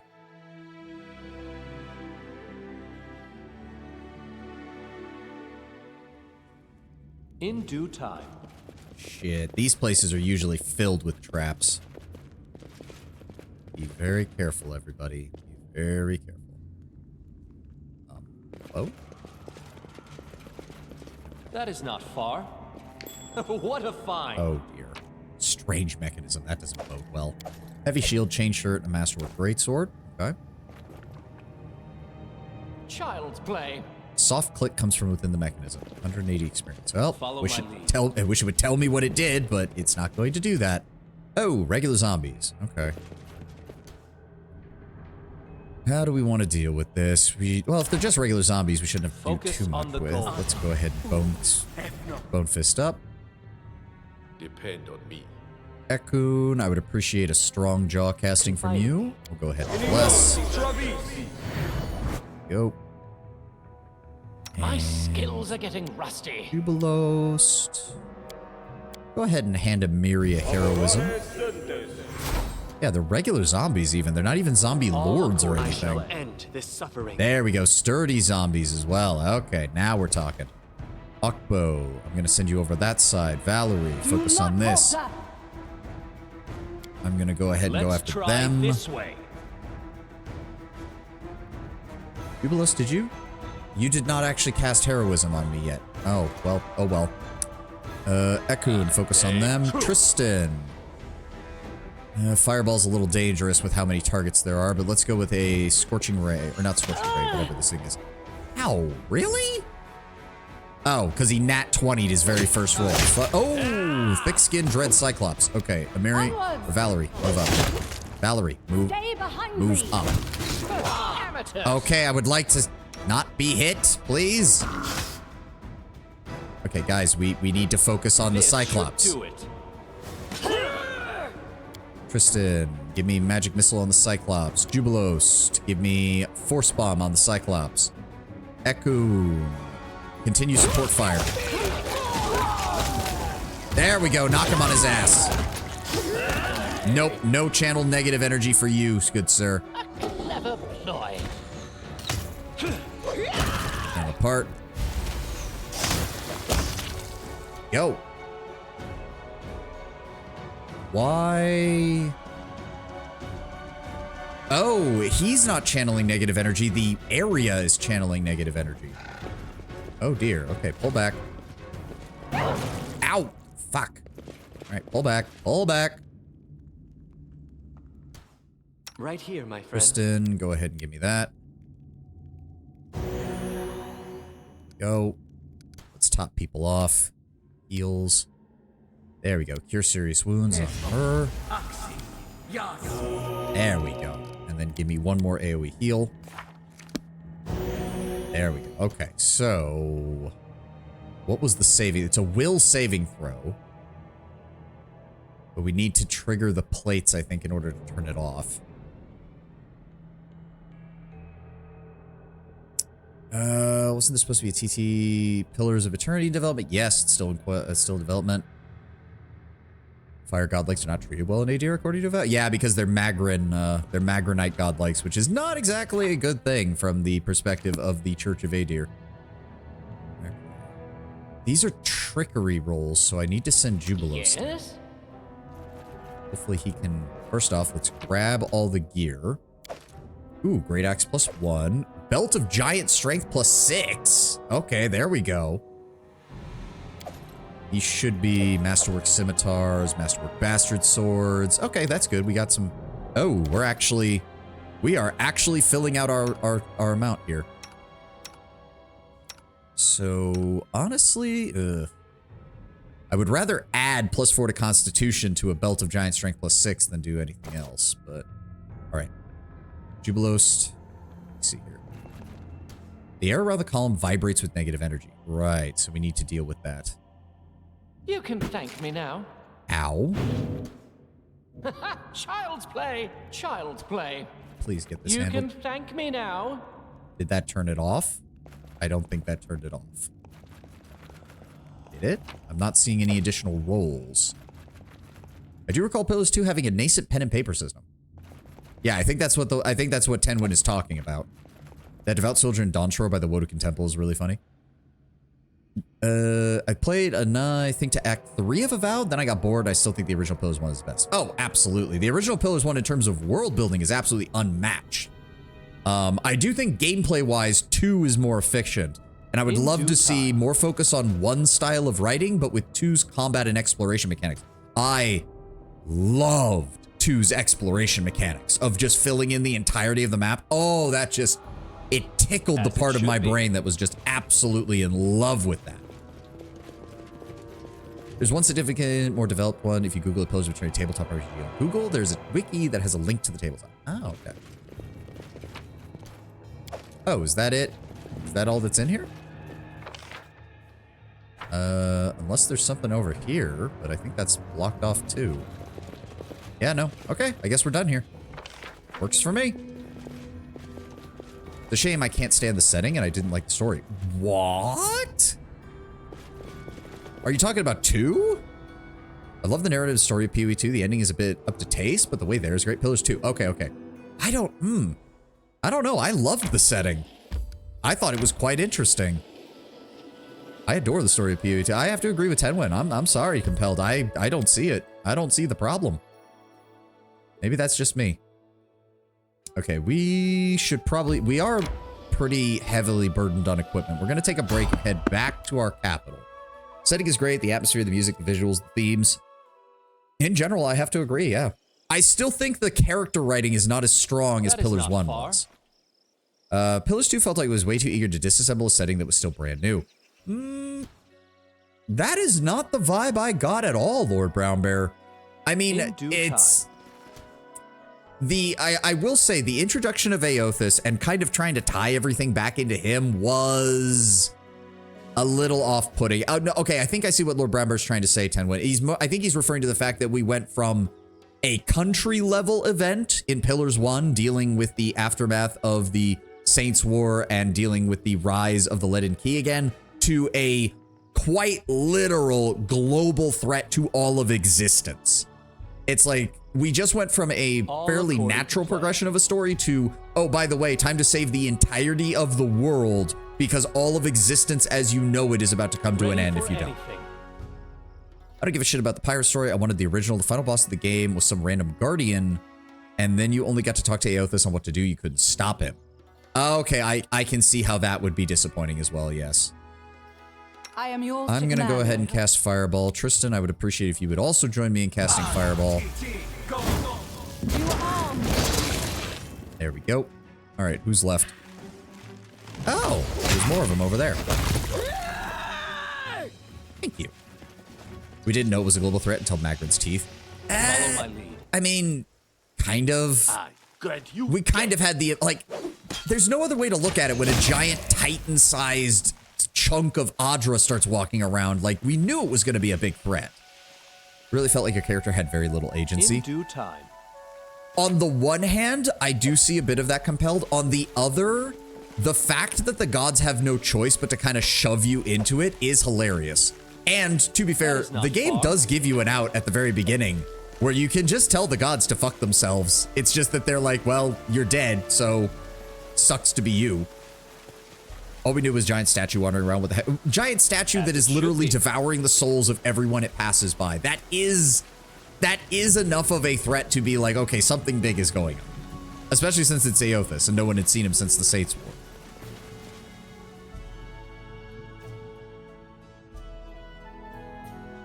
I don't know, Compelled. Bareth reincarnates you as a cat. Yes, but that's still the end of your adventure.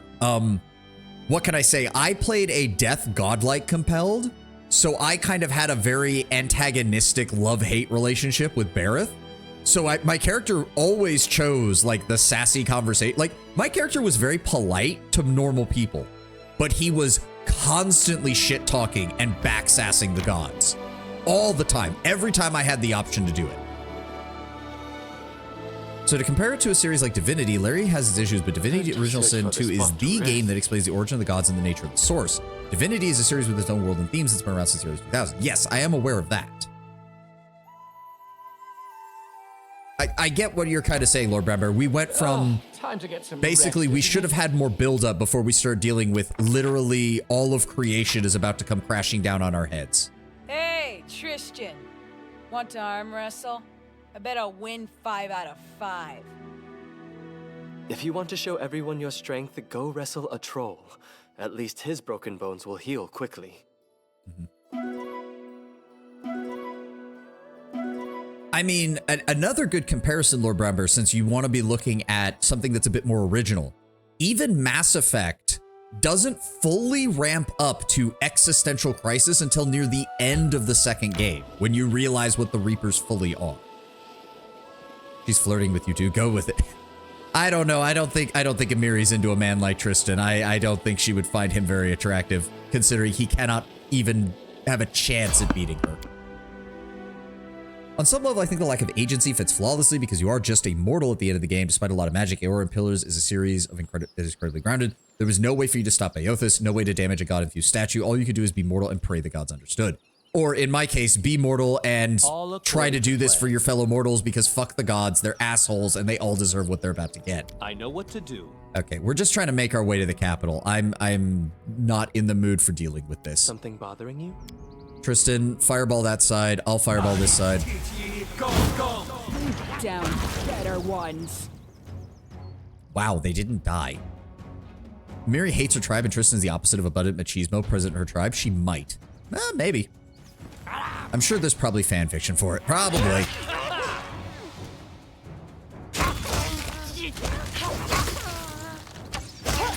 I don't know. I'm romancing Nyrissa in this game, and we will be going after Wendua in Wrath of the Righteous because monster spider cat girl, please say less, fam. I want it. In due time. I don't care that she's a murderous psychopath. I can fix her. And she can make me worse at the same time. Paizo have some rule against romancing the Iconics. I mean, to a certain extent, I can understand that. Because the Iconics are meant to be characters that they use in their actual promotional material and stuff like that. So it kind of makes sense. And the only woman you were into in PoE 2 was unavailable. Yeah. White-haired elven vampire waifu. I mean, come on. Why the hell did they not make a romance path for her?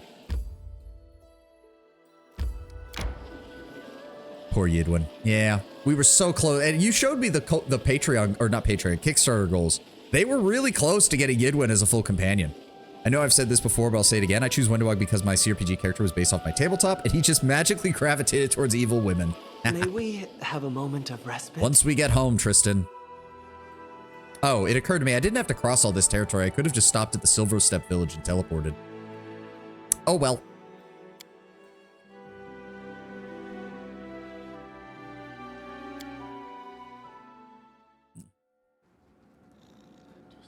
Spot to rest.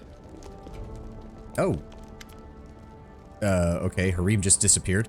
Harim appears in the doorway, loudly shouting down the corridor and trying to block a visitor's way. However, they don't budge, and finally the priest is pushed backwards into the room, shouting all the while, "Away! Go away, I'm telling you, the Baron isn't seeing anyone. He's busy, he isn't here." They actually would have had Yidwin as a romance, but yeah, she would have been a great, been a full character. She was great. Agreed. Forgive me, respected Harim, but I must speak to the Baron. A young dwarf limps into the room. She doesn't look well. Her face is bruised, her armor crumpled, and her arm is dressed with rags, brown and dried from blood. Nevertheless, she begins with a ceremonious bow. Your Grace, I am Rudrin of the Skeji clan, and I have come to beg your aid. My kin are in grave. Harim interrupts her with indignation. How do you know my name? I was told of you by our leader, the revered Jarmud, a paladin of Torag. He is hoping to meet you in person as he has many questions for you. A dwarf who rejected Torag, became a priest of Grodus and now sits as an important position in the court of a baron. Such tales are rare. Better than Jody, which was added instead. Yeah, I'm gonna say it, like, I didn't like Jody as a character that much. I get what they were going for, I do, but I don't think she was executed very well. Harim's face is exploding with red and white spots. He furiously grabs his beard. A paladin of Torag? To talk to me? The impudence, the shameless, the brazen. Although, he turns to you, perhaps we should help them. I want to see this paladin with my own eyes, and the trap that he walks his congregation into. Very little sister energy, which made romances with her a bit awkward. Yup. Like, it kind of worked. If she had been exclusively not romanceable and only showed interest in Adair, that could kind of work. Because she still comes off as very little sister to him, but it feels less weird when she's hitting on Adair than when she's hitting on the main character. I don't know. Also, Adair deserves a win. He's our bro. Adair deserves a fucking win. She clearly likes older men. Yes. Pillars has my favorite version of Monk and Paladin in all CRPGs. Oh, they both work very well, yes. What is this trouble you've gotten yourselves into? My realm is meant to be safe for travelers. What has happened? Many ages ago, our ancestors, together with 2 other clans, built a road here and a chain of fortresses. Unfortunately, they were forced to leave these lands. Now that you have established order, we have decided to return, to rekindle our clan's legacy. We found the entrance to the adamantine shield fortress, but when we tried to enter... She winces and touches her arm. When my ancestors left, they charmed the gate of the fortress and locked it with a key, which has been kept safe by our clan as a relic. We brought it with us, but when we inserted it into the lock, something incredible happened. The gate fell to ashes, and we saw that the lock was upon the chest of a huge golem, which attacked us immediately. I'm sure the creator of the golem prayed devoutly to Torag as he made it, never thinking for a moment that this piece of iron might someday turn on his own. How very dwarvish. We managed to hide up on the hills, but we backed ourselves into a trap.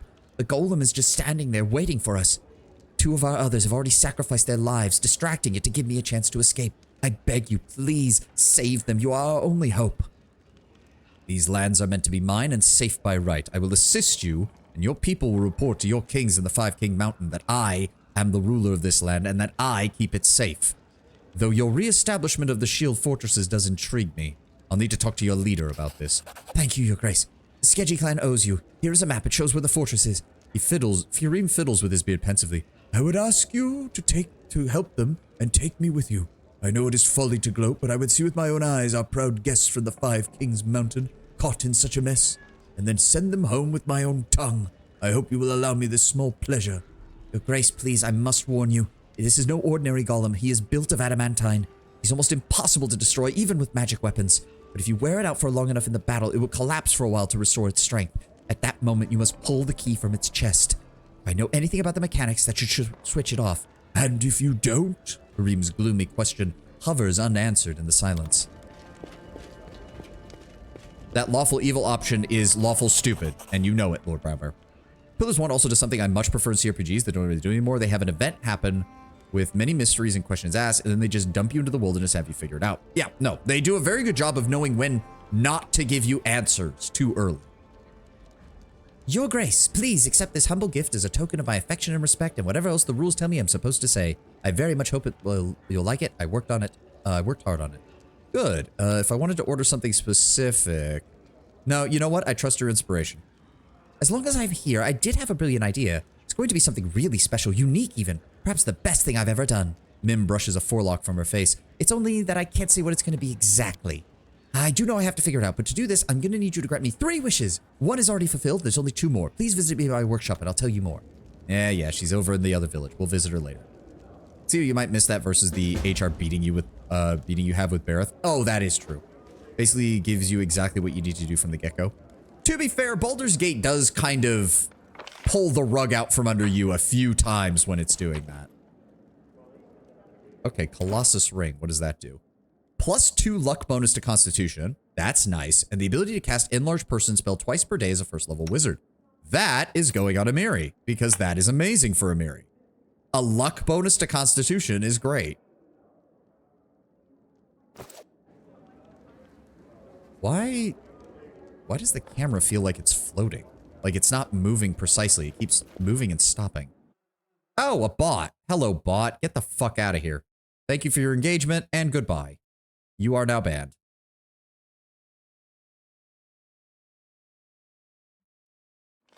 All right, visitor has breeded the Baron. The storyteller's training is complete.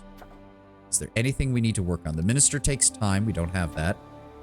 Allows faster rank ups, reducing time required by half. To be fair, I've already reduced the time on that, so I'm actually kind of willing to not do that. Bartholomew, Sana, Joe, don't need any of the... I wish there was a way to, like, minimize these so they don't stay up here all the time. Nothing in the curses. I don't want to reduce random encounters. I want to keep encountering things to kill for money and experience.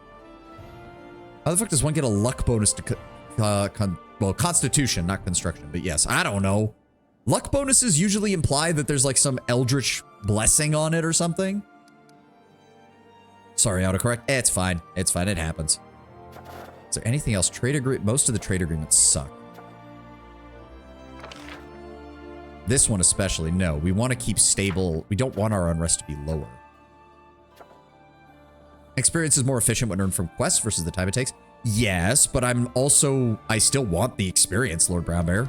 You're never gonna, and the loot, give me the loot. You're never taking my loot from me. Arcane Protection, that's 200 BP. That would be nice, though, to just turn off compulsion spells while fighting inside of our region. Last I played, I remember it was pretty hard to get past level 16 or 17 in this game before it was over. Which would be a shame, because I'd really like to hit level 20, but we'll see. We'll see. If I have to do some off-screen power leveling, I'll do it. Alright, so there's nothing else in our events. We do want to... The problem is we do want to get events because we are at the beginning of the next month. Why is the... Look, if I press down, the camera doesn't stop when I let up on the button. It floats for a few seconds in the direction that I was pushing the camera. This is annoying. Why is it doing that? Why is it doing that? There's no reason to be doing that. I have no idea why it did that. I have no idea why it does that. It was not doing that before. At least I don't think it was. No one will ever take your 5th Manticore pelt from you. 5th? You assume that it's not the 500th. All right, maybe we have time to deal... Oh, no, we need to go deal with this. Lost brother. We'll have to deliver the sad news to his brother. I'm assuming he's... Is he in our throne room? No. No, Miri, Harim, Ekun. Is he in the tavern, maybe? I would think so. Another way you could do it is solo with no shared EXP and just grind random encounters for the main character. Yes, I am aware of that. I am aware of that. Citizen. Edris Havanki. There we go. Did you manage to find anything? I have bad news for you. Your brother is dead in Varnhold. I found this letter on his body. Is that so? My poor father won't be able to cope with this loss. What have you done, brother, and for what? After reading the letter, he sighs bitterly and shakes his head in dismay. So that's how this all started. My brother found our great-grandfather's letter in the family archives and decided to follow his example, and unfortunately, he did. The Baron goes missing. They catch him shirtless, wrestling a balut. Hey, I'm gonna be having a dragon form not too long from now. I think next level is when I get the first version of it. Don't be surprised if I could take one on. I guess that means I'm the heir of the title now. This doesn't even give me the tiniest trifle of joy. I'll have to stay in your capital for a while. If during your travels you happen to find this ill-fated tomb, then please do me a favor and tell me what 2 of my family members' daredevils died for. We need a Randy Savage monk. Oh, that's a good one. Tell me about your great-grandfather. That was Matthian Hanvanki. He was known for his bravery and his recklessness. When our family was dealing with financial difficulties, his best idea was just to leave the estate, his wife, his children, in the care of his brother, and go treasure hunting with a group of daredevils of the same kind. No one has seen him since. Unfortunately, stories like this are not unusual in our family. Stories about the exploits of my great-grandfather have become legends. The bards praised his courage, but no one wrote any songs about his widow and everything the poor woman had to endure. You should read the tale of Los Tiburon, the shark of the land. Alright, well, he doesn't have anything else for me. Alina, do I have to... Nope, nothing from you. Alright, so we do need to find out what happened to Edris' great-grandfather. Oh, right. It does... I should probably go sell things. We are pretty maxed out on our actual inventory space right now. Honestly, it's been a pretty good day. We've only got about an hour left in stream, but we made some good progress today. In due time. Oh, Jode, I haven't talked to you in like... How may I serve you? No, nothing from you. Kristen, nothing from you. Okay. Valerie, Harim. Let's just head over to the merchants. Speaking of monks, the secret level D&D episode monk was awesome. They did a great job portraying them. I have not seen that. I'll have to check it out at some point. Hasuf, let me see what you have. Let's go ahead and offer up all of the miscellaneous loot that we have. Great Axe +1 we don't need. Composite Shortbow +2 we don't need. Punching Dagger we don't need. Sai we don't need. Vanguard. Nobody uses a flail. Least of all a two-handed flail. Crimson Counselor. Would give Tristan some additional fire spells. What do I have on him right now? Oh, no, but that gives him Burning Hands for free. So, no, that's better. Go ahead and take the Crimson Counselor. We don't need the Fashard. And we don't need Durance. I don't have anybody who uses a Great Club, and it deals less damage than Amiri's two-handed weapons right now.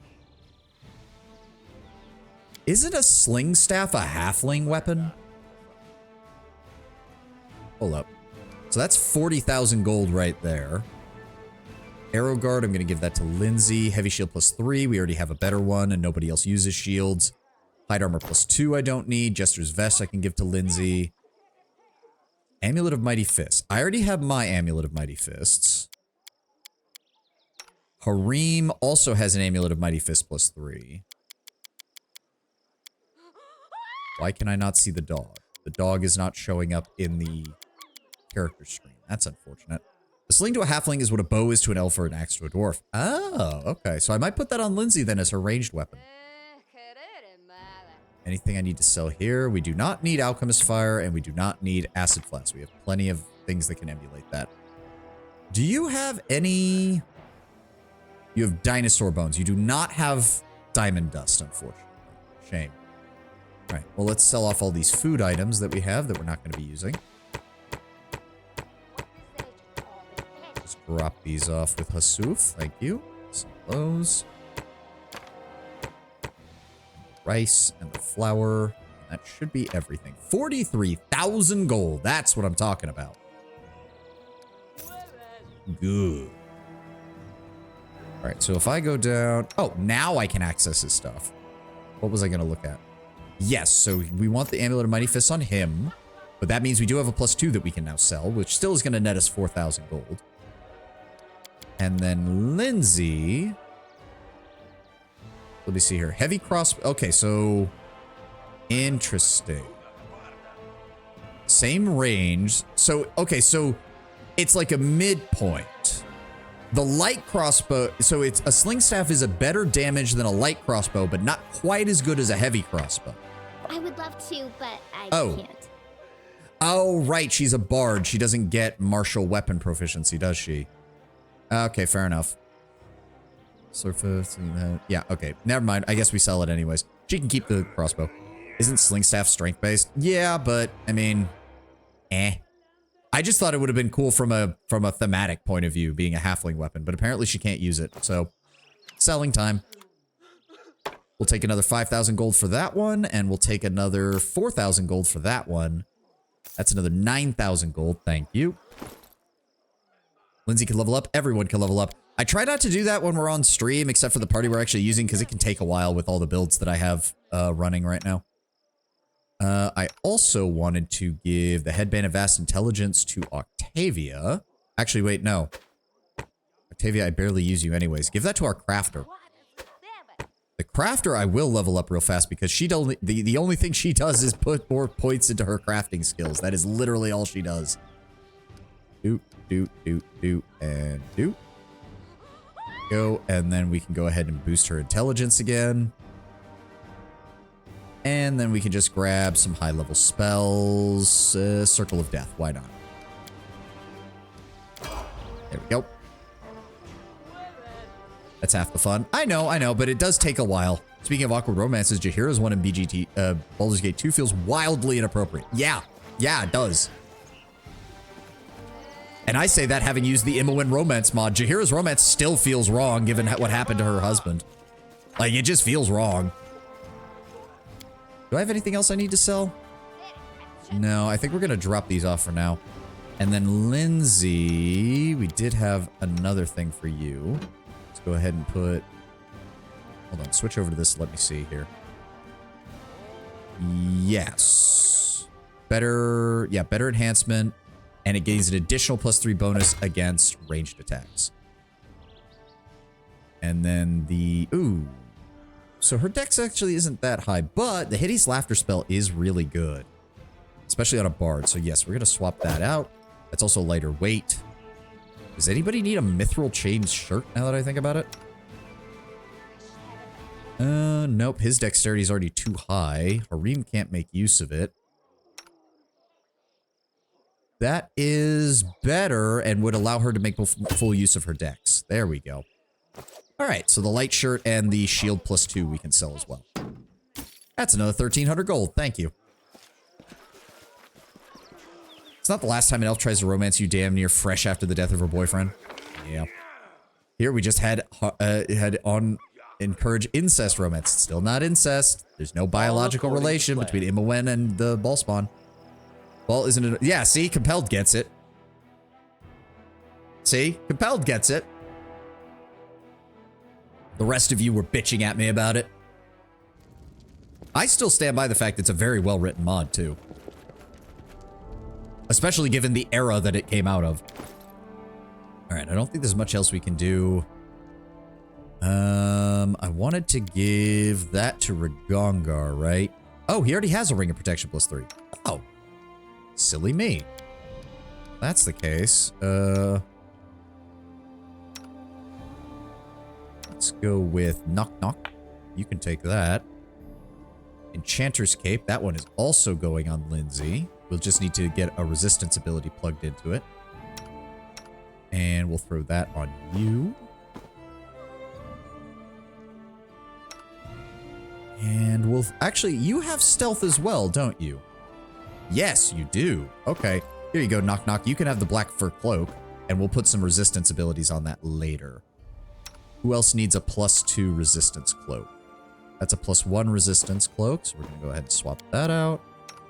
+1, +1, and you don't matter. So let's go ahead and give you the special cloak. And we can sell these now. Nice. Go ahead and give you the Ring of Protection. There you go. Personally don't care. The majority of romance and CRPGs are ass anyways. Oh, I mean, wouldn't necessarily say they're ass, but they're all right. Do they? I don't even remember the dialogue. Compelled, it was from a mod. As I said, the Imowen romance mod. So the mod does add people questioning about it. Like, they do. Which I understand why. Poor Jaheira trying to deal with our bullshit. Having to watch my character in Imowen just decided to go at it. Alright, there is the ad. We're going to hold here for a moment. We'll be back in a few minutes. I just need to run to the restroom real fast, and we will continue. Be right back, guys. 1 second.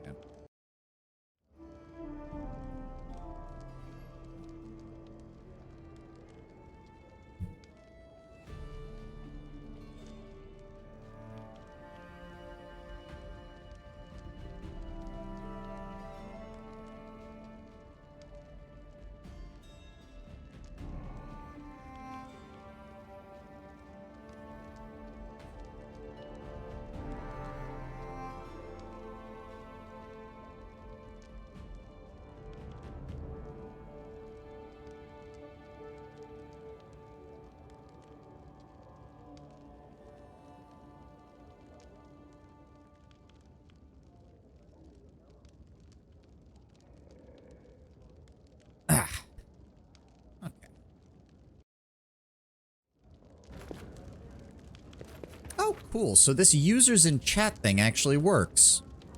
Cool. I can see everybody's names. Compelled, Lord Brambear, Tenwin, and a guy named Rock and Roll Express. Thank you for lurking. We appreciate it. We love lurkers. Still slowly building this community. Still slowly building my follower count. We need all the lurkers we can get. They are the backbone of most of the streams. Alright. Is there anything else I need to do right now? Still waiting on the ad to finish. Headband of Vast Intelligence +4. I don't think anybody else needs that. Jubilos already has a +4 on his, right? Yes. So there's no point in having that because there's no other person who needs a +4 for intelligence. Because it's not a primary stat for anybody else. Oh, wait. Oh, no, Canera, because she does use intelligence in place of constitution for her stuff. Right. So we'll give her that. But nobody else needs that. So now we have a +2 we can sell. Get rid of that. Thank you. That's another 1,000 gold for us. And we'll just go ahead and drop these off for right now until I figure out who I want to give those to or modify them for. There we go. Alright, inventory is good. Everything's clear. Yep. Alright. Just waiting on the ad to finish. We can just go over here and turn some stuff into the storyteller. We brought some relics.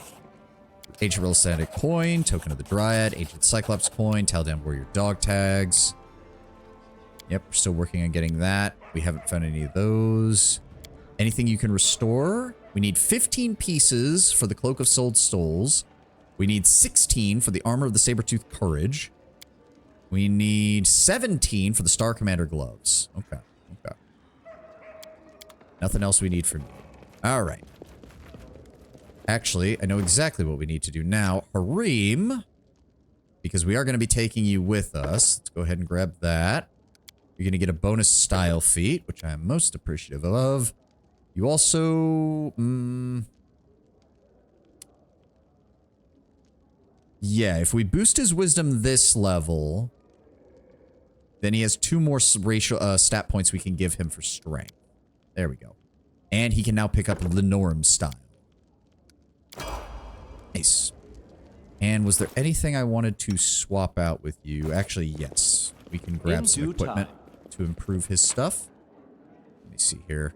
Belt of Giant Strength +4. Belt of Physical Might. Let's go with that.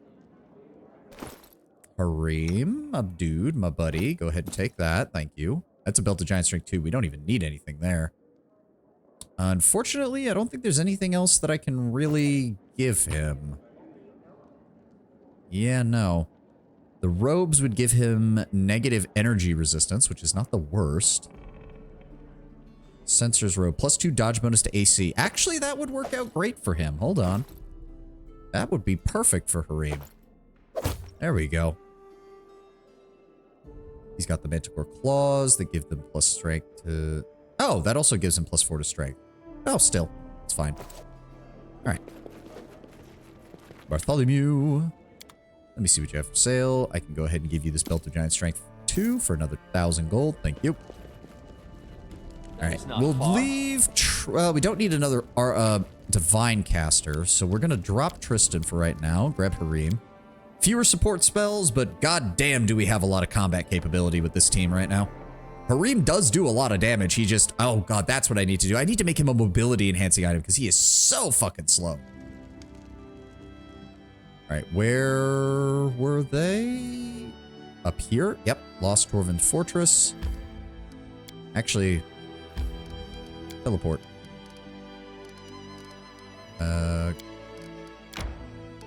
There we go. God, I love having teleportation circles. Here. Okay, not this side. There we go. All right. Manual save. But yeah, to get back to your point, Compelled, I wouldn't necessarily say the majority of romances RPGs are ass. They're passable. But there's a few exceptions. I do think the Imoen romance mod is probably better than any of the default vanilla romances in Baldur's Gate 2. That's for damn sure. Because I did read up on those. I did look into them. Follow my lead. So we have an adamantine golem we need to deal with. No mistakes. Let's go ahead and don't hesitate. use image. I will protect. Ekun, go ahead and give me Strong Jaw if you would, please. Yes. Harim, let's go ahead and throw a blessing on everybody. There we go.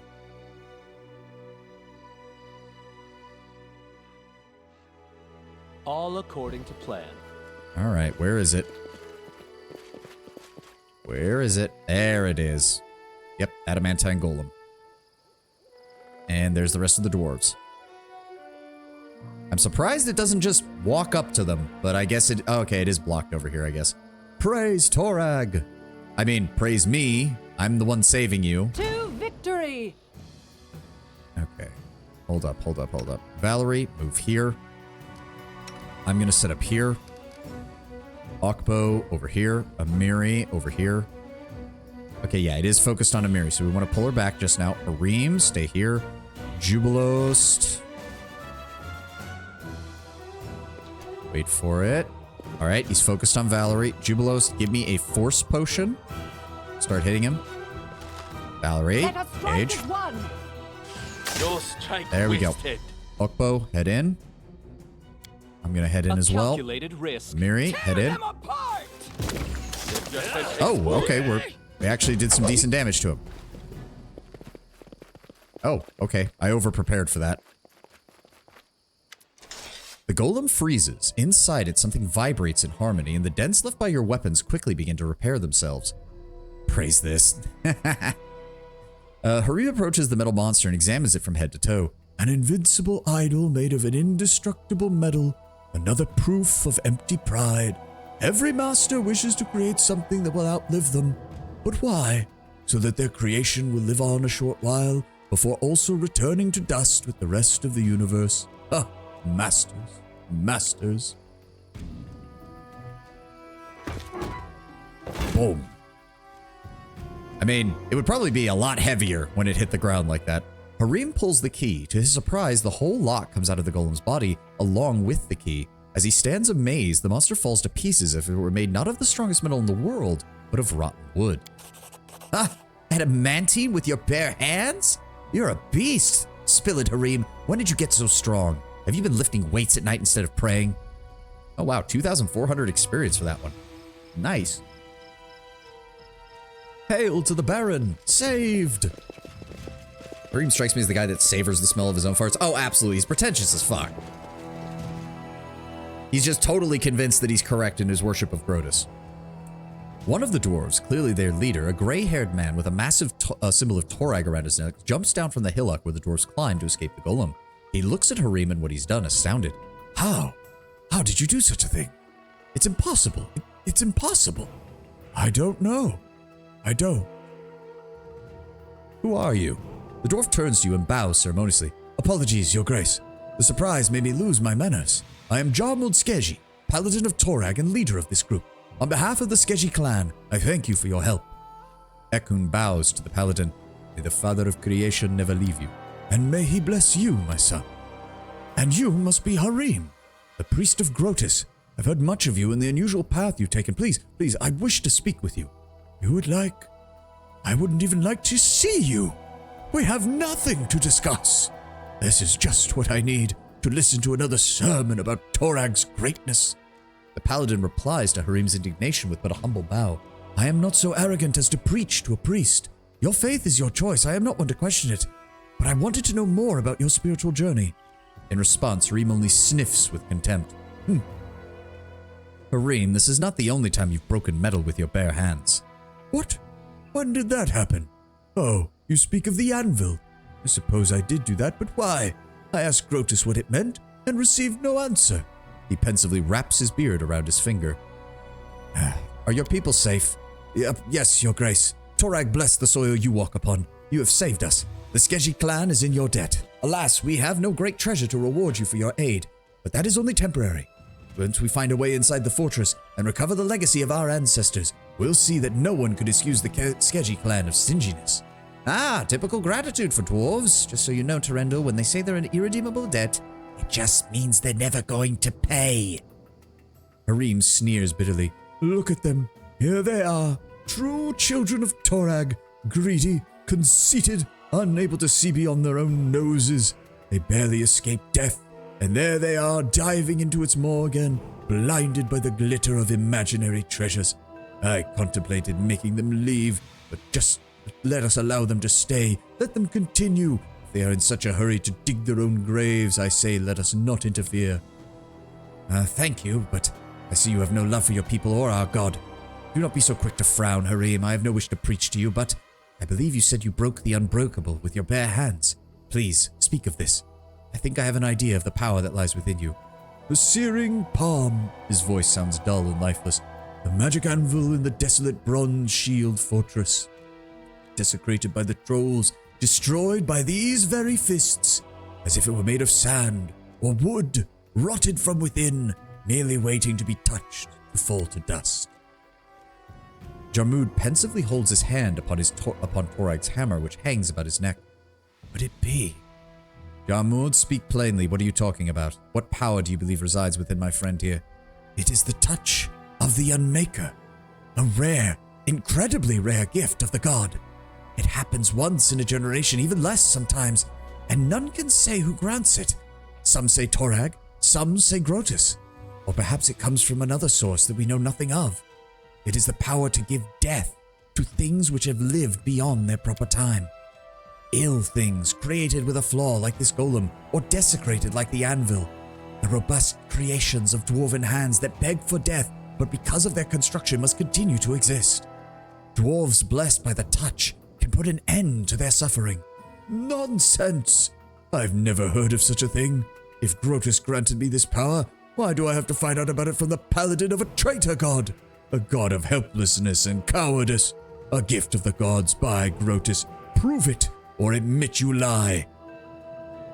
Jarmund listens calmly to the stream of insults raining down upon him from Harim. When the latter has finally spent his breath, the paladin replies quietly, "Yes, I know I can prove it." Harim, his words do make sense. Mayhaps what you thought was Torak's curse was actually a different form of gift, which your kin and yourself could not understand. Harim winces as if his teeth started to ache, but then he nods reluctantly. "I suppose it is possible. But then it proves merely that Torag and his followers are even more stupid and blind than I thought. Just imagine, Terendil, if this reason for my woe is not a curse, but the simple fact that none of my kin was wise enough to recognize a divine gift." The priest shakes his head before looking at the paladin. "You said you can prove your words, Jarmund. I challenge you to do so, now." I called Khalid Jimmy from South Park. Oh, that's mean. Compelled, I liked Khalid. I was very upset when he died. I like Khalid. Khalid was our bro. Khalid was our main tank in the first game, and he took everything the first game could throw at him and never complained, never gave me any problems. We respect Khalid in this household. Thank you very much. The touch of the Unmaker is not only the power to destroy, he can take the heart from an item, or the love and effort put into it. By its maker, by the mercy of Torag, strike the golem once more, complete the unmaking, show us its heart. I like Khalid too, but his stuttering reminds me of Jimmy. Yeah, maybe he would have complained if Jaheira were not there.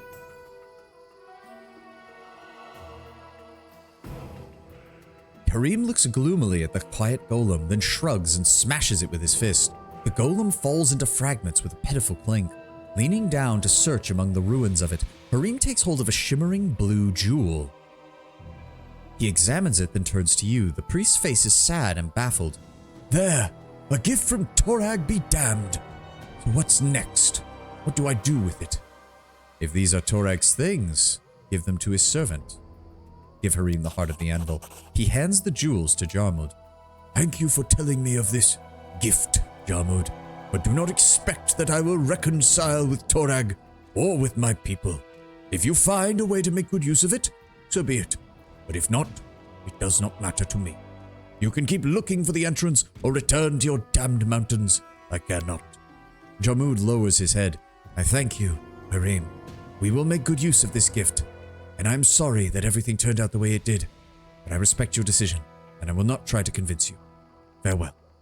Harim turns back to you.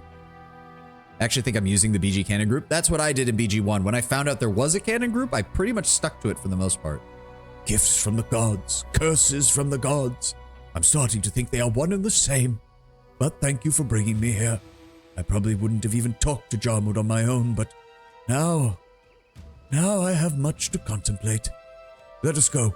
Leave the Skeggi to do as they will." Alright. Challenge.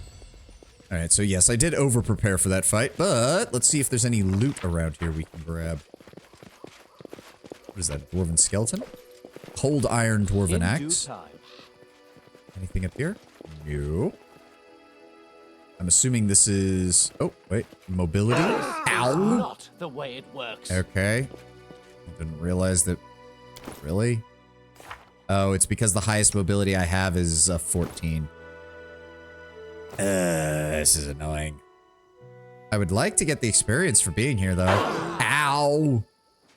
Ow! Okay, we failed miserably on every single check. Good God. Never mind. Harim, where is it? Just go ahead and start using that to heal, please. It's not going to be much, but just do it. Alright, more experience that I'm not getting my hands on, which is aggravating. You guys have any words? Nope. Oh, save. We were so nearly done for. Okay.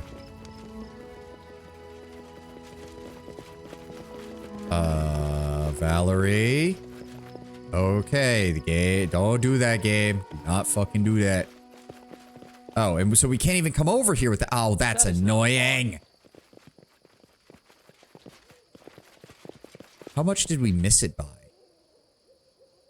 Oh, it's not even going to tell me. It does not even tell me. Ugh, that's aggravating. Fine, we will have to come back at a later date, try to do those. Annoying. So very annoying.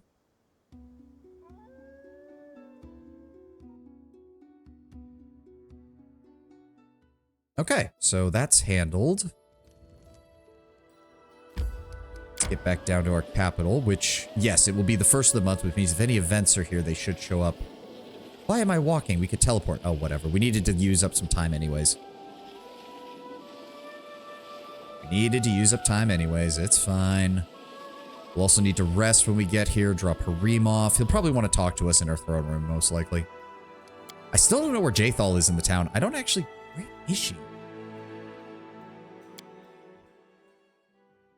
I thought she stood around outside, but I don't see her on the minimap when we go there. Harim, where are you at? You're not too happy about seeing your kin, are you? Harim fiddles with his beard pensively. Well, it's not as if I hold a grudge against the whole dwarven race. In Brevoy, the River Kingdoms, stolen lands. Always rather happy to see one of us. The exiles like me, those who left our homeland in search of a different life, or those who were born here and never saw the mountains. Them I hold nothing against. But the Skeggi, oh, you see, Terendil, they aren't just dwarves. They are envoys from my homeland and of Torag.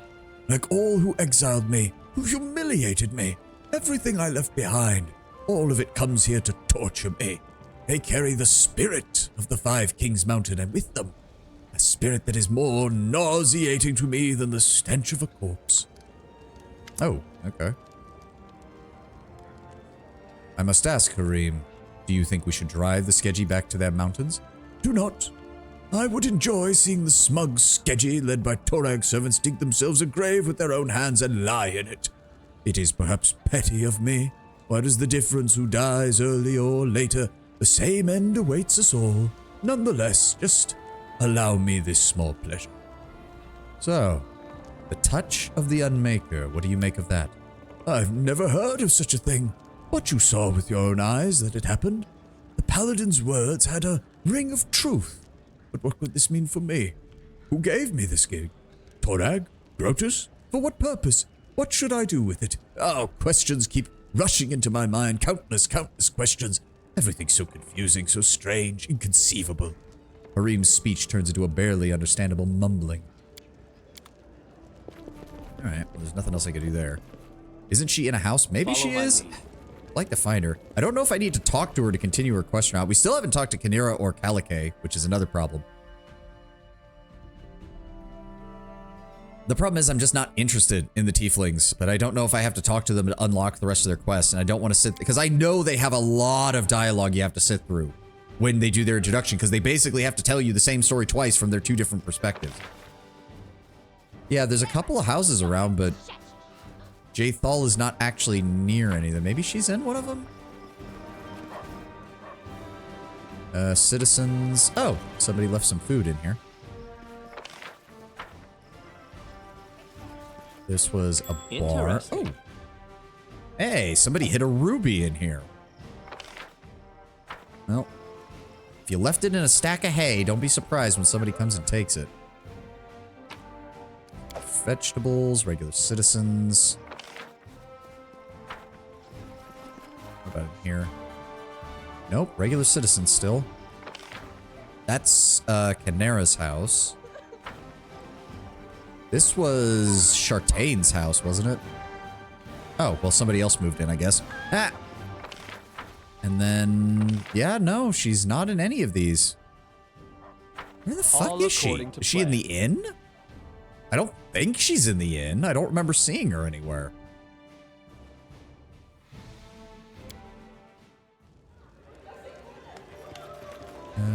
Idris, Alina, more citizens. Amiri is here, but I don't think she...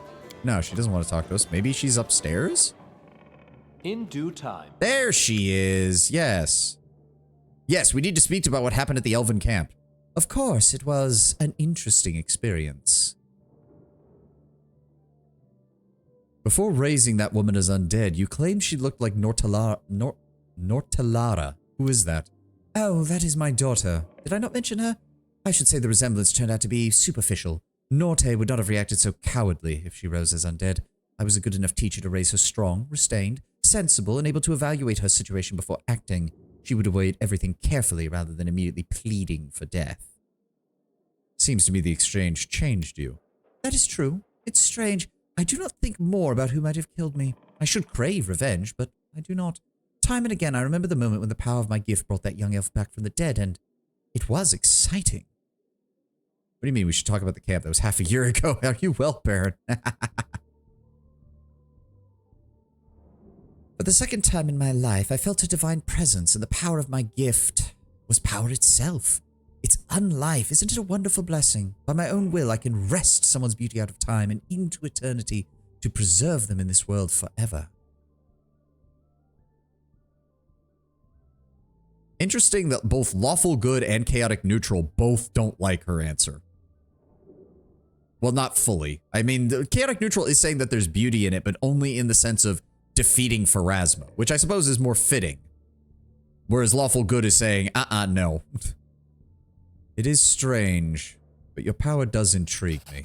It intrigues me as well.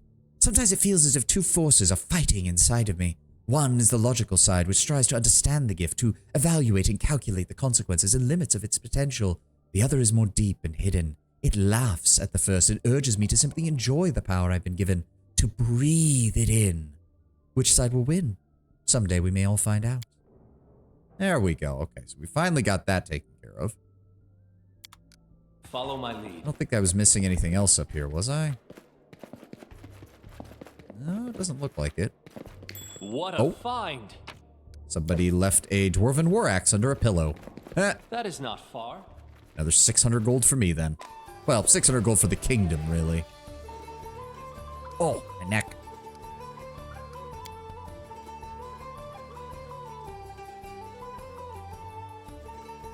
Da-da-da-da-da-do-do-do-do. Fancy music. My security shirts, my trusty axe. Alright, did we get any events for the first of the month? We did not. That does mean that usually some events show up in the first week. So I do think we will do the support the minister's endeavors to get that rank up done, and then any events that pop up we'll handle, and then we'll head back to Varnhold. There we go, we support the minister's endeavors. We're going to be boosting espionage. There they are. There's all the events for the early portion of the month. That's what I was wondering. Alright, Undead Sightings, Paper People, the Grim Prophetess, and Forest Fae. So let's see, Ragongar, Harim, and the Storyteller for this one. Ekun, Storyteller, and Harim for this one. Lindsay, Jubilost, and Valerie for this one. And, okay, so we definitely want... Where is it? Ekun. A Fate Prophetess has made camp at a crossroads. She reveals the future to all that past, but only the dark side of that future. Okay. Really? Wait, a +5 is still not a... He only needs a 4 or higher. You'd think that'd be enough. I'm not taking any chances, though. Make this 100%. I want Ekun to get more level ups. Undead sightings. Band of hulking undead creatures was seen in the region. The locals are terrified of the strange sounds they hear coming from the shadows. For Gongar, I'm going to give you some additional support. Go deal with that. Paper People. Right, Druma is assisting us. Even... God, this is one of the higher ones. Fuck. I'm having to burn through crisis points if I want to ensure this. And Forest Fae, send the Storyteller, no crisis point. Okay, so that sets us up for the next couple of weeks. Or at least the next 2 weeks. So no thing we need to do there. Let's see if there's any updates in my throne room. Really? Nothing. Huh. No random gear in there. That's fine. How may I serve you, Your Grace? I don't care, Keston. You're fine. Valerie. Nothing there. Tristan. Nothing there. Oh, Ragongar, right. Do you think we did the right thing letting Janus escape? It's a shame. I've dreamed of smashing his face into the wall and he slipped right out of my hands, but... Yeah, you and Octavia are right. Leaving those losers to burn, only an animal does that. Maybe some of those we saved will get to Janus's throat. Ha! A boy can dream, right? Hey, Sova! Well, how are you doing? Hello, Jin! Welcome! I hope you're having a good day. I hope you're having a good stream time. Welcome, welcome. We only got about 30 minutes left in the stream, so not too much longer before I'm going to be done with the day as well. But I hope you're doing well. I hope you had a good weekend. Octavia is also the sword of my conscience. And now you too. That's fine. I never had one of my own. We shouldn't have left that monster leave unscathed. That's not... See, that shouldn't be, because that would have aligned with his chaotic evil alignment. That should be a chaotic evil choice, not a lawful evil. You are my companion and my compatriot. I will be there to support you. And you are all right. Octavia had the better idea. Well, you're a solid fellow. Honestly, I should probably trust myself less than I trust you. That's why you're the leader. I'm good, kind of good. Tomorrow, I'll know if I get a job or not. I'm going to the dentist. Ooh, never a fun time. Also, I decided not to stream specifically, that I'll not be able to stream for some time after the dentist. That makes sense. Do not want to aggravate your jaw or your teeth if you're getting those looked at. Smart play. Just make sure you're careful. Oral hygiene is surprisingly fucking important. You don't only get one set of teeth. Do you regret letting Janusz escape? No, well, maybe a little. It's bad that he's free and might be hurting people, but to sacrifice people dying in front of you just to save people Janusz might hurt in the future, that's insane. Getting revenge for the sake of revenge? Not at that price. I do thank you for supporting me when I needed it. It was one small step away from leaving them behind to Janusz. I'm there to support you as well. Of course, but, you know, if I ever get in my head to do something stupid or vile, don't let me do it. Just knock some sense into me. I'll thank you for it later. Alright, we know Jubilus doesn't have anything else. Ekun, do you have any updates for me? No.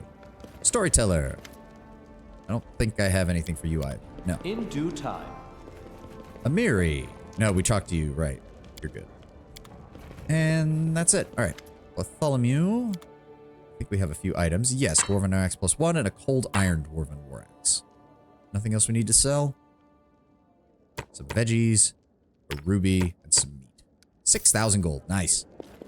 All right. All according to Let's grab Tristan back in our regular group, and let's go head back to Varnhold. It'll be tooth extraction. Oh, never a good thing. Typical dentist Venice, some complaints from the dentist, things about needing to do that after regeneration. Yep. You just got to deal with it. Keep those teeth clean. After tooth extraction especially is a little annoying for a week or two. I am well aware. Had to get wisdom teeth pulled back in the day. Not a fun time. Except for the drugs. The drugs were a very fun time once they got into your system. Alright, Harim, you stay here. Tristan, let's grab you and head out with the regular group. I'll definitely use Knock Knock again after we get through this chapter, because I remember this chapter having a lot of undead, and Knock Knock with no sneak attack is not a very good time. I just got shots and gas for my wisdom teeth. I mean, they give you that to knock you out. I'm talking about the pain afterwards. They gave me some painkillers for that as well. That was the fun part, the recovery period afterwards. Aside from the fact that you couldn't eat much of anything for the first few days and couldn't use a straw for like the first month. You don't want to pull the blood clots out when you're using that, so they tell you not to use a straw. Last time I was at the dentist, it was rather chill. Just sat there, mouth open, waiting for 1 to 2 hours. I mean, yeah, you want the dentist trip to be like that. That's usually a good sign. That's why I usually like to multi-class Knock Knock into Fighter. That said, only incorporeal undead like ghosts are immune to sneak attack. Really? I thought regular undead were immune to sneak attack. Or am I thinking of the tabletop? I think I might be thinking of the tabletop. A Lenorm's Grave. I can't remember the last time I ever used a straw. The giant skeleton of a Lenorm, a gigantic monstrosity that somehow found its death in the Dunsward Plains. Wind and sun have whitened the bones of the majestic beast, and its bleached ribs extended to the air like strange trees. The moss-draped skull now instills horror in the hearts of those who see it. The ground around the skeleton has been stomped flat by the mastodons that often wander these plains in search of food and shelter. Wow, we can actually hunt mastodons in this region? Oh my god, we're gonna eat so fucking well. Even incorporeal creatures can be sneak attacked if you have the ghost touch weapon. Ah, okay. As it should be. Still, this chapter is also all about the Kelid barbarians, so having Amiri in the party just feels right. BRB? No problem, Jin.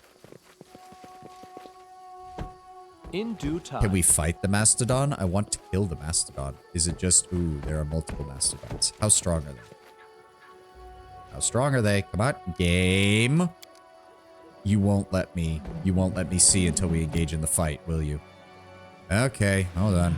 Well, they are big. They are big and they are dangerous. Why am I am prepared. Why the hell am I missing 30 hit points? The fuck? Just go ahead and down a potion. There we go. Apparently the wolf is also damaged, but that's fine. Time's not waiting. All right. Let's start off with Bone Fists. Keep your eyes open. Ekun, go ahead and just go with Aspect of the Falcon. We're not going to use your full buffs. I'm listening. Tristan, give me a bless. So, any brilliant ideas? Jubilost.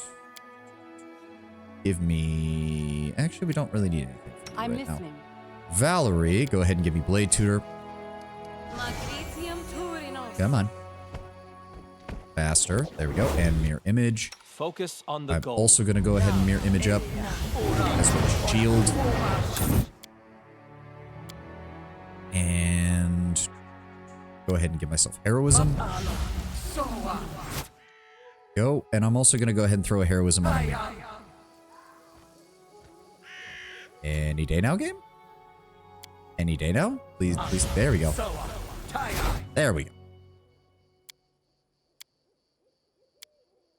Oh, and of course, Blade Tutor on myself. And you know what? Telekinetic Strikes too, just in case. I'm probably over-preparing for this, but that's fine. Follow my lead. All right, hold on. Reorganize. Keep you right there. I think we can one-shot. I think we have enough firepower that we can deal with this one on its own, and I'll have Valerie start over here so she's closer to the one over here. Ekun, go ahead and give me Sense Vitals on yourself. And start us off. Hide from me. Sees an extincted animal roaming a pathfinder. We got to put a stop to that. I mean, I'm more just interested in... Nowhere to run. Okay, there is a third one. There is another one over there. That's fine. Ekun's doing good damage. Unfortunately, yeah, he's slightly too far away. Jubilost, give me an Acid Bomb. You somehow... Why is it, whenever it's a bonus round, you always somehow miss your first shot, Jubilost? I've noticed that happening a lot. I was really hoping that would knock him over. What would he need? Like a... Ooh, he needs a 19 or higher to trip them. That's not happening. Right, move closer to that one. Valerie, you support Akbo. Ekun, open fire. Sneak attack, sneak attack. And then he also gets his shots on this one. There we go. We know that there's another mammoth, so I'm willing to delay my turn until we take that down. Go ahead and acid bomb him. There we go. Move forward. Akbo, I want you to go this way. That should... Where is he? There he is. Pull back. Amiri. Delay until after his turn. Let him come to us. Valerie, move over here. Interpose yourself between them.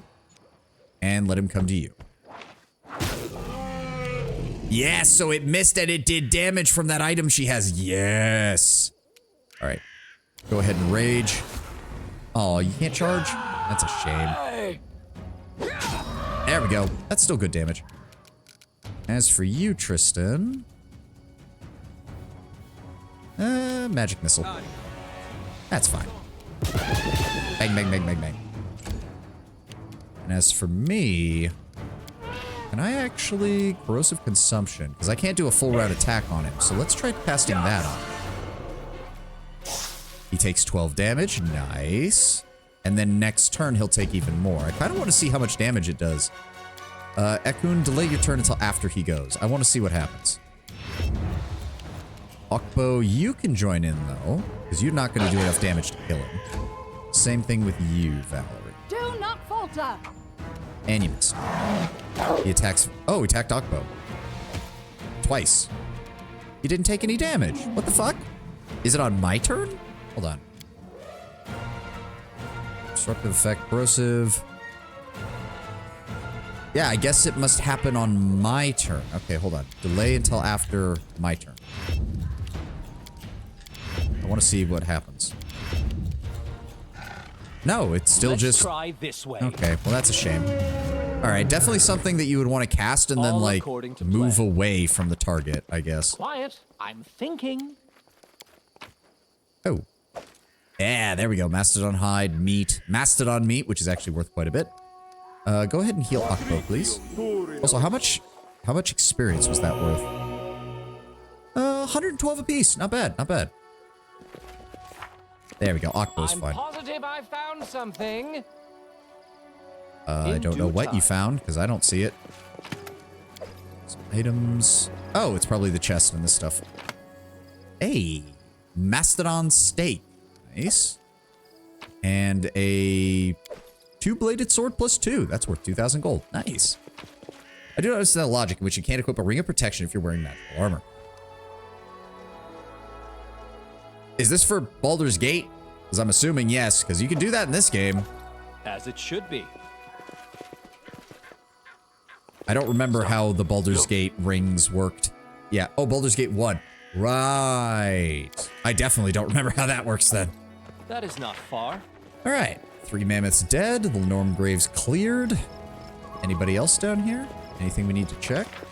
No. The whole area is cleared. All right. Done and dusted. Another area cleared. More monsters dealt with. No more mastodons. Eat that meat. Let's fuck those things. All right. Let's just keep moving. We can keep exploring the tours of the Lebanese now. Astronomical data. What do we have here? Let's go ahead and make a hard save just in case. The Shivering Glade. Even during warm weather, a traveler passing through this place will feel an unnatural chill crawl through their skin. On top of that, an eerie silence dominates the place. There's no birdsong or even the buzz of insects to be heard. All right, what bullshit's here? Hunted the Mastodon to extinction? Maybe in this area, but not in general. Amiri comes from a place called the Realm of the Mammoth Lords, for God's sake. Oh, I don't like the look of this place. I don't like the look of this place one bit. Is this gonna have another superpowered undead at the end of it like we did in that other place? Oh, great. What is it? Oh, okay. Spirits. Ancient Soul Eaters. Oh, dear. Level 15 neutral outsiders. Fuck. All right. This should do it. Get us in position. Tristan. Hold on. What are they? Give me their stats. 203 hit points. Have fun with the level drain. Fuck. Of course they have that. Immunity to sleep, paralysis, poison, all-round vision, immune to trip, damage reduction 10, airborne. Ugh. Weapon focus claw, improved critical flaw. Or claw. Blah. Obsidian flow, second wind, remove disease, certain light, deadly juggernaut, invisibility purge. Remove blindness, prayer, magical vestment, inflict serious wounds, delay poison. Archon's aura. I don't suppose I have anything that would help. Honestly, protection from evil might actually be the only real option we have. Yeah, Tristan, go ahead and give me a protection from evil communal, please. Ekun. Go ahead and give yourself Aspect of the Falcon real fast, because opening fire with only a single arrow is not very good for you. Amiri, though, on the other hand, give me a rage and a charge. Go after that one. There we go. There we go. Fuck you. She does not care that you're incorporeal. She almost, okay, not one-shotted, but she dealt over half his health and damage. That was good. All right, Valerie. Give me a 5-foot step towards this one. And then go ahead and give me displacement on yourself, please. Nope. Akbo, no reason for you to move. But attacking, it's also not that great for you. So go ahead and give me good hope on the entire party, please. There we go. Jubilost. 5-foot step. Get the fuck away from these things. Do they have any immunities? I didn't even read about that. Damage reduction 10 magic. Immune to poison, but not to elemental damage. Good. Let's go with acid bombs then.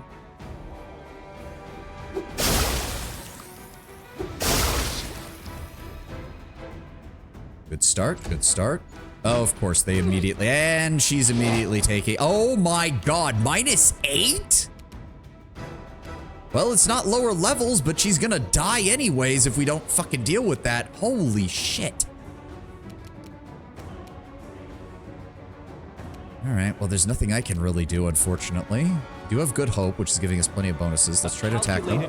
Okay, we can hit them. We can hit them just fine. Really? You crit failed?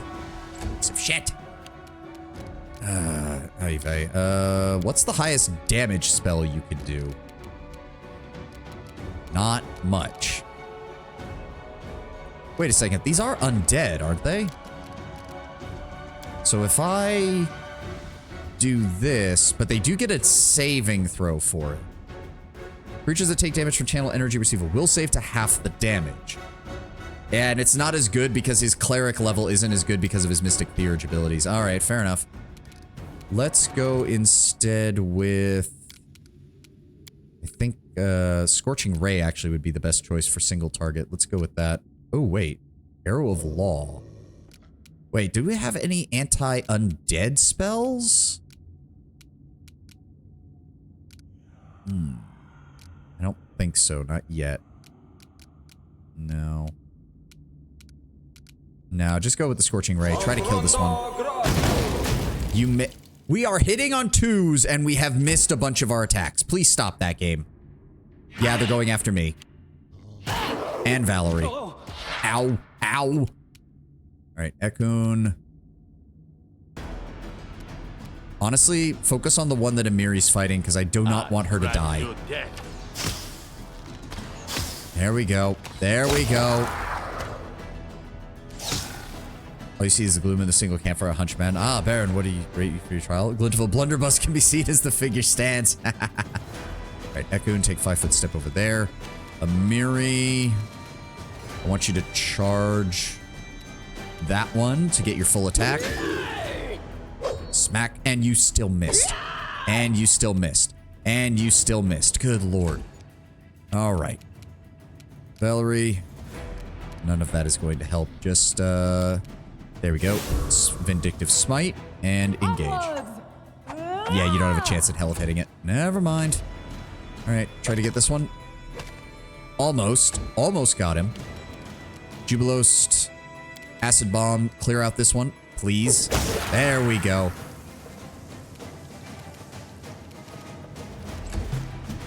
Then I'll start my turn on him. This will hurt. And we missed, and we missed, and we missed. 3 coin flips. All of them came up tails. Thanks, game. Love it. Love it, love it, love it. Let's go. Let's focus fire on you. Okay, at least they don't have spell resistance. Hey, he actually missed. Okay, I got lucky there. Fuck your concealment. Or fuck you, I have concealment, I should say. Cannot Ekun? hide from me. There we go. Amiri, can you charge this one? Yep. And you missed, and you missed, and you missed, and you missed. Good lord. Stay behind me. Everybody just focus on this one. There's only one of them left. We've got this. Jubilost, more acid bombs. 50 damage apiece. God, I love explosives. Let's try this one. There we go. Alright, so I took wisdom damage. Amiri took wisdom damage. Everybody else is fine, though. How much did I take? -4. God damn.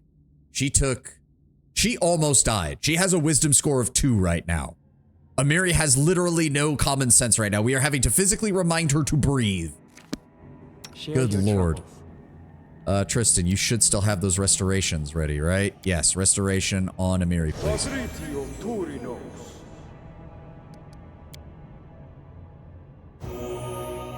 There we go. All right. And then I will go ahead and use Restoration Lesser. It's not going to heal it fully, but we do have some Lesser Restoration Scrolls that I can use to finish it up. Where are they at? Type.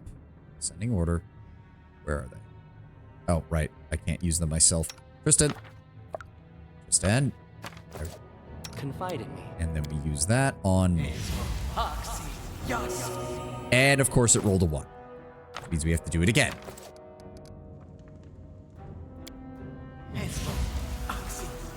There we go. All right, everybody's taken care of. What were these things protecting? They were protecting the Clockwork Pendant. This grants its wielder or wearer a +10 bonus to movement speed. Slow and haste effects cast by the wearer have their duration increased by half as if affected by an extend spell feat. Our most common person who uses that is actually Jubilost.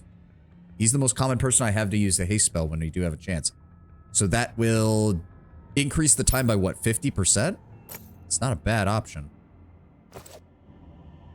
We'll have to get it enchanted with some natural armor as well going forward to make sure that he keeps his protection. But other than that, the undead have been dealt with. So like usual. No, Amiri at least understands how to breathe.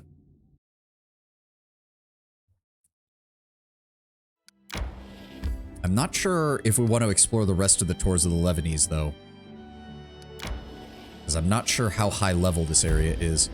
Gates to the Valley of the Dead. Now, I'm pretty damn sure that is story content related, if I recall. So we're going to avoid that. Bandits? Really? No mistakes. Let's just one right there. Right here, my friend. Just gonna turn that off. And Tristan, actually, just go ahead and... Because I'm pretty sure there's another group that always spawns above us. The beginning of the hunt. There we go. All right. Everybody focus. There we go. All right, who's left? Aha, there was one up there. But... Oh. There's also... How many of you fuckers are there? There we go. There we go. Handled. In due time. I really don't like these mountainous maps because it spawns the enemies miles away from one another. All right, there was only one of them down here. Good. Give me my loot. Every single drop of loot will be mine. Masterwork daggers. Nice. So that's like 400 right there. 500 with the crossbow. That's what I want to see. Really? This guy? Oh, yes, there was another guy up here. We did get him. Aha. And he has a composite longbow. Nice. That's another 100 gold. Loot. We love loot. Leave no loot behind. Leave no loot behind. I won't leave a single drop of it behind. Fuck you, game. If you're going to give me loot, I'm going to sell it, and I'm slowly going to accumulate enough money that it doesn't matter how expensive all the projects are in this damnable barony. I'll still get them all. I'm pretty sure that is the end point of the act, but we can't get in there yet, so I'm just going to ignore it. Interesting. All right, that connects there. And then we swoop around here. That's honestly the only thing that sucks about shape-shifting classes in a lot of CRPGs is many of their gear does not impact them. To a certain extent. And the main problem with that in CRPGs is that most shape-shifting builds or natural weapon builds are not really thought of as mainline builds for people. Pathfinder is one of the better ones. It helps that from the ground up, there was a lot of support for natural weapon builds, and it only got more later on. Feral combat training for monks so they can use claws, the shifters as an entire class, the various accoutrements that could be made for a druid that focused on shape-changing, dragon disciple. There were a lot of options for it even early on, and they only added more as the game went on. What is that? Precious metals. Nice.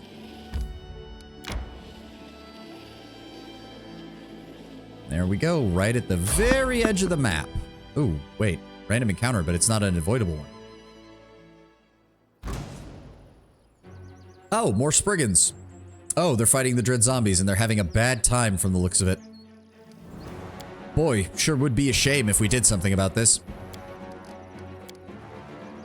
Right there, right there. Okpo, I want you there. Valerie, want you... No, Valerie, right there. Amiri, right there. Ekun, focus on the dread zombie over there, and Jubilos, you go here.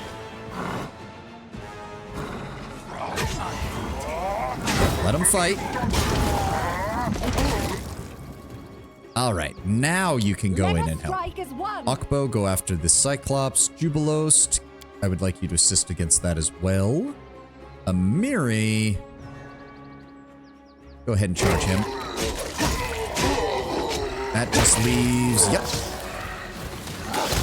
There we go. Take him down. All according to plan. Glorious. That went perfectly. Couldn't have asked for a better setup. Masterwork great axes, some other masterworks, lots of cure potions, which I'm fine with. Thank you very much.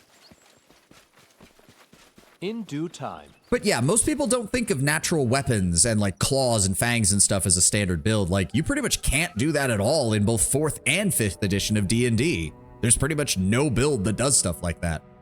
The closest you get is Monk, and that's not quite the same.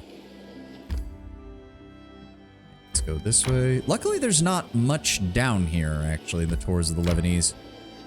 Yep, there we go. Cleared out.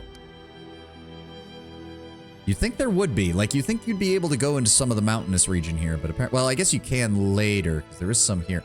Maybe I should go down there. Check it. Nah, we'll be fine. We'll be fine. We'll be fine. All right, so Varnhold itself is clear. Dunsward is also clear, so I do believe that just leaves the Kelid Barbarian Camp is the only place left to go. We'll go there and probably end the stream, because we've only got a few minutes left. More bandits. Really? Really? This is what you want to throw at me, game? I am prepared. Just vaporize their asses, please. Something bothering you? That usually also means that there's some down here. Tristan, if you would clear that area out, please. We will be victorious. There we go. Oh, there was some up there, too. Akbo, you go deal with that.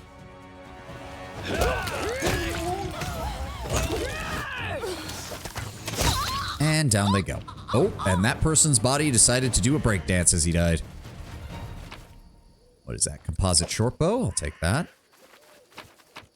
Masterwork longsword? But only regular great swords. Really? You can't even be bothered to give Masterwork great swords? They're only 1,000 gold. Or 100 gold. Come on, game. I just want more loot. I want more loot. I want more gold. I'm a dragon at heart. I want a pile of gold to lay on and also enough magical items to fuel an entire army of champions.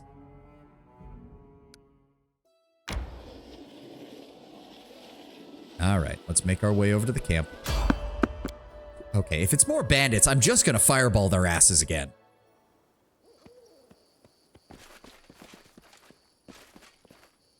Hello? That is not far. I don't like the look of this. Hello?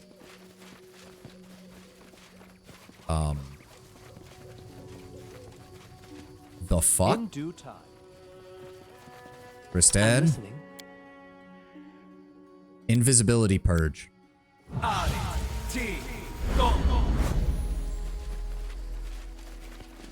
All according to plan. What the fuck? It said random encounter. Where the fuck? Okay, there's... Yeah, fuck. As it should No, be. there's no invisible enemies. After the failure that was my first Kingmaker game attempt, my later concepts were both dragon themed. Okay, so we were randomly encountered by nothing. That was weird. I don't think I've ever seen the game do that.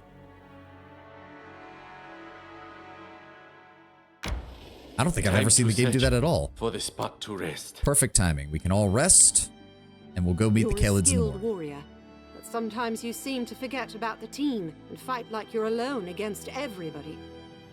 It's all true. Bold habits don't easily die. I've fought alone all my life. Ekun's capable enough. Valerie, don't worry about him. Let him do his job and you do yours. Hold the enemy in place and Ekun will just fill them with arrows. We know how this works.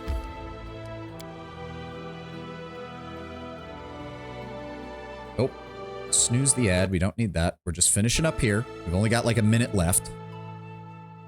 Baron, what? Nothing to report, sir. Son of a bitch.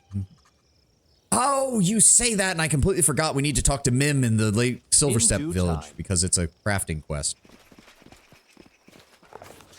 Oh.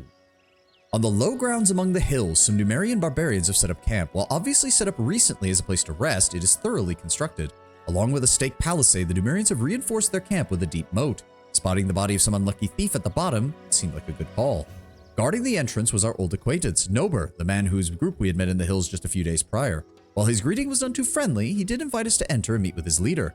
We were led to a man named Dugath, a middle-aged Kelid with a gorgeous mane of hair, once charcoal black but now salt and pepper, as well as bronze skin hardened by the sun, wind, and time to the point that it looked almost like oak bark.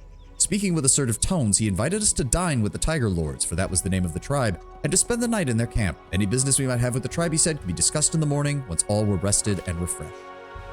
Oh, I didn't realize we were going to be doing an entire event with this. Shit. Not wanting to offend the barbarians, who'd proven to be commendably hospitable, we accepted the invitation, and within minutes were seated at the bonfire with goblets in hand. As guests, our goblets were wrought of finely decorated silver with intricate carvings depicted scenes of battle. Do as I do, Amiri whispered into the Baron's ear. They care about tradition a lot. Be on guard, Jubilos whispered in the Baron's ear. These savages can be touchy. Follow my example, you may avoid offending them.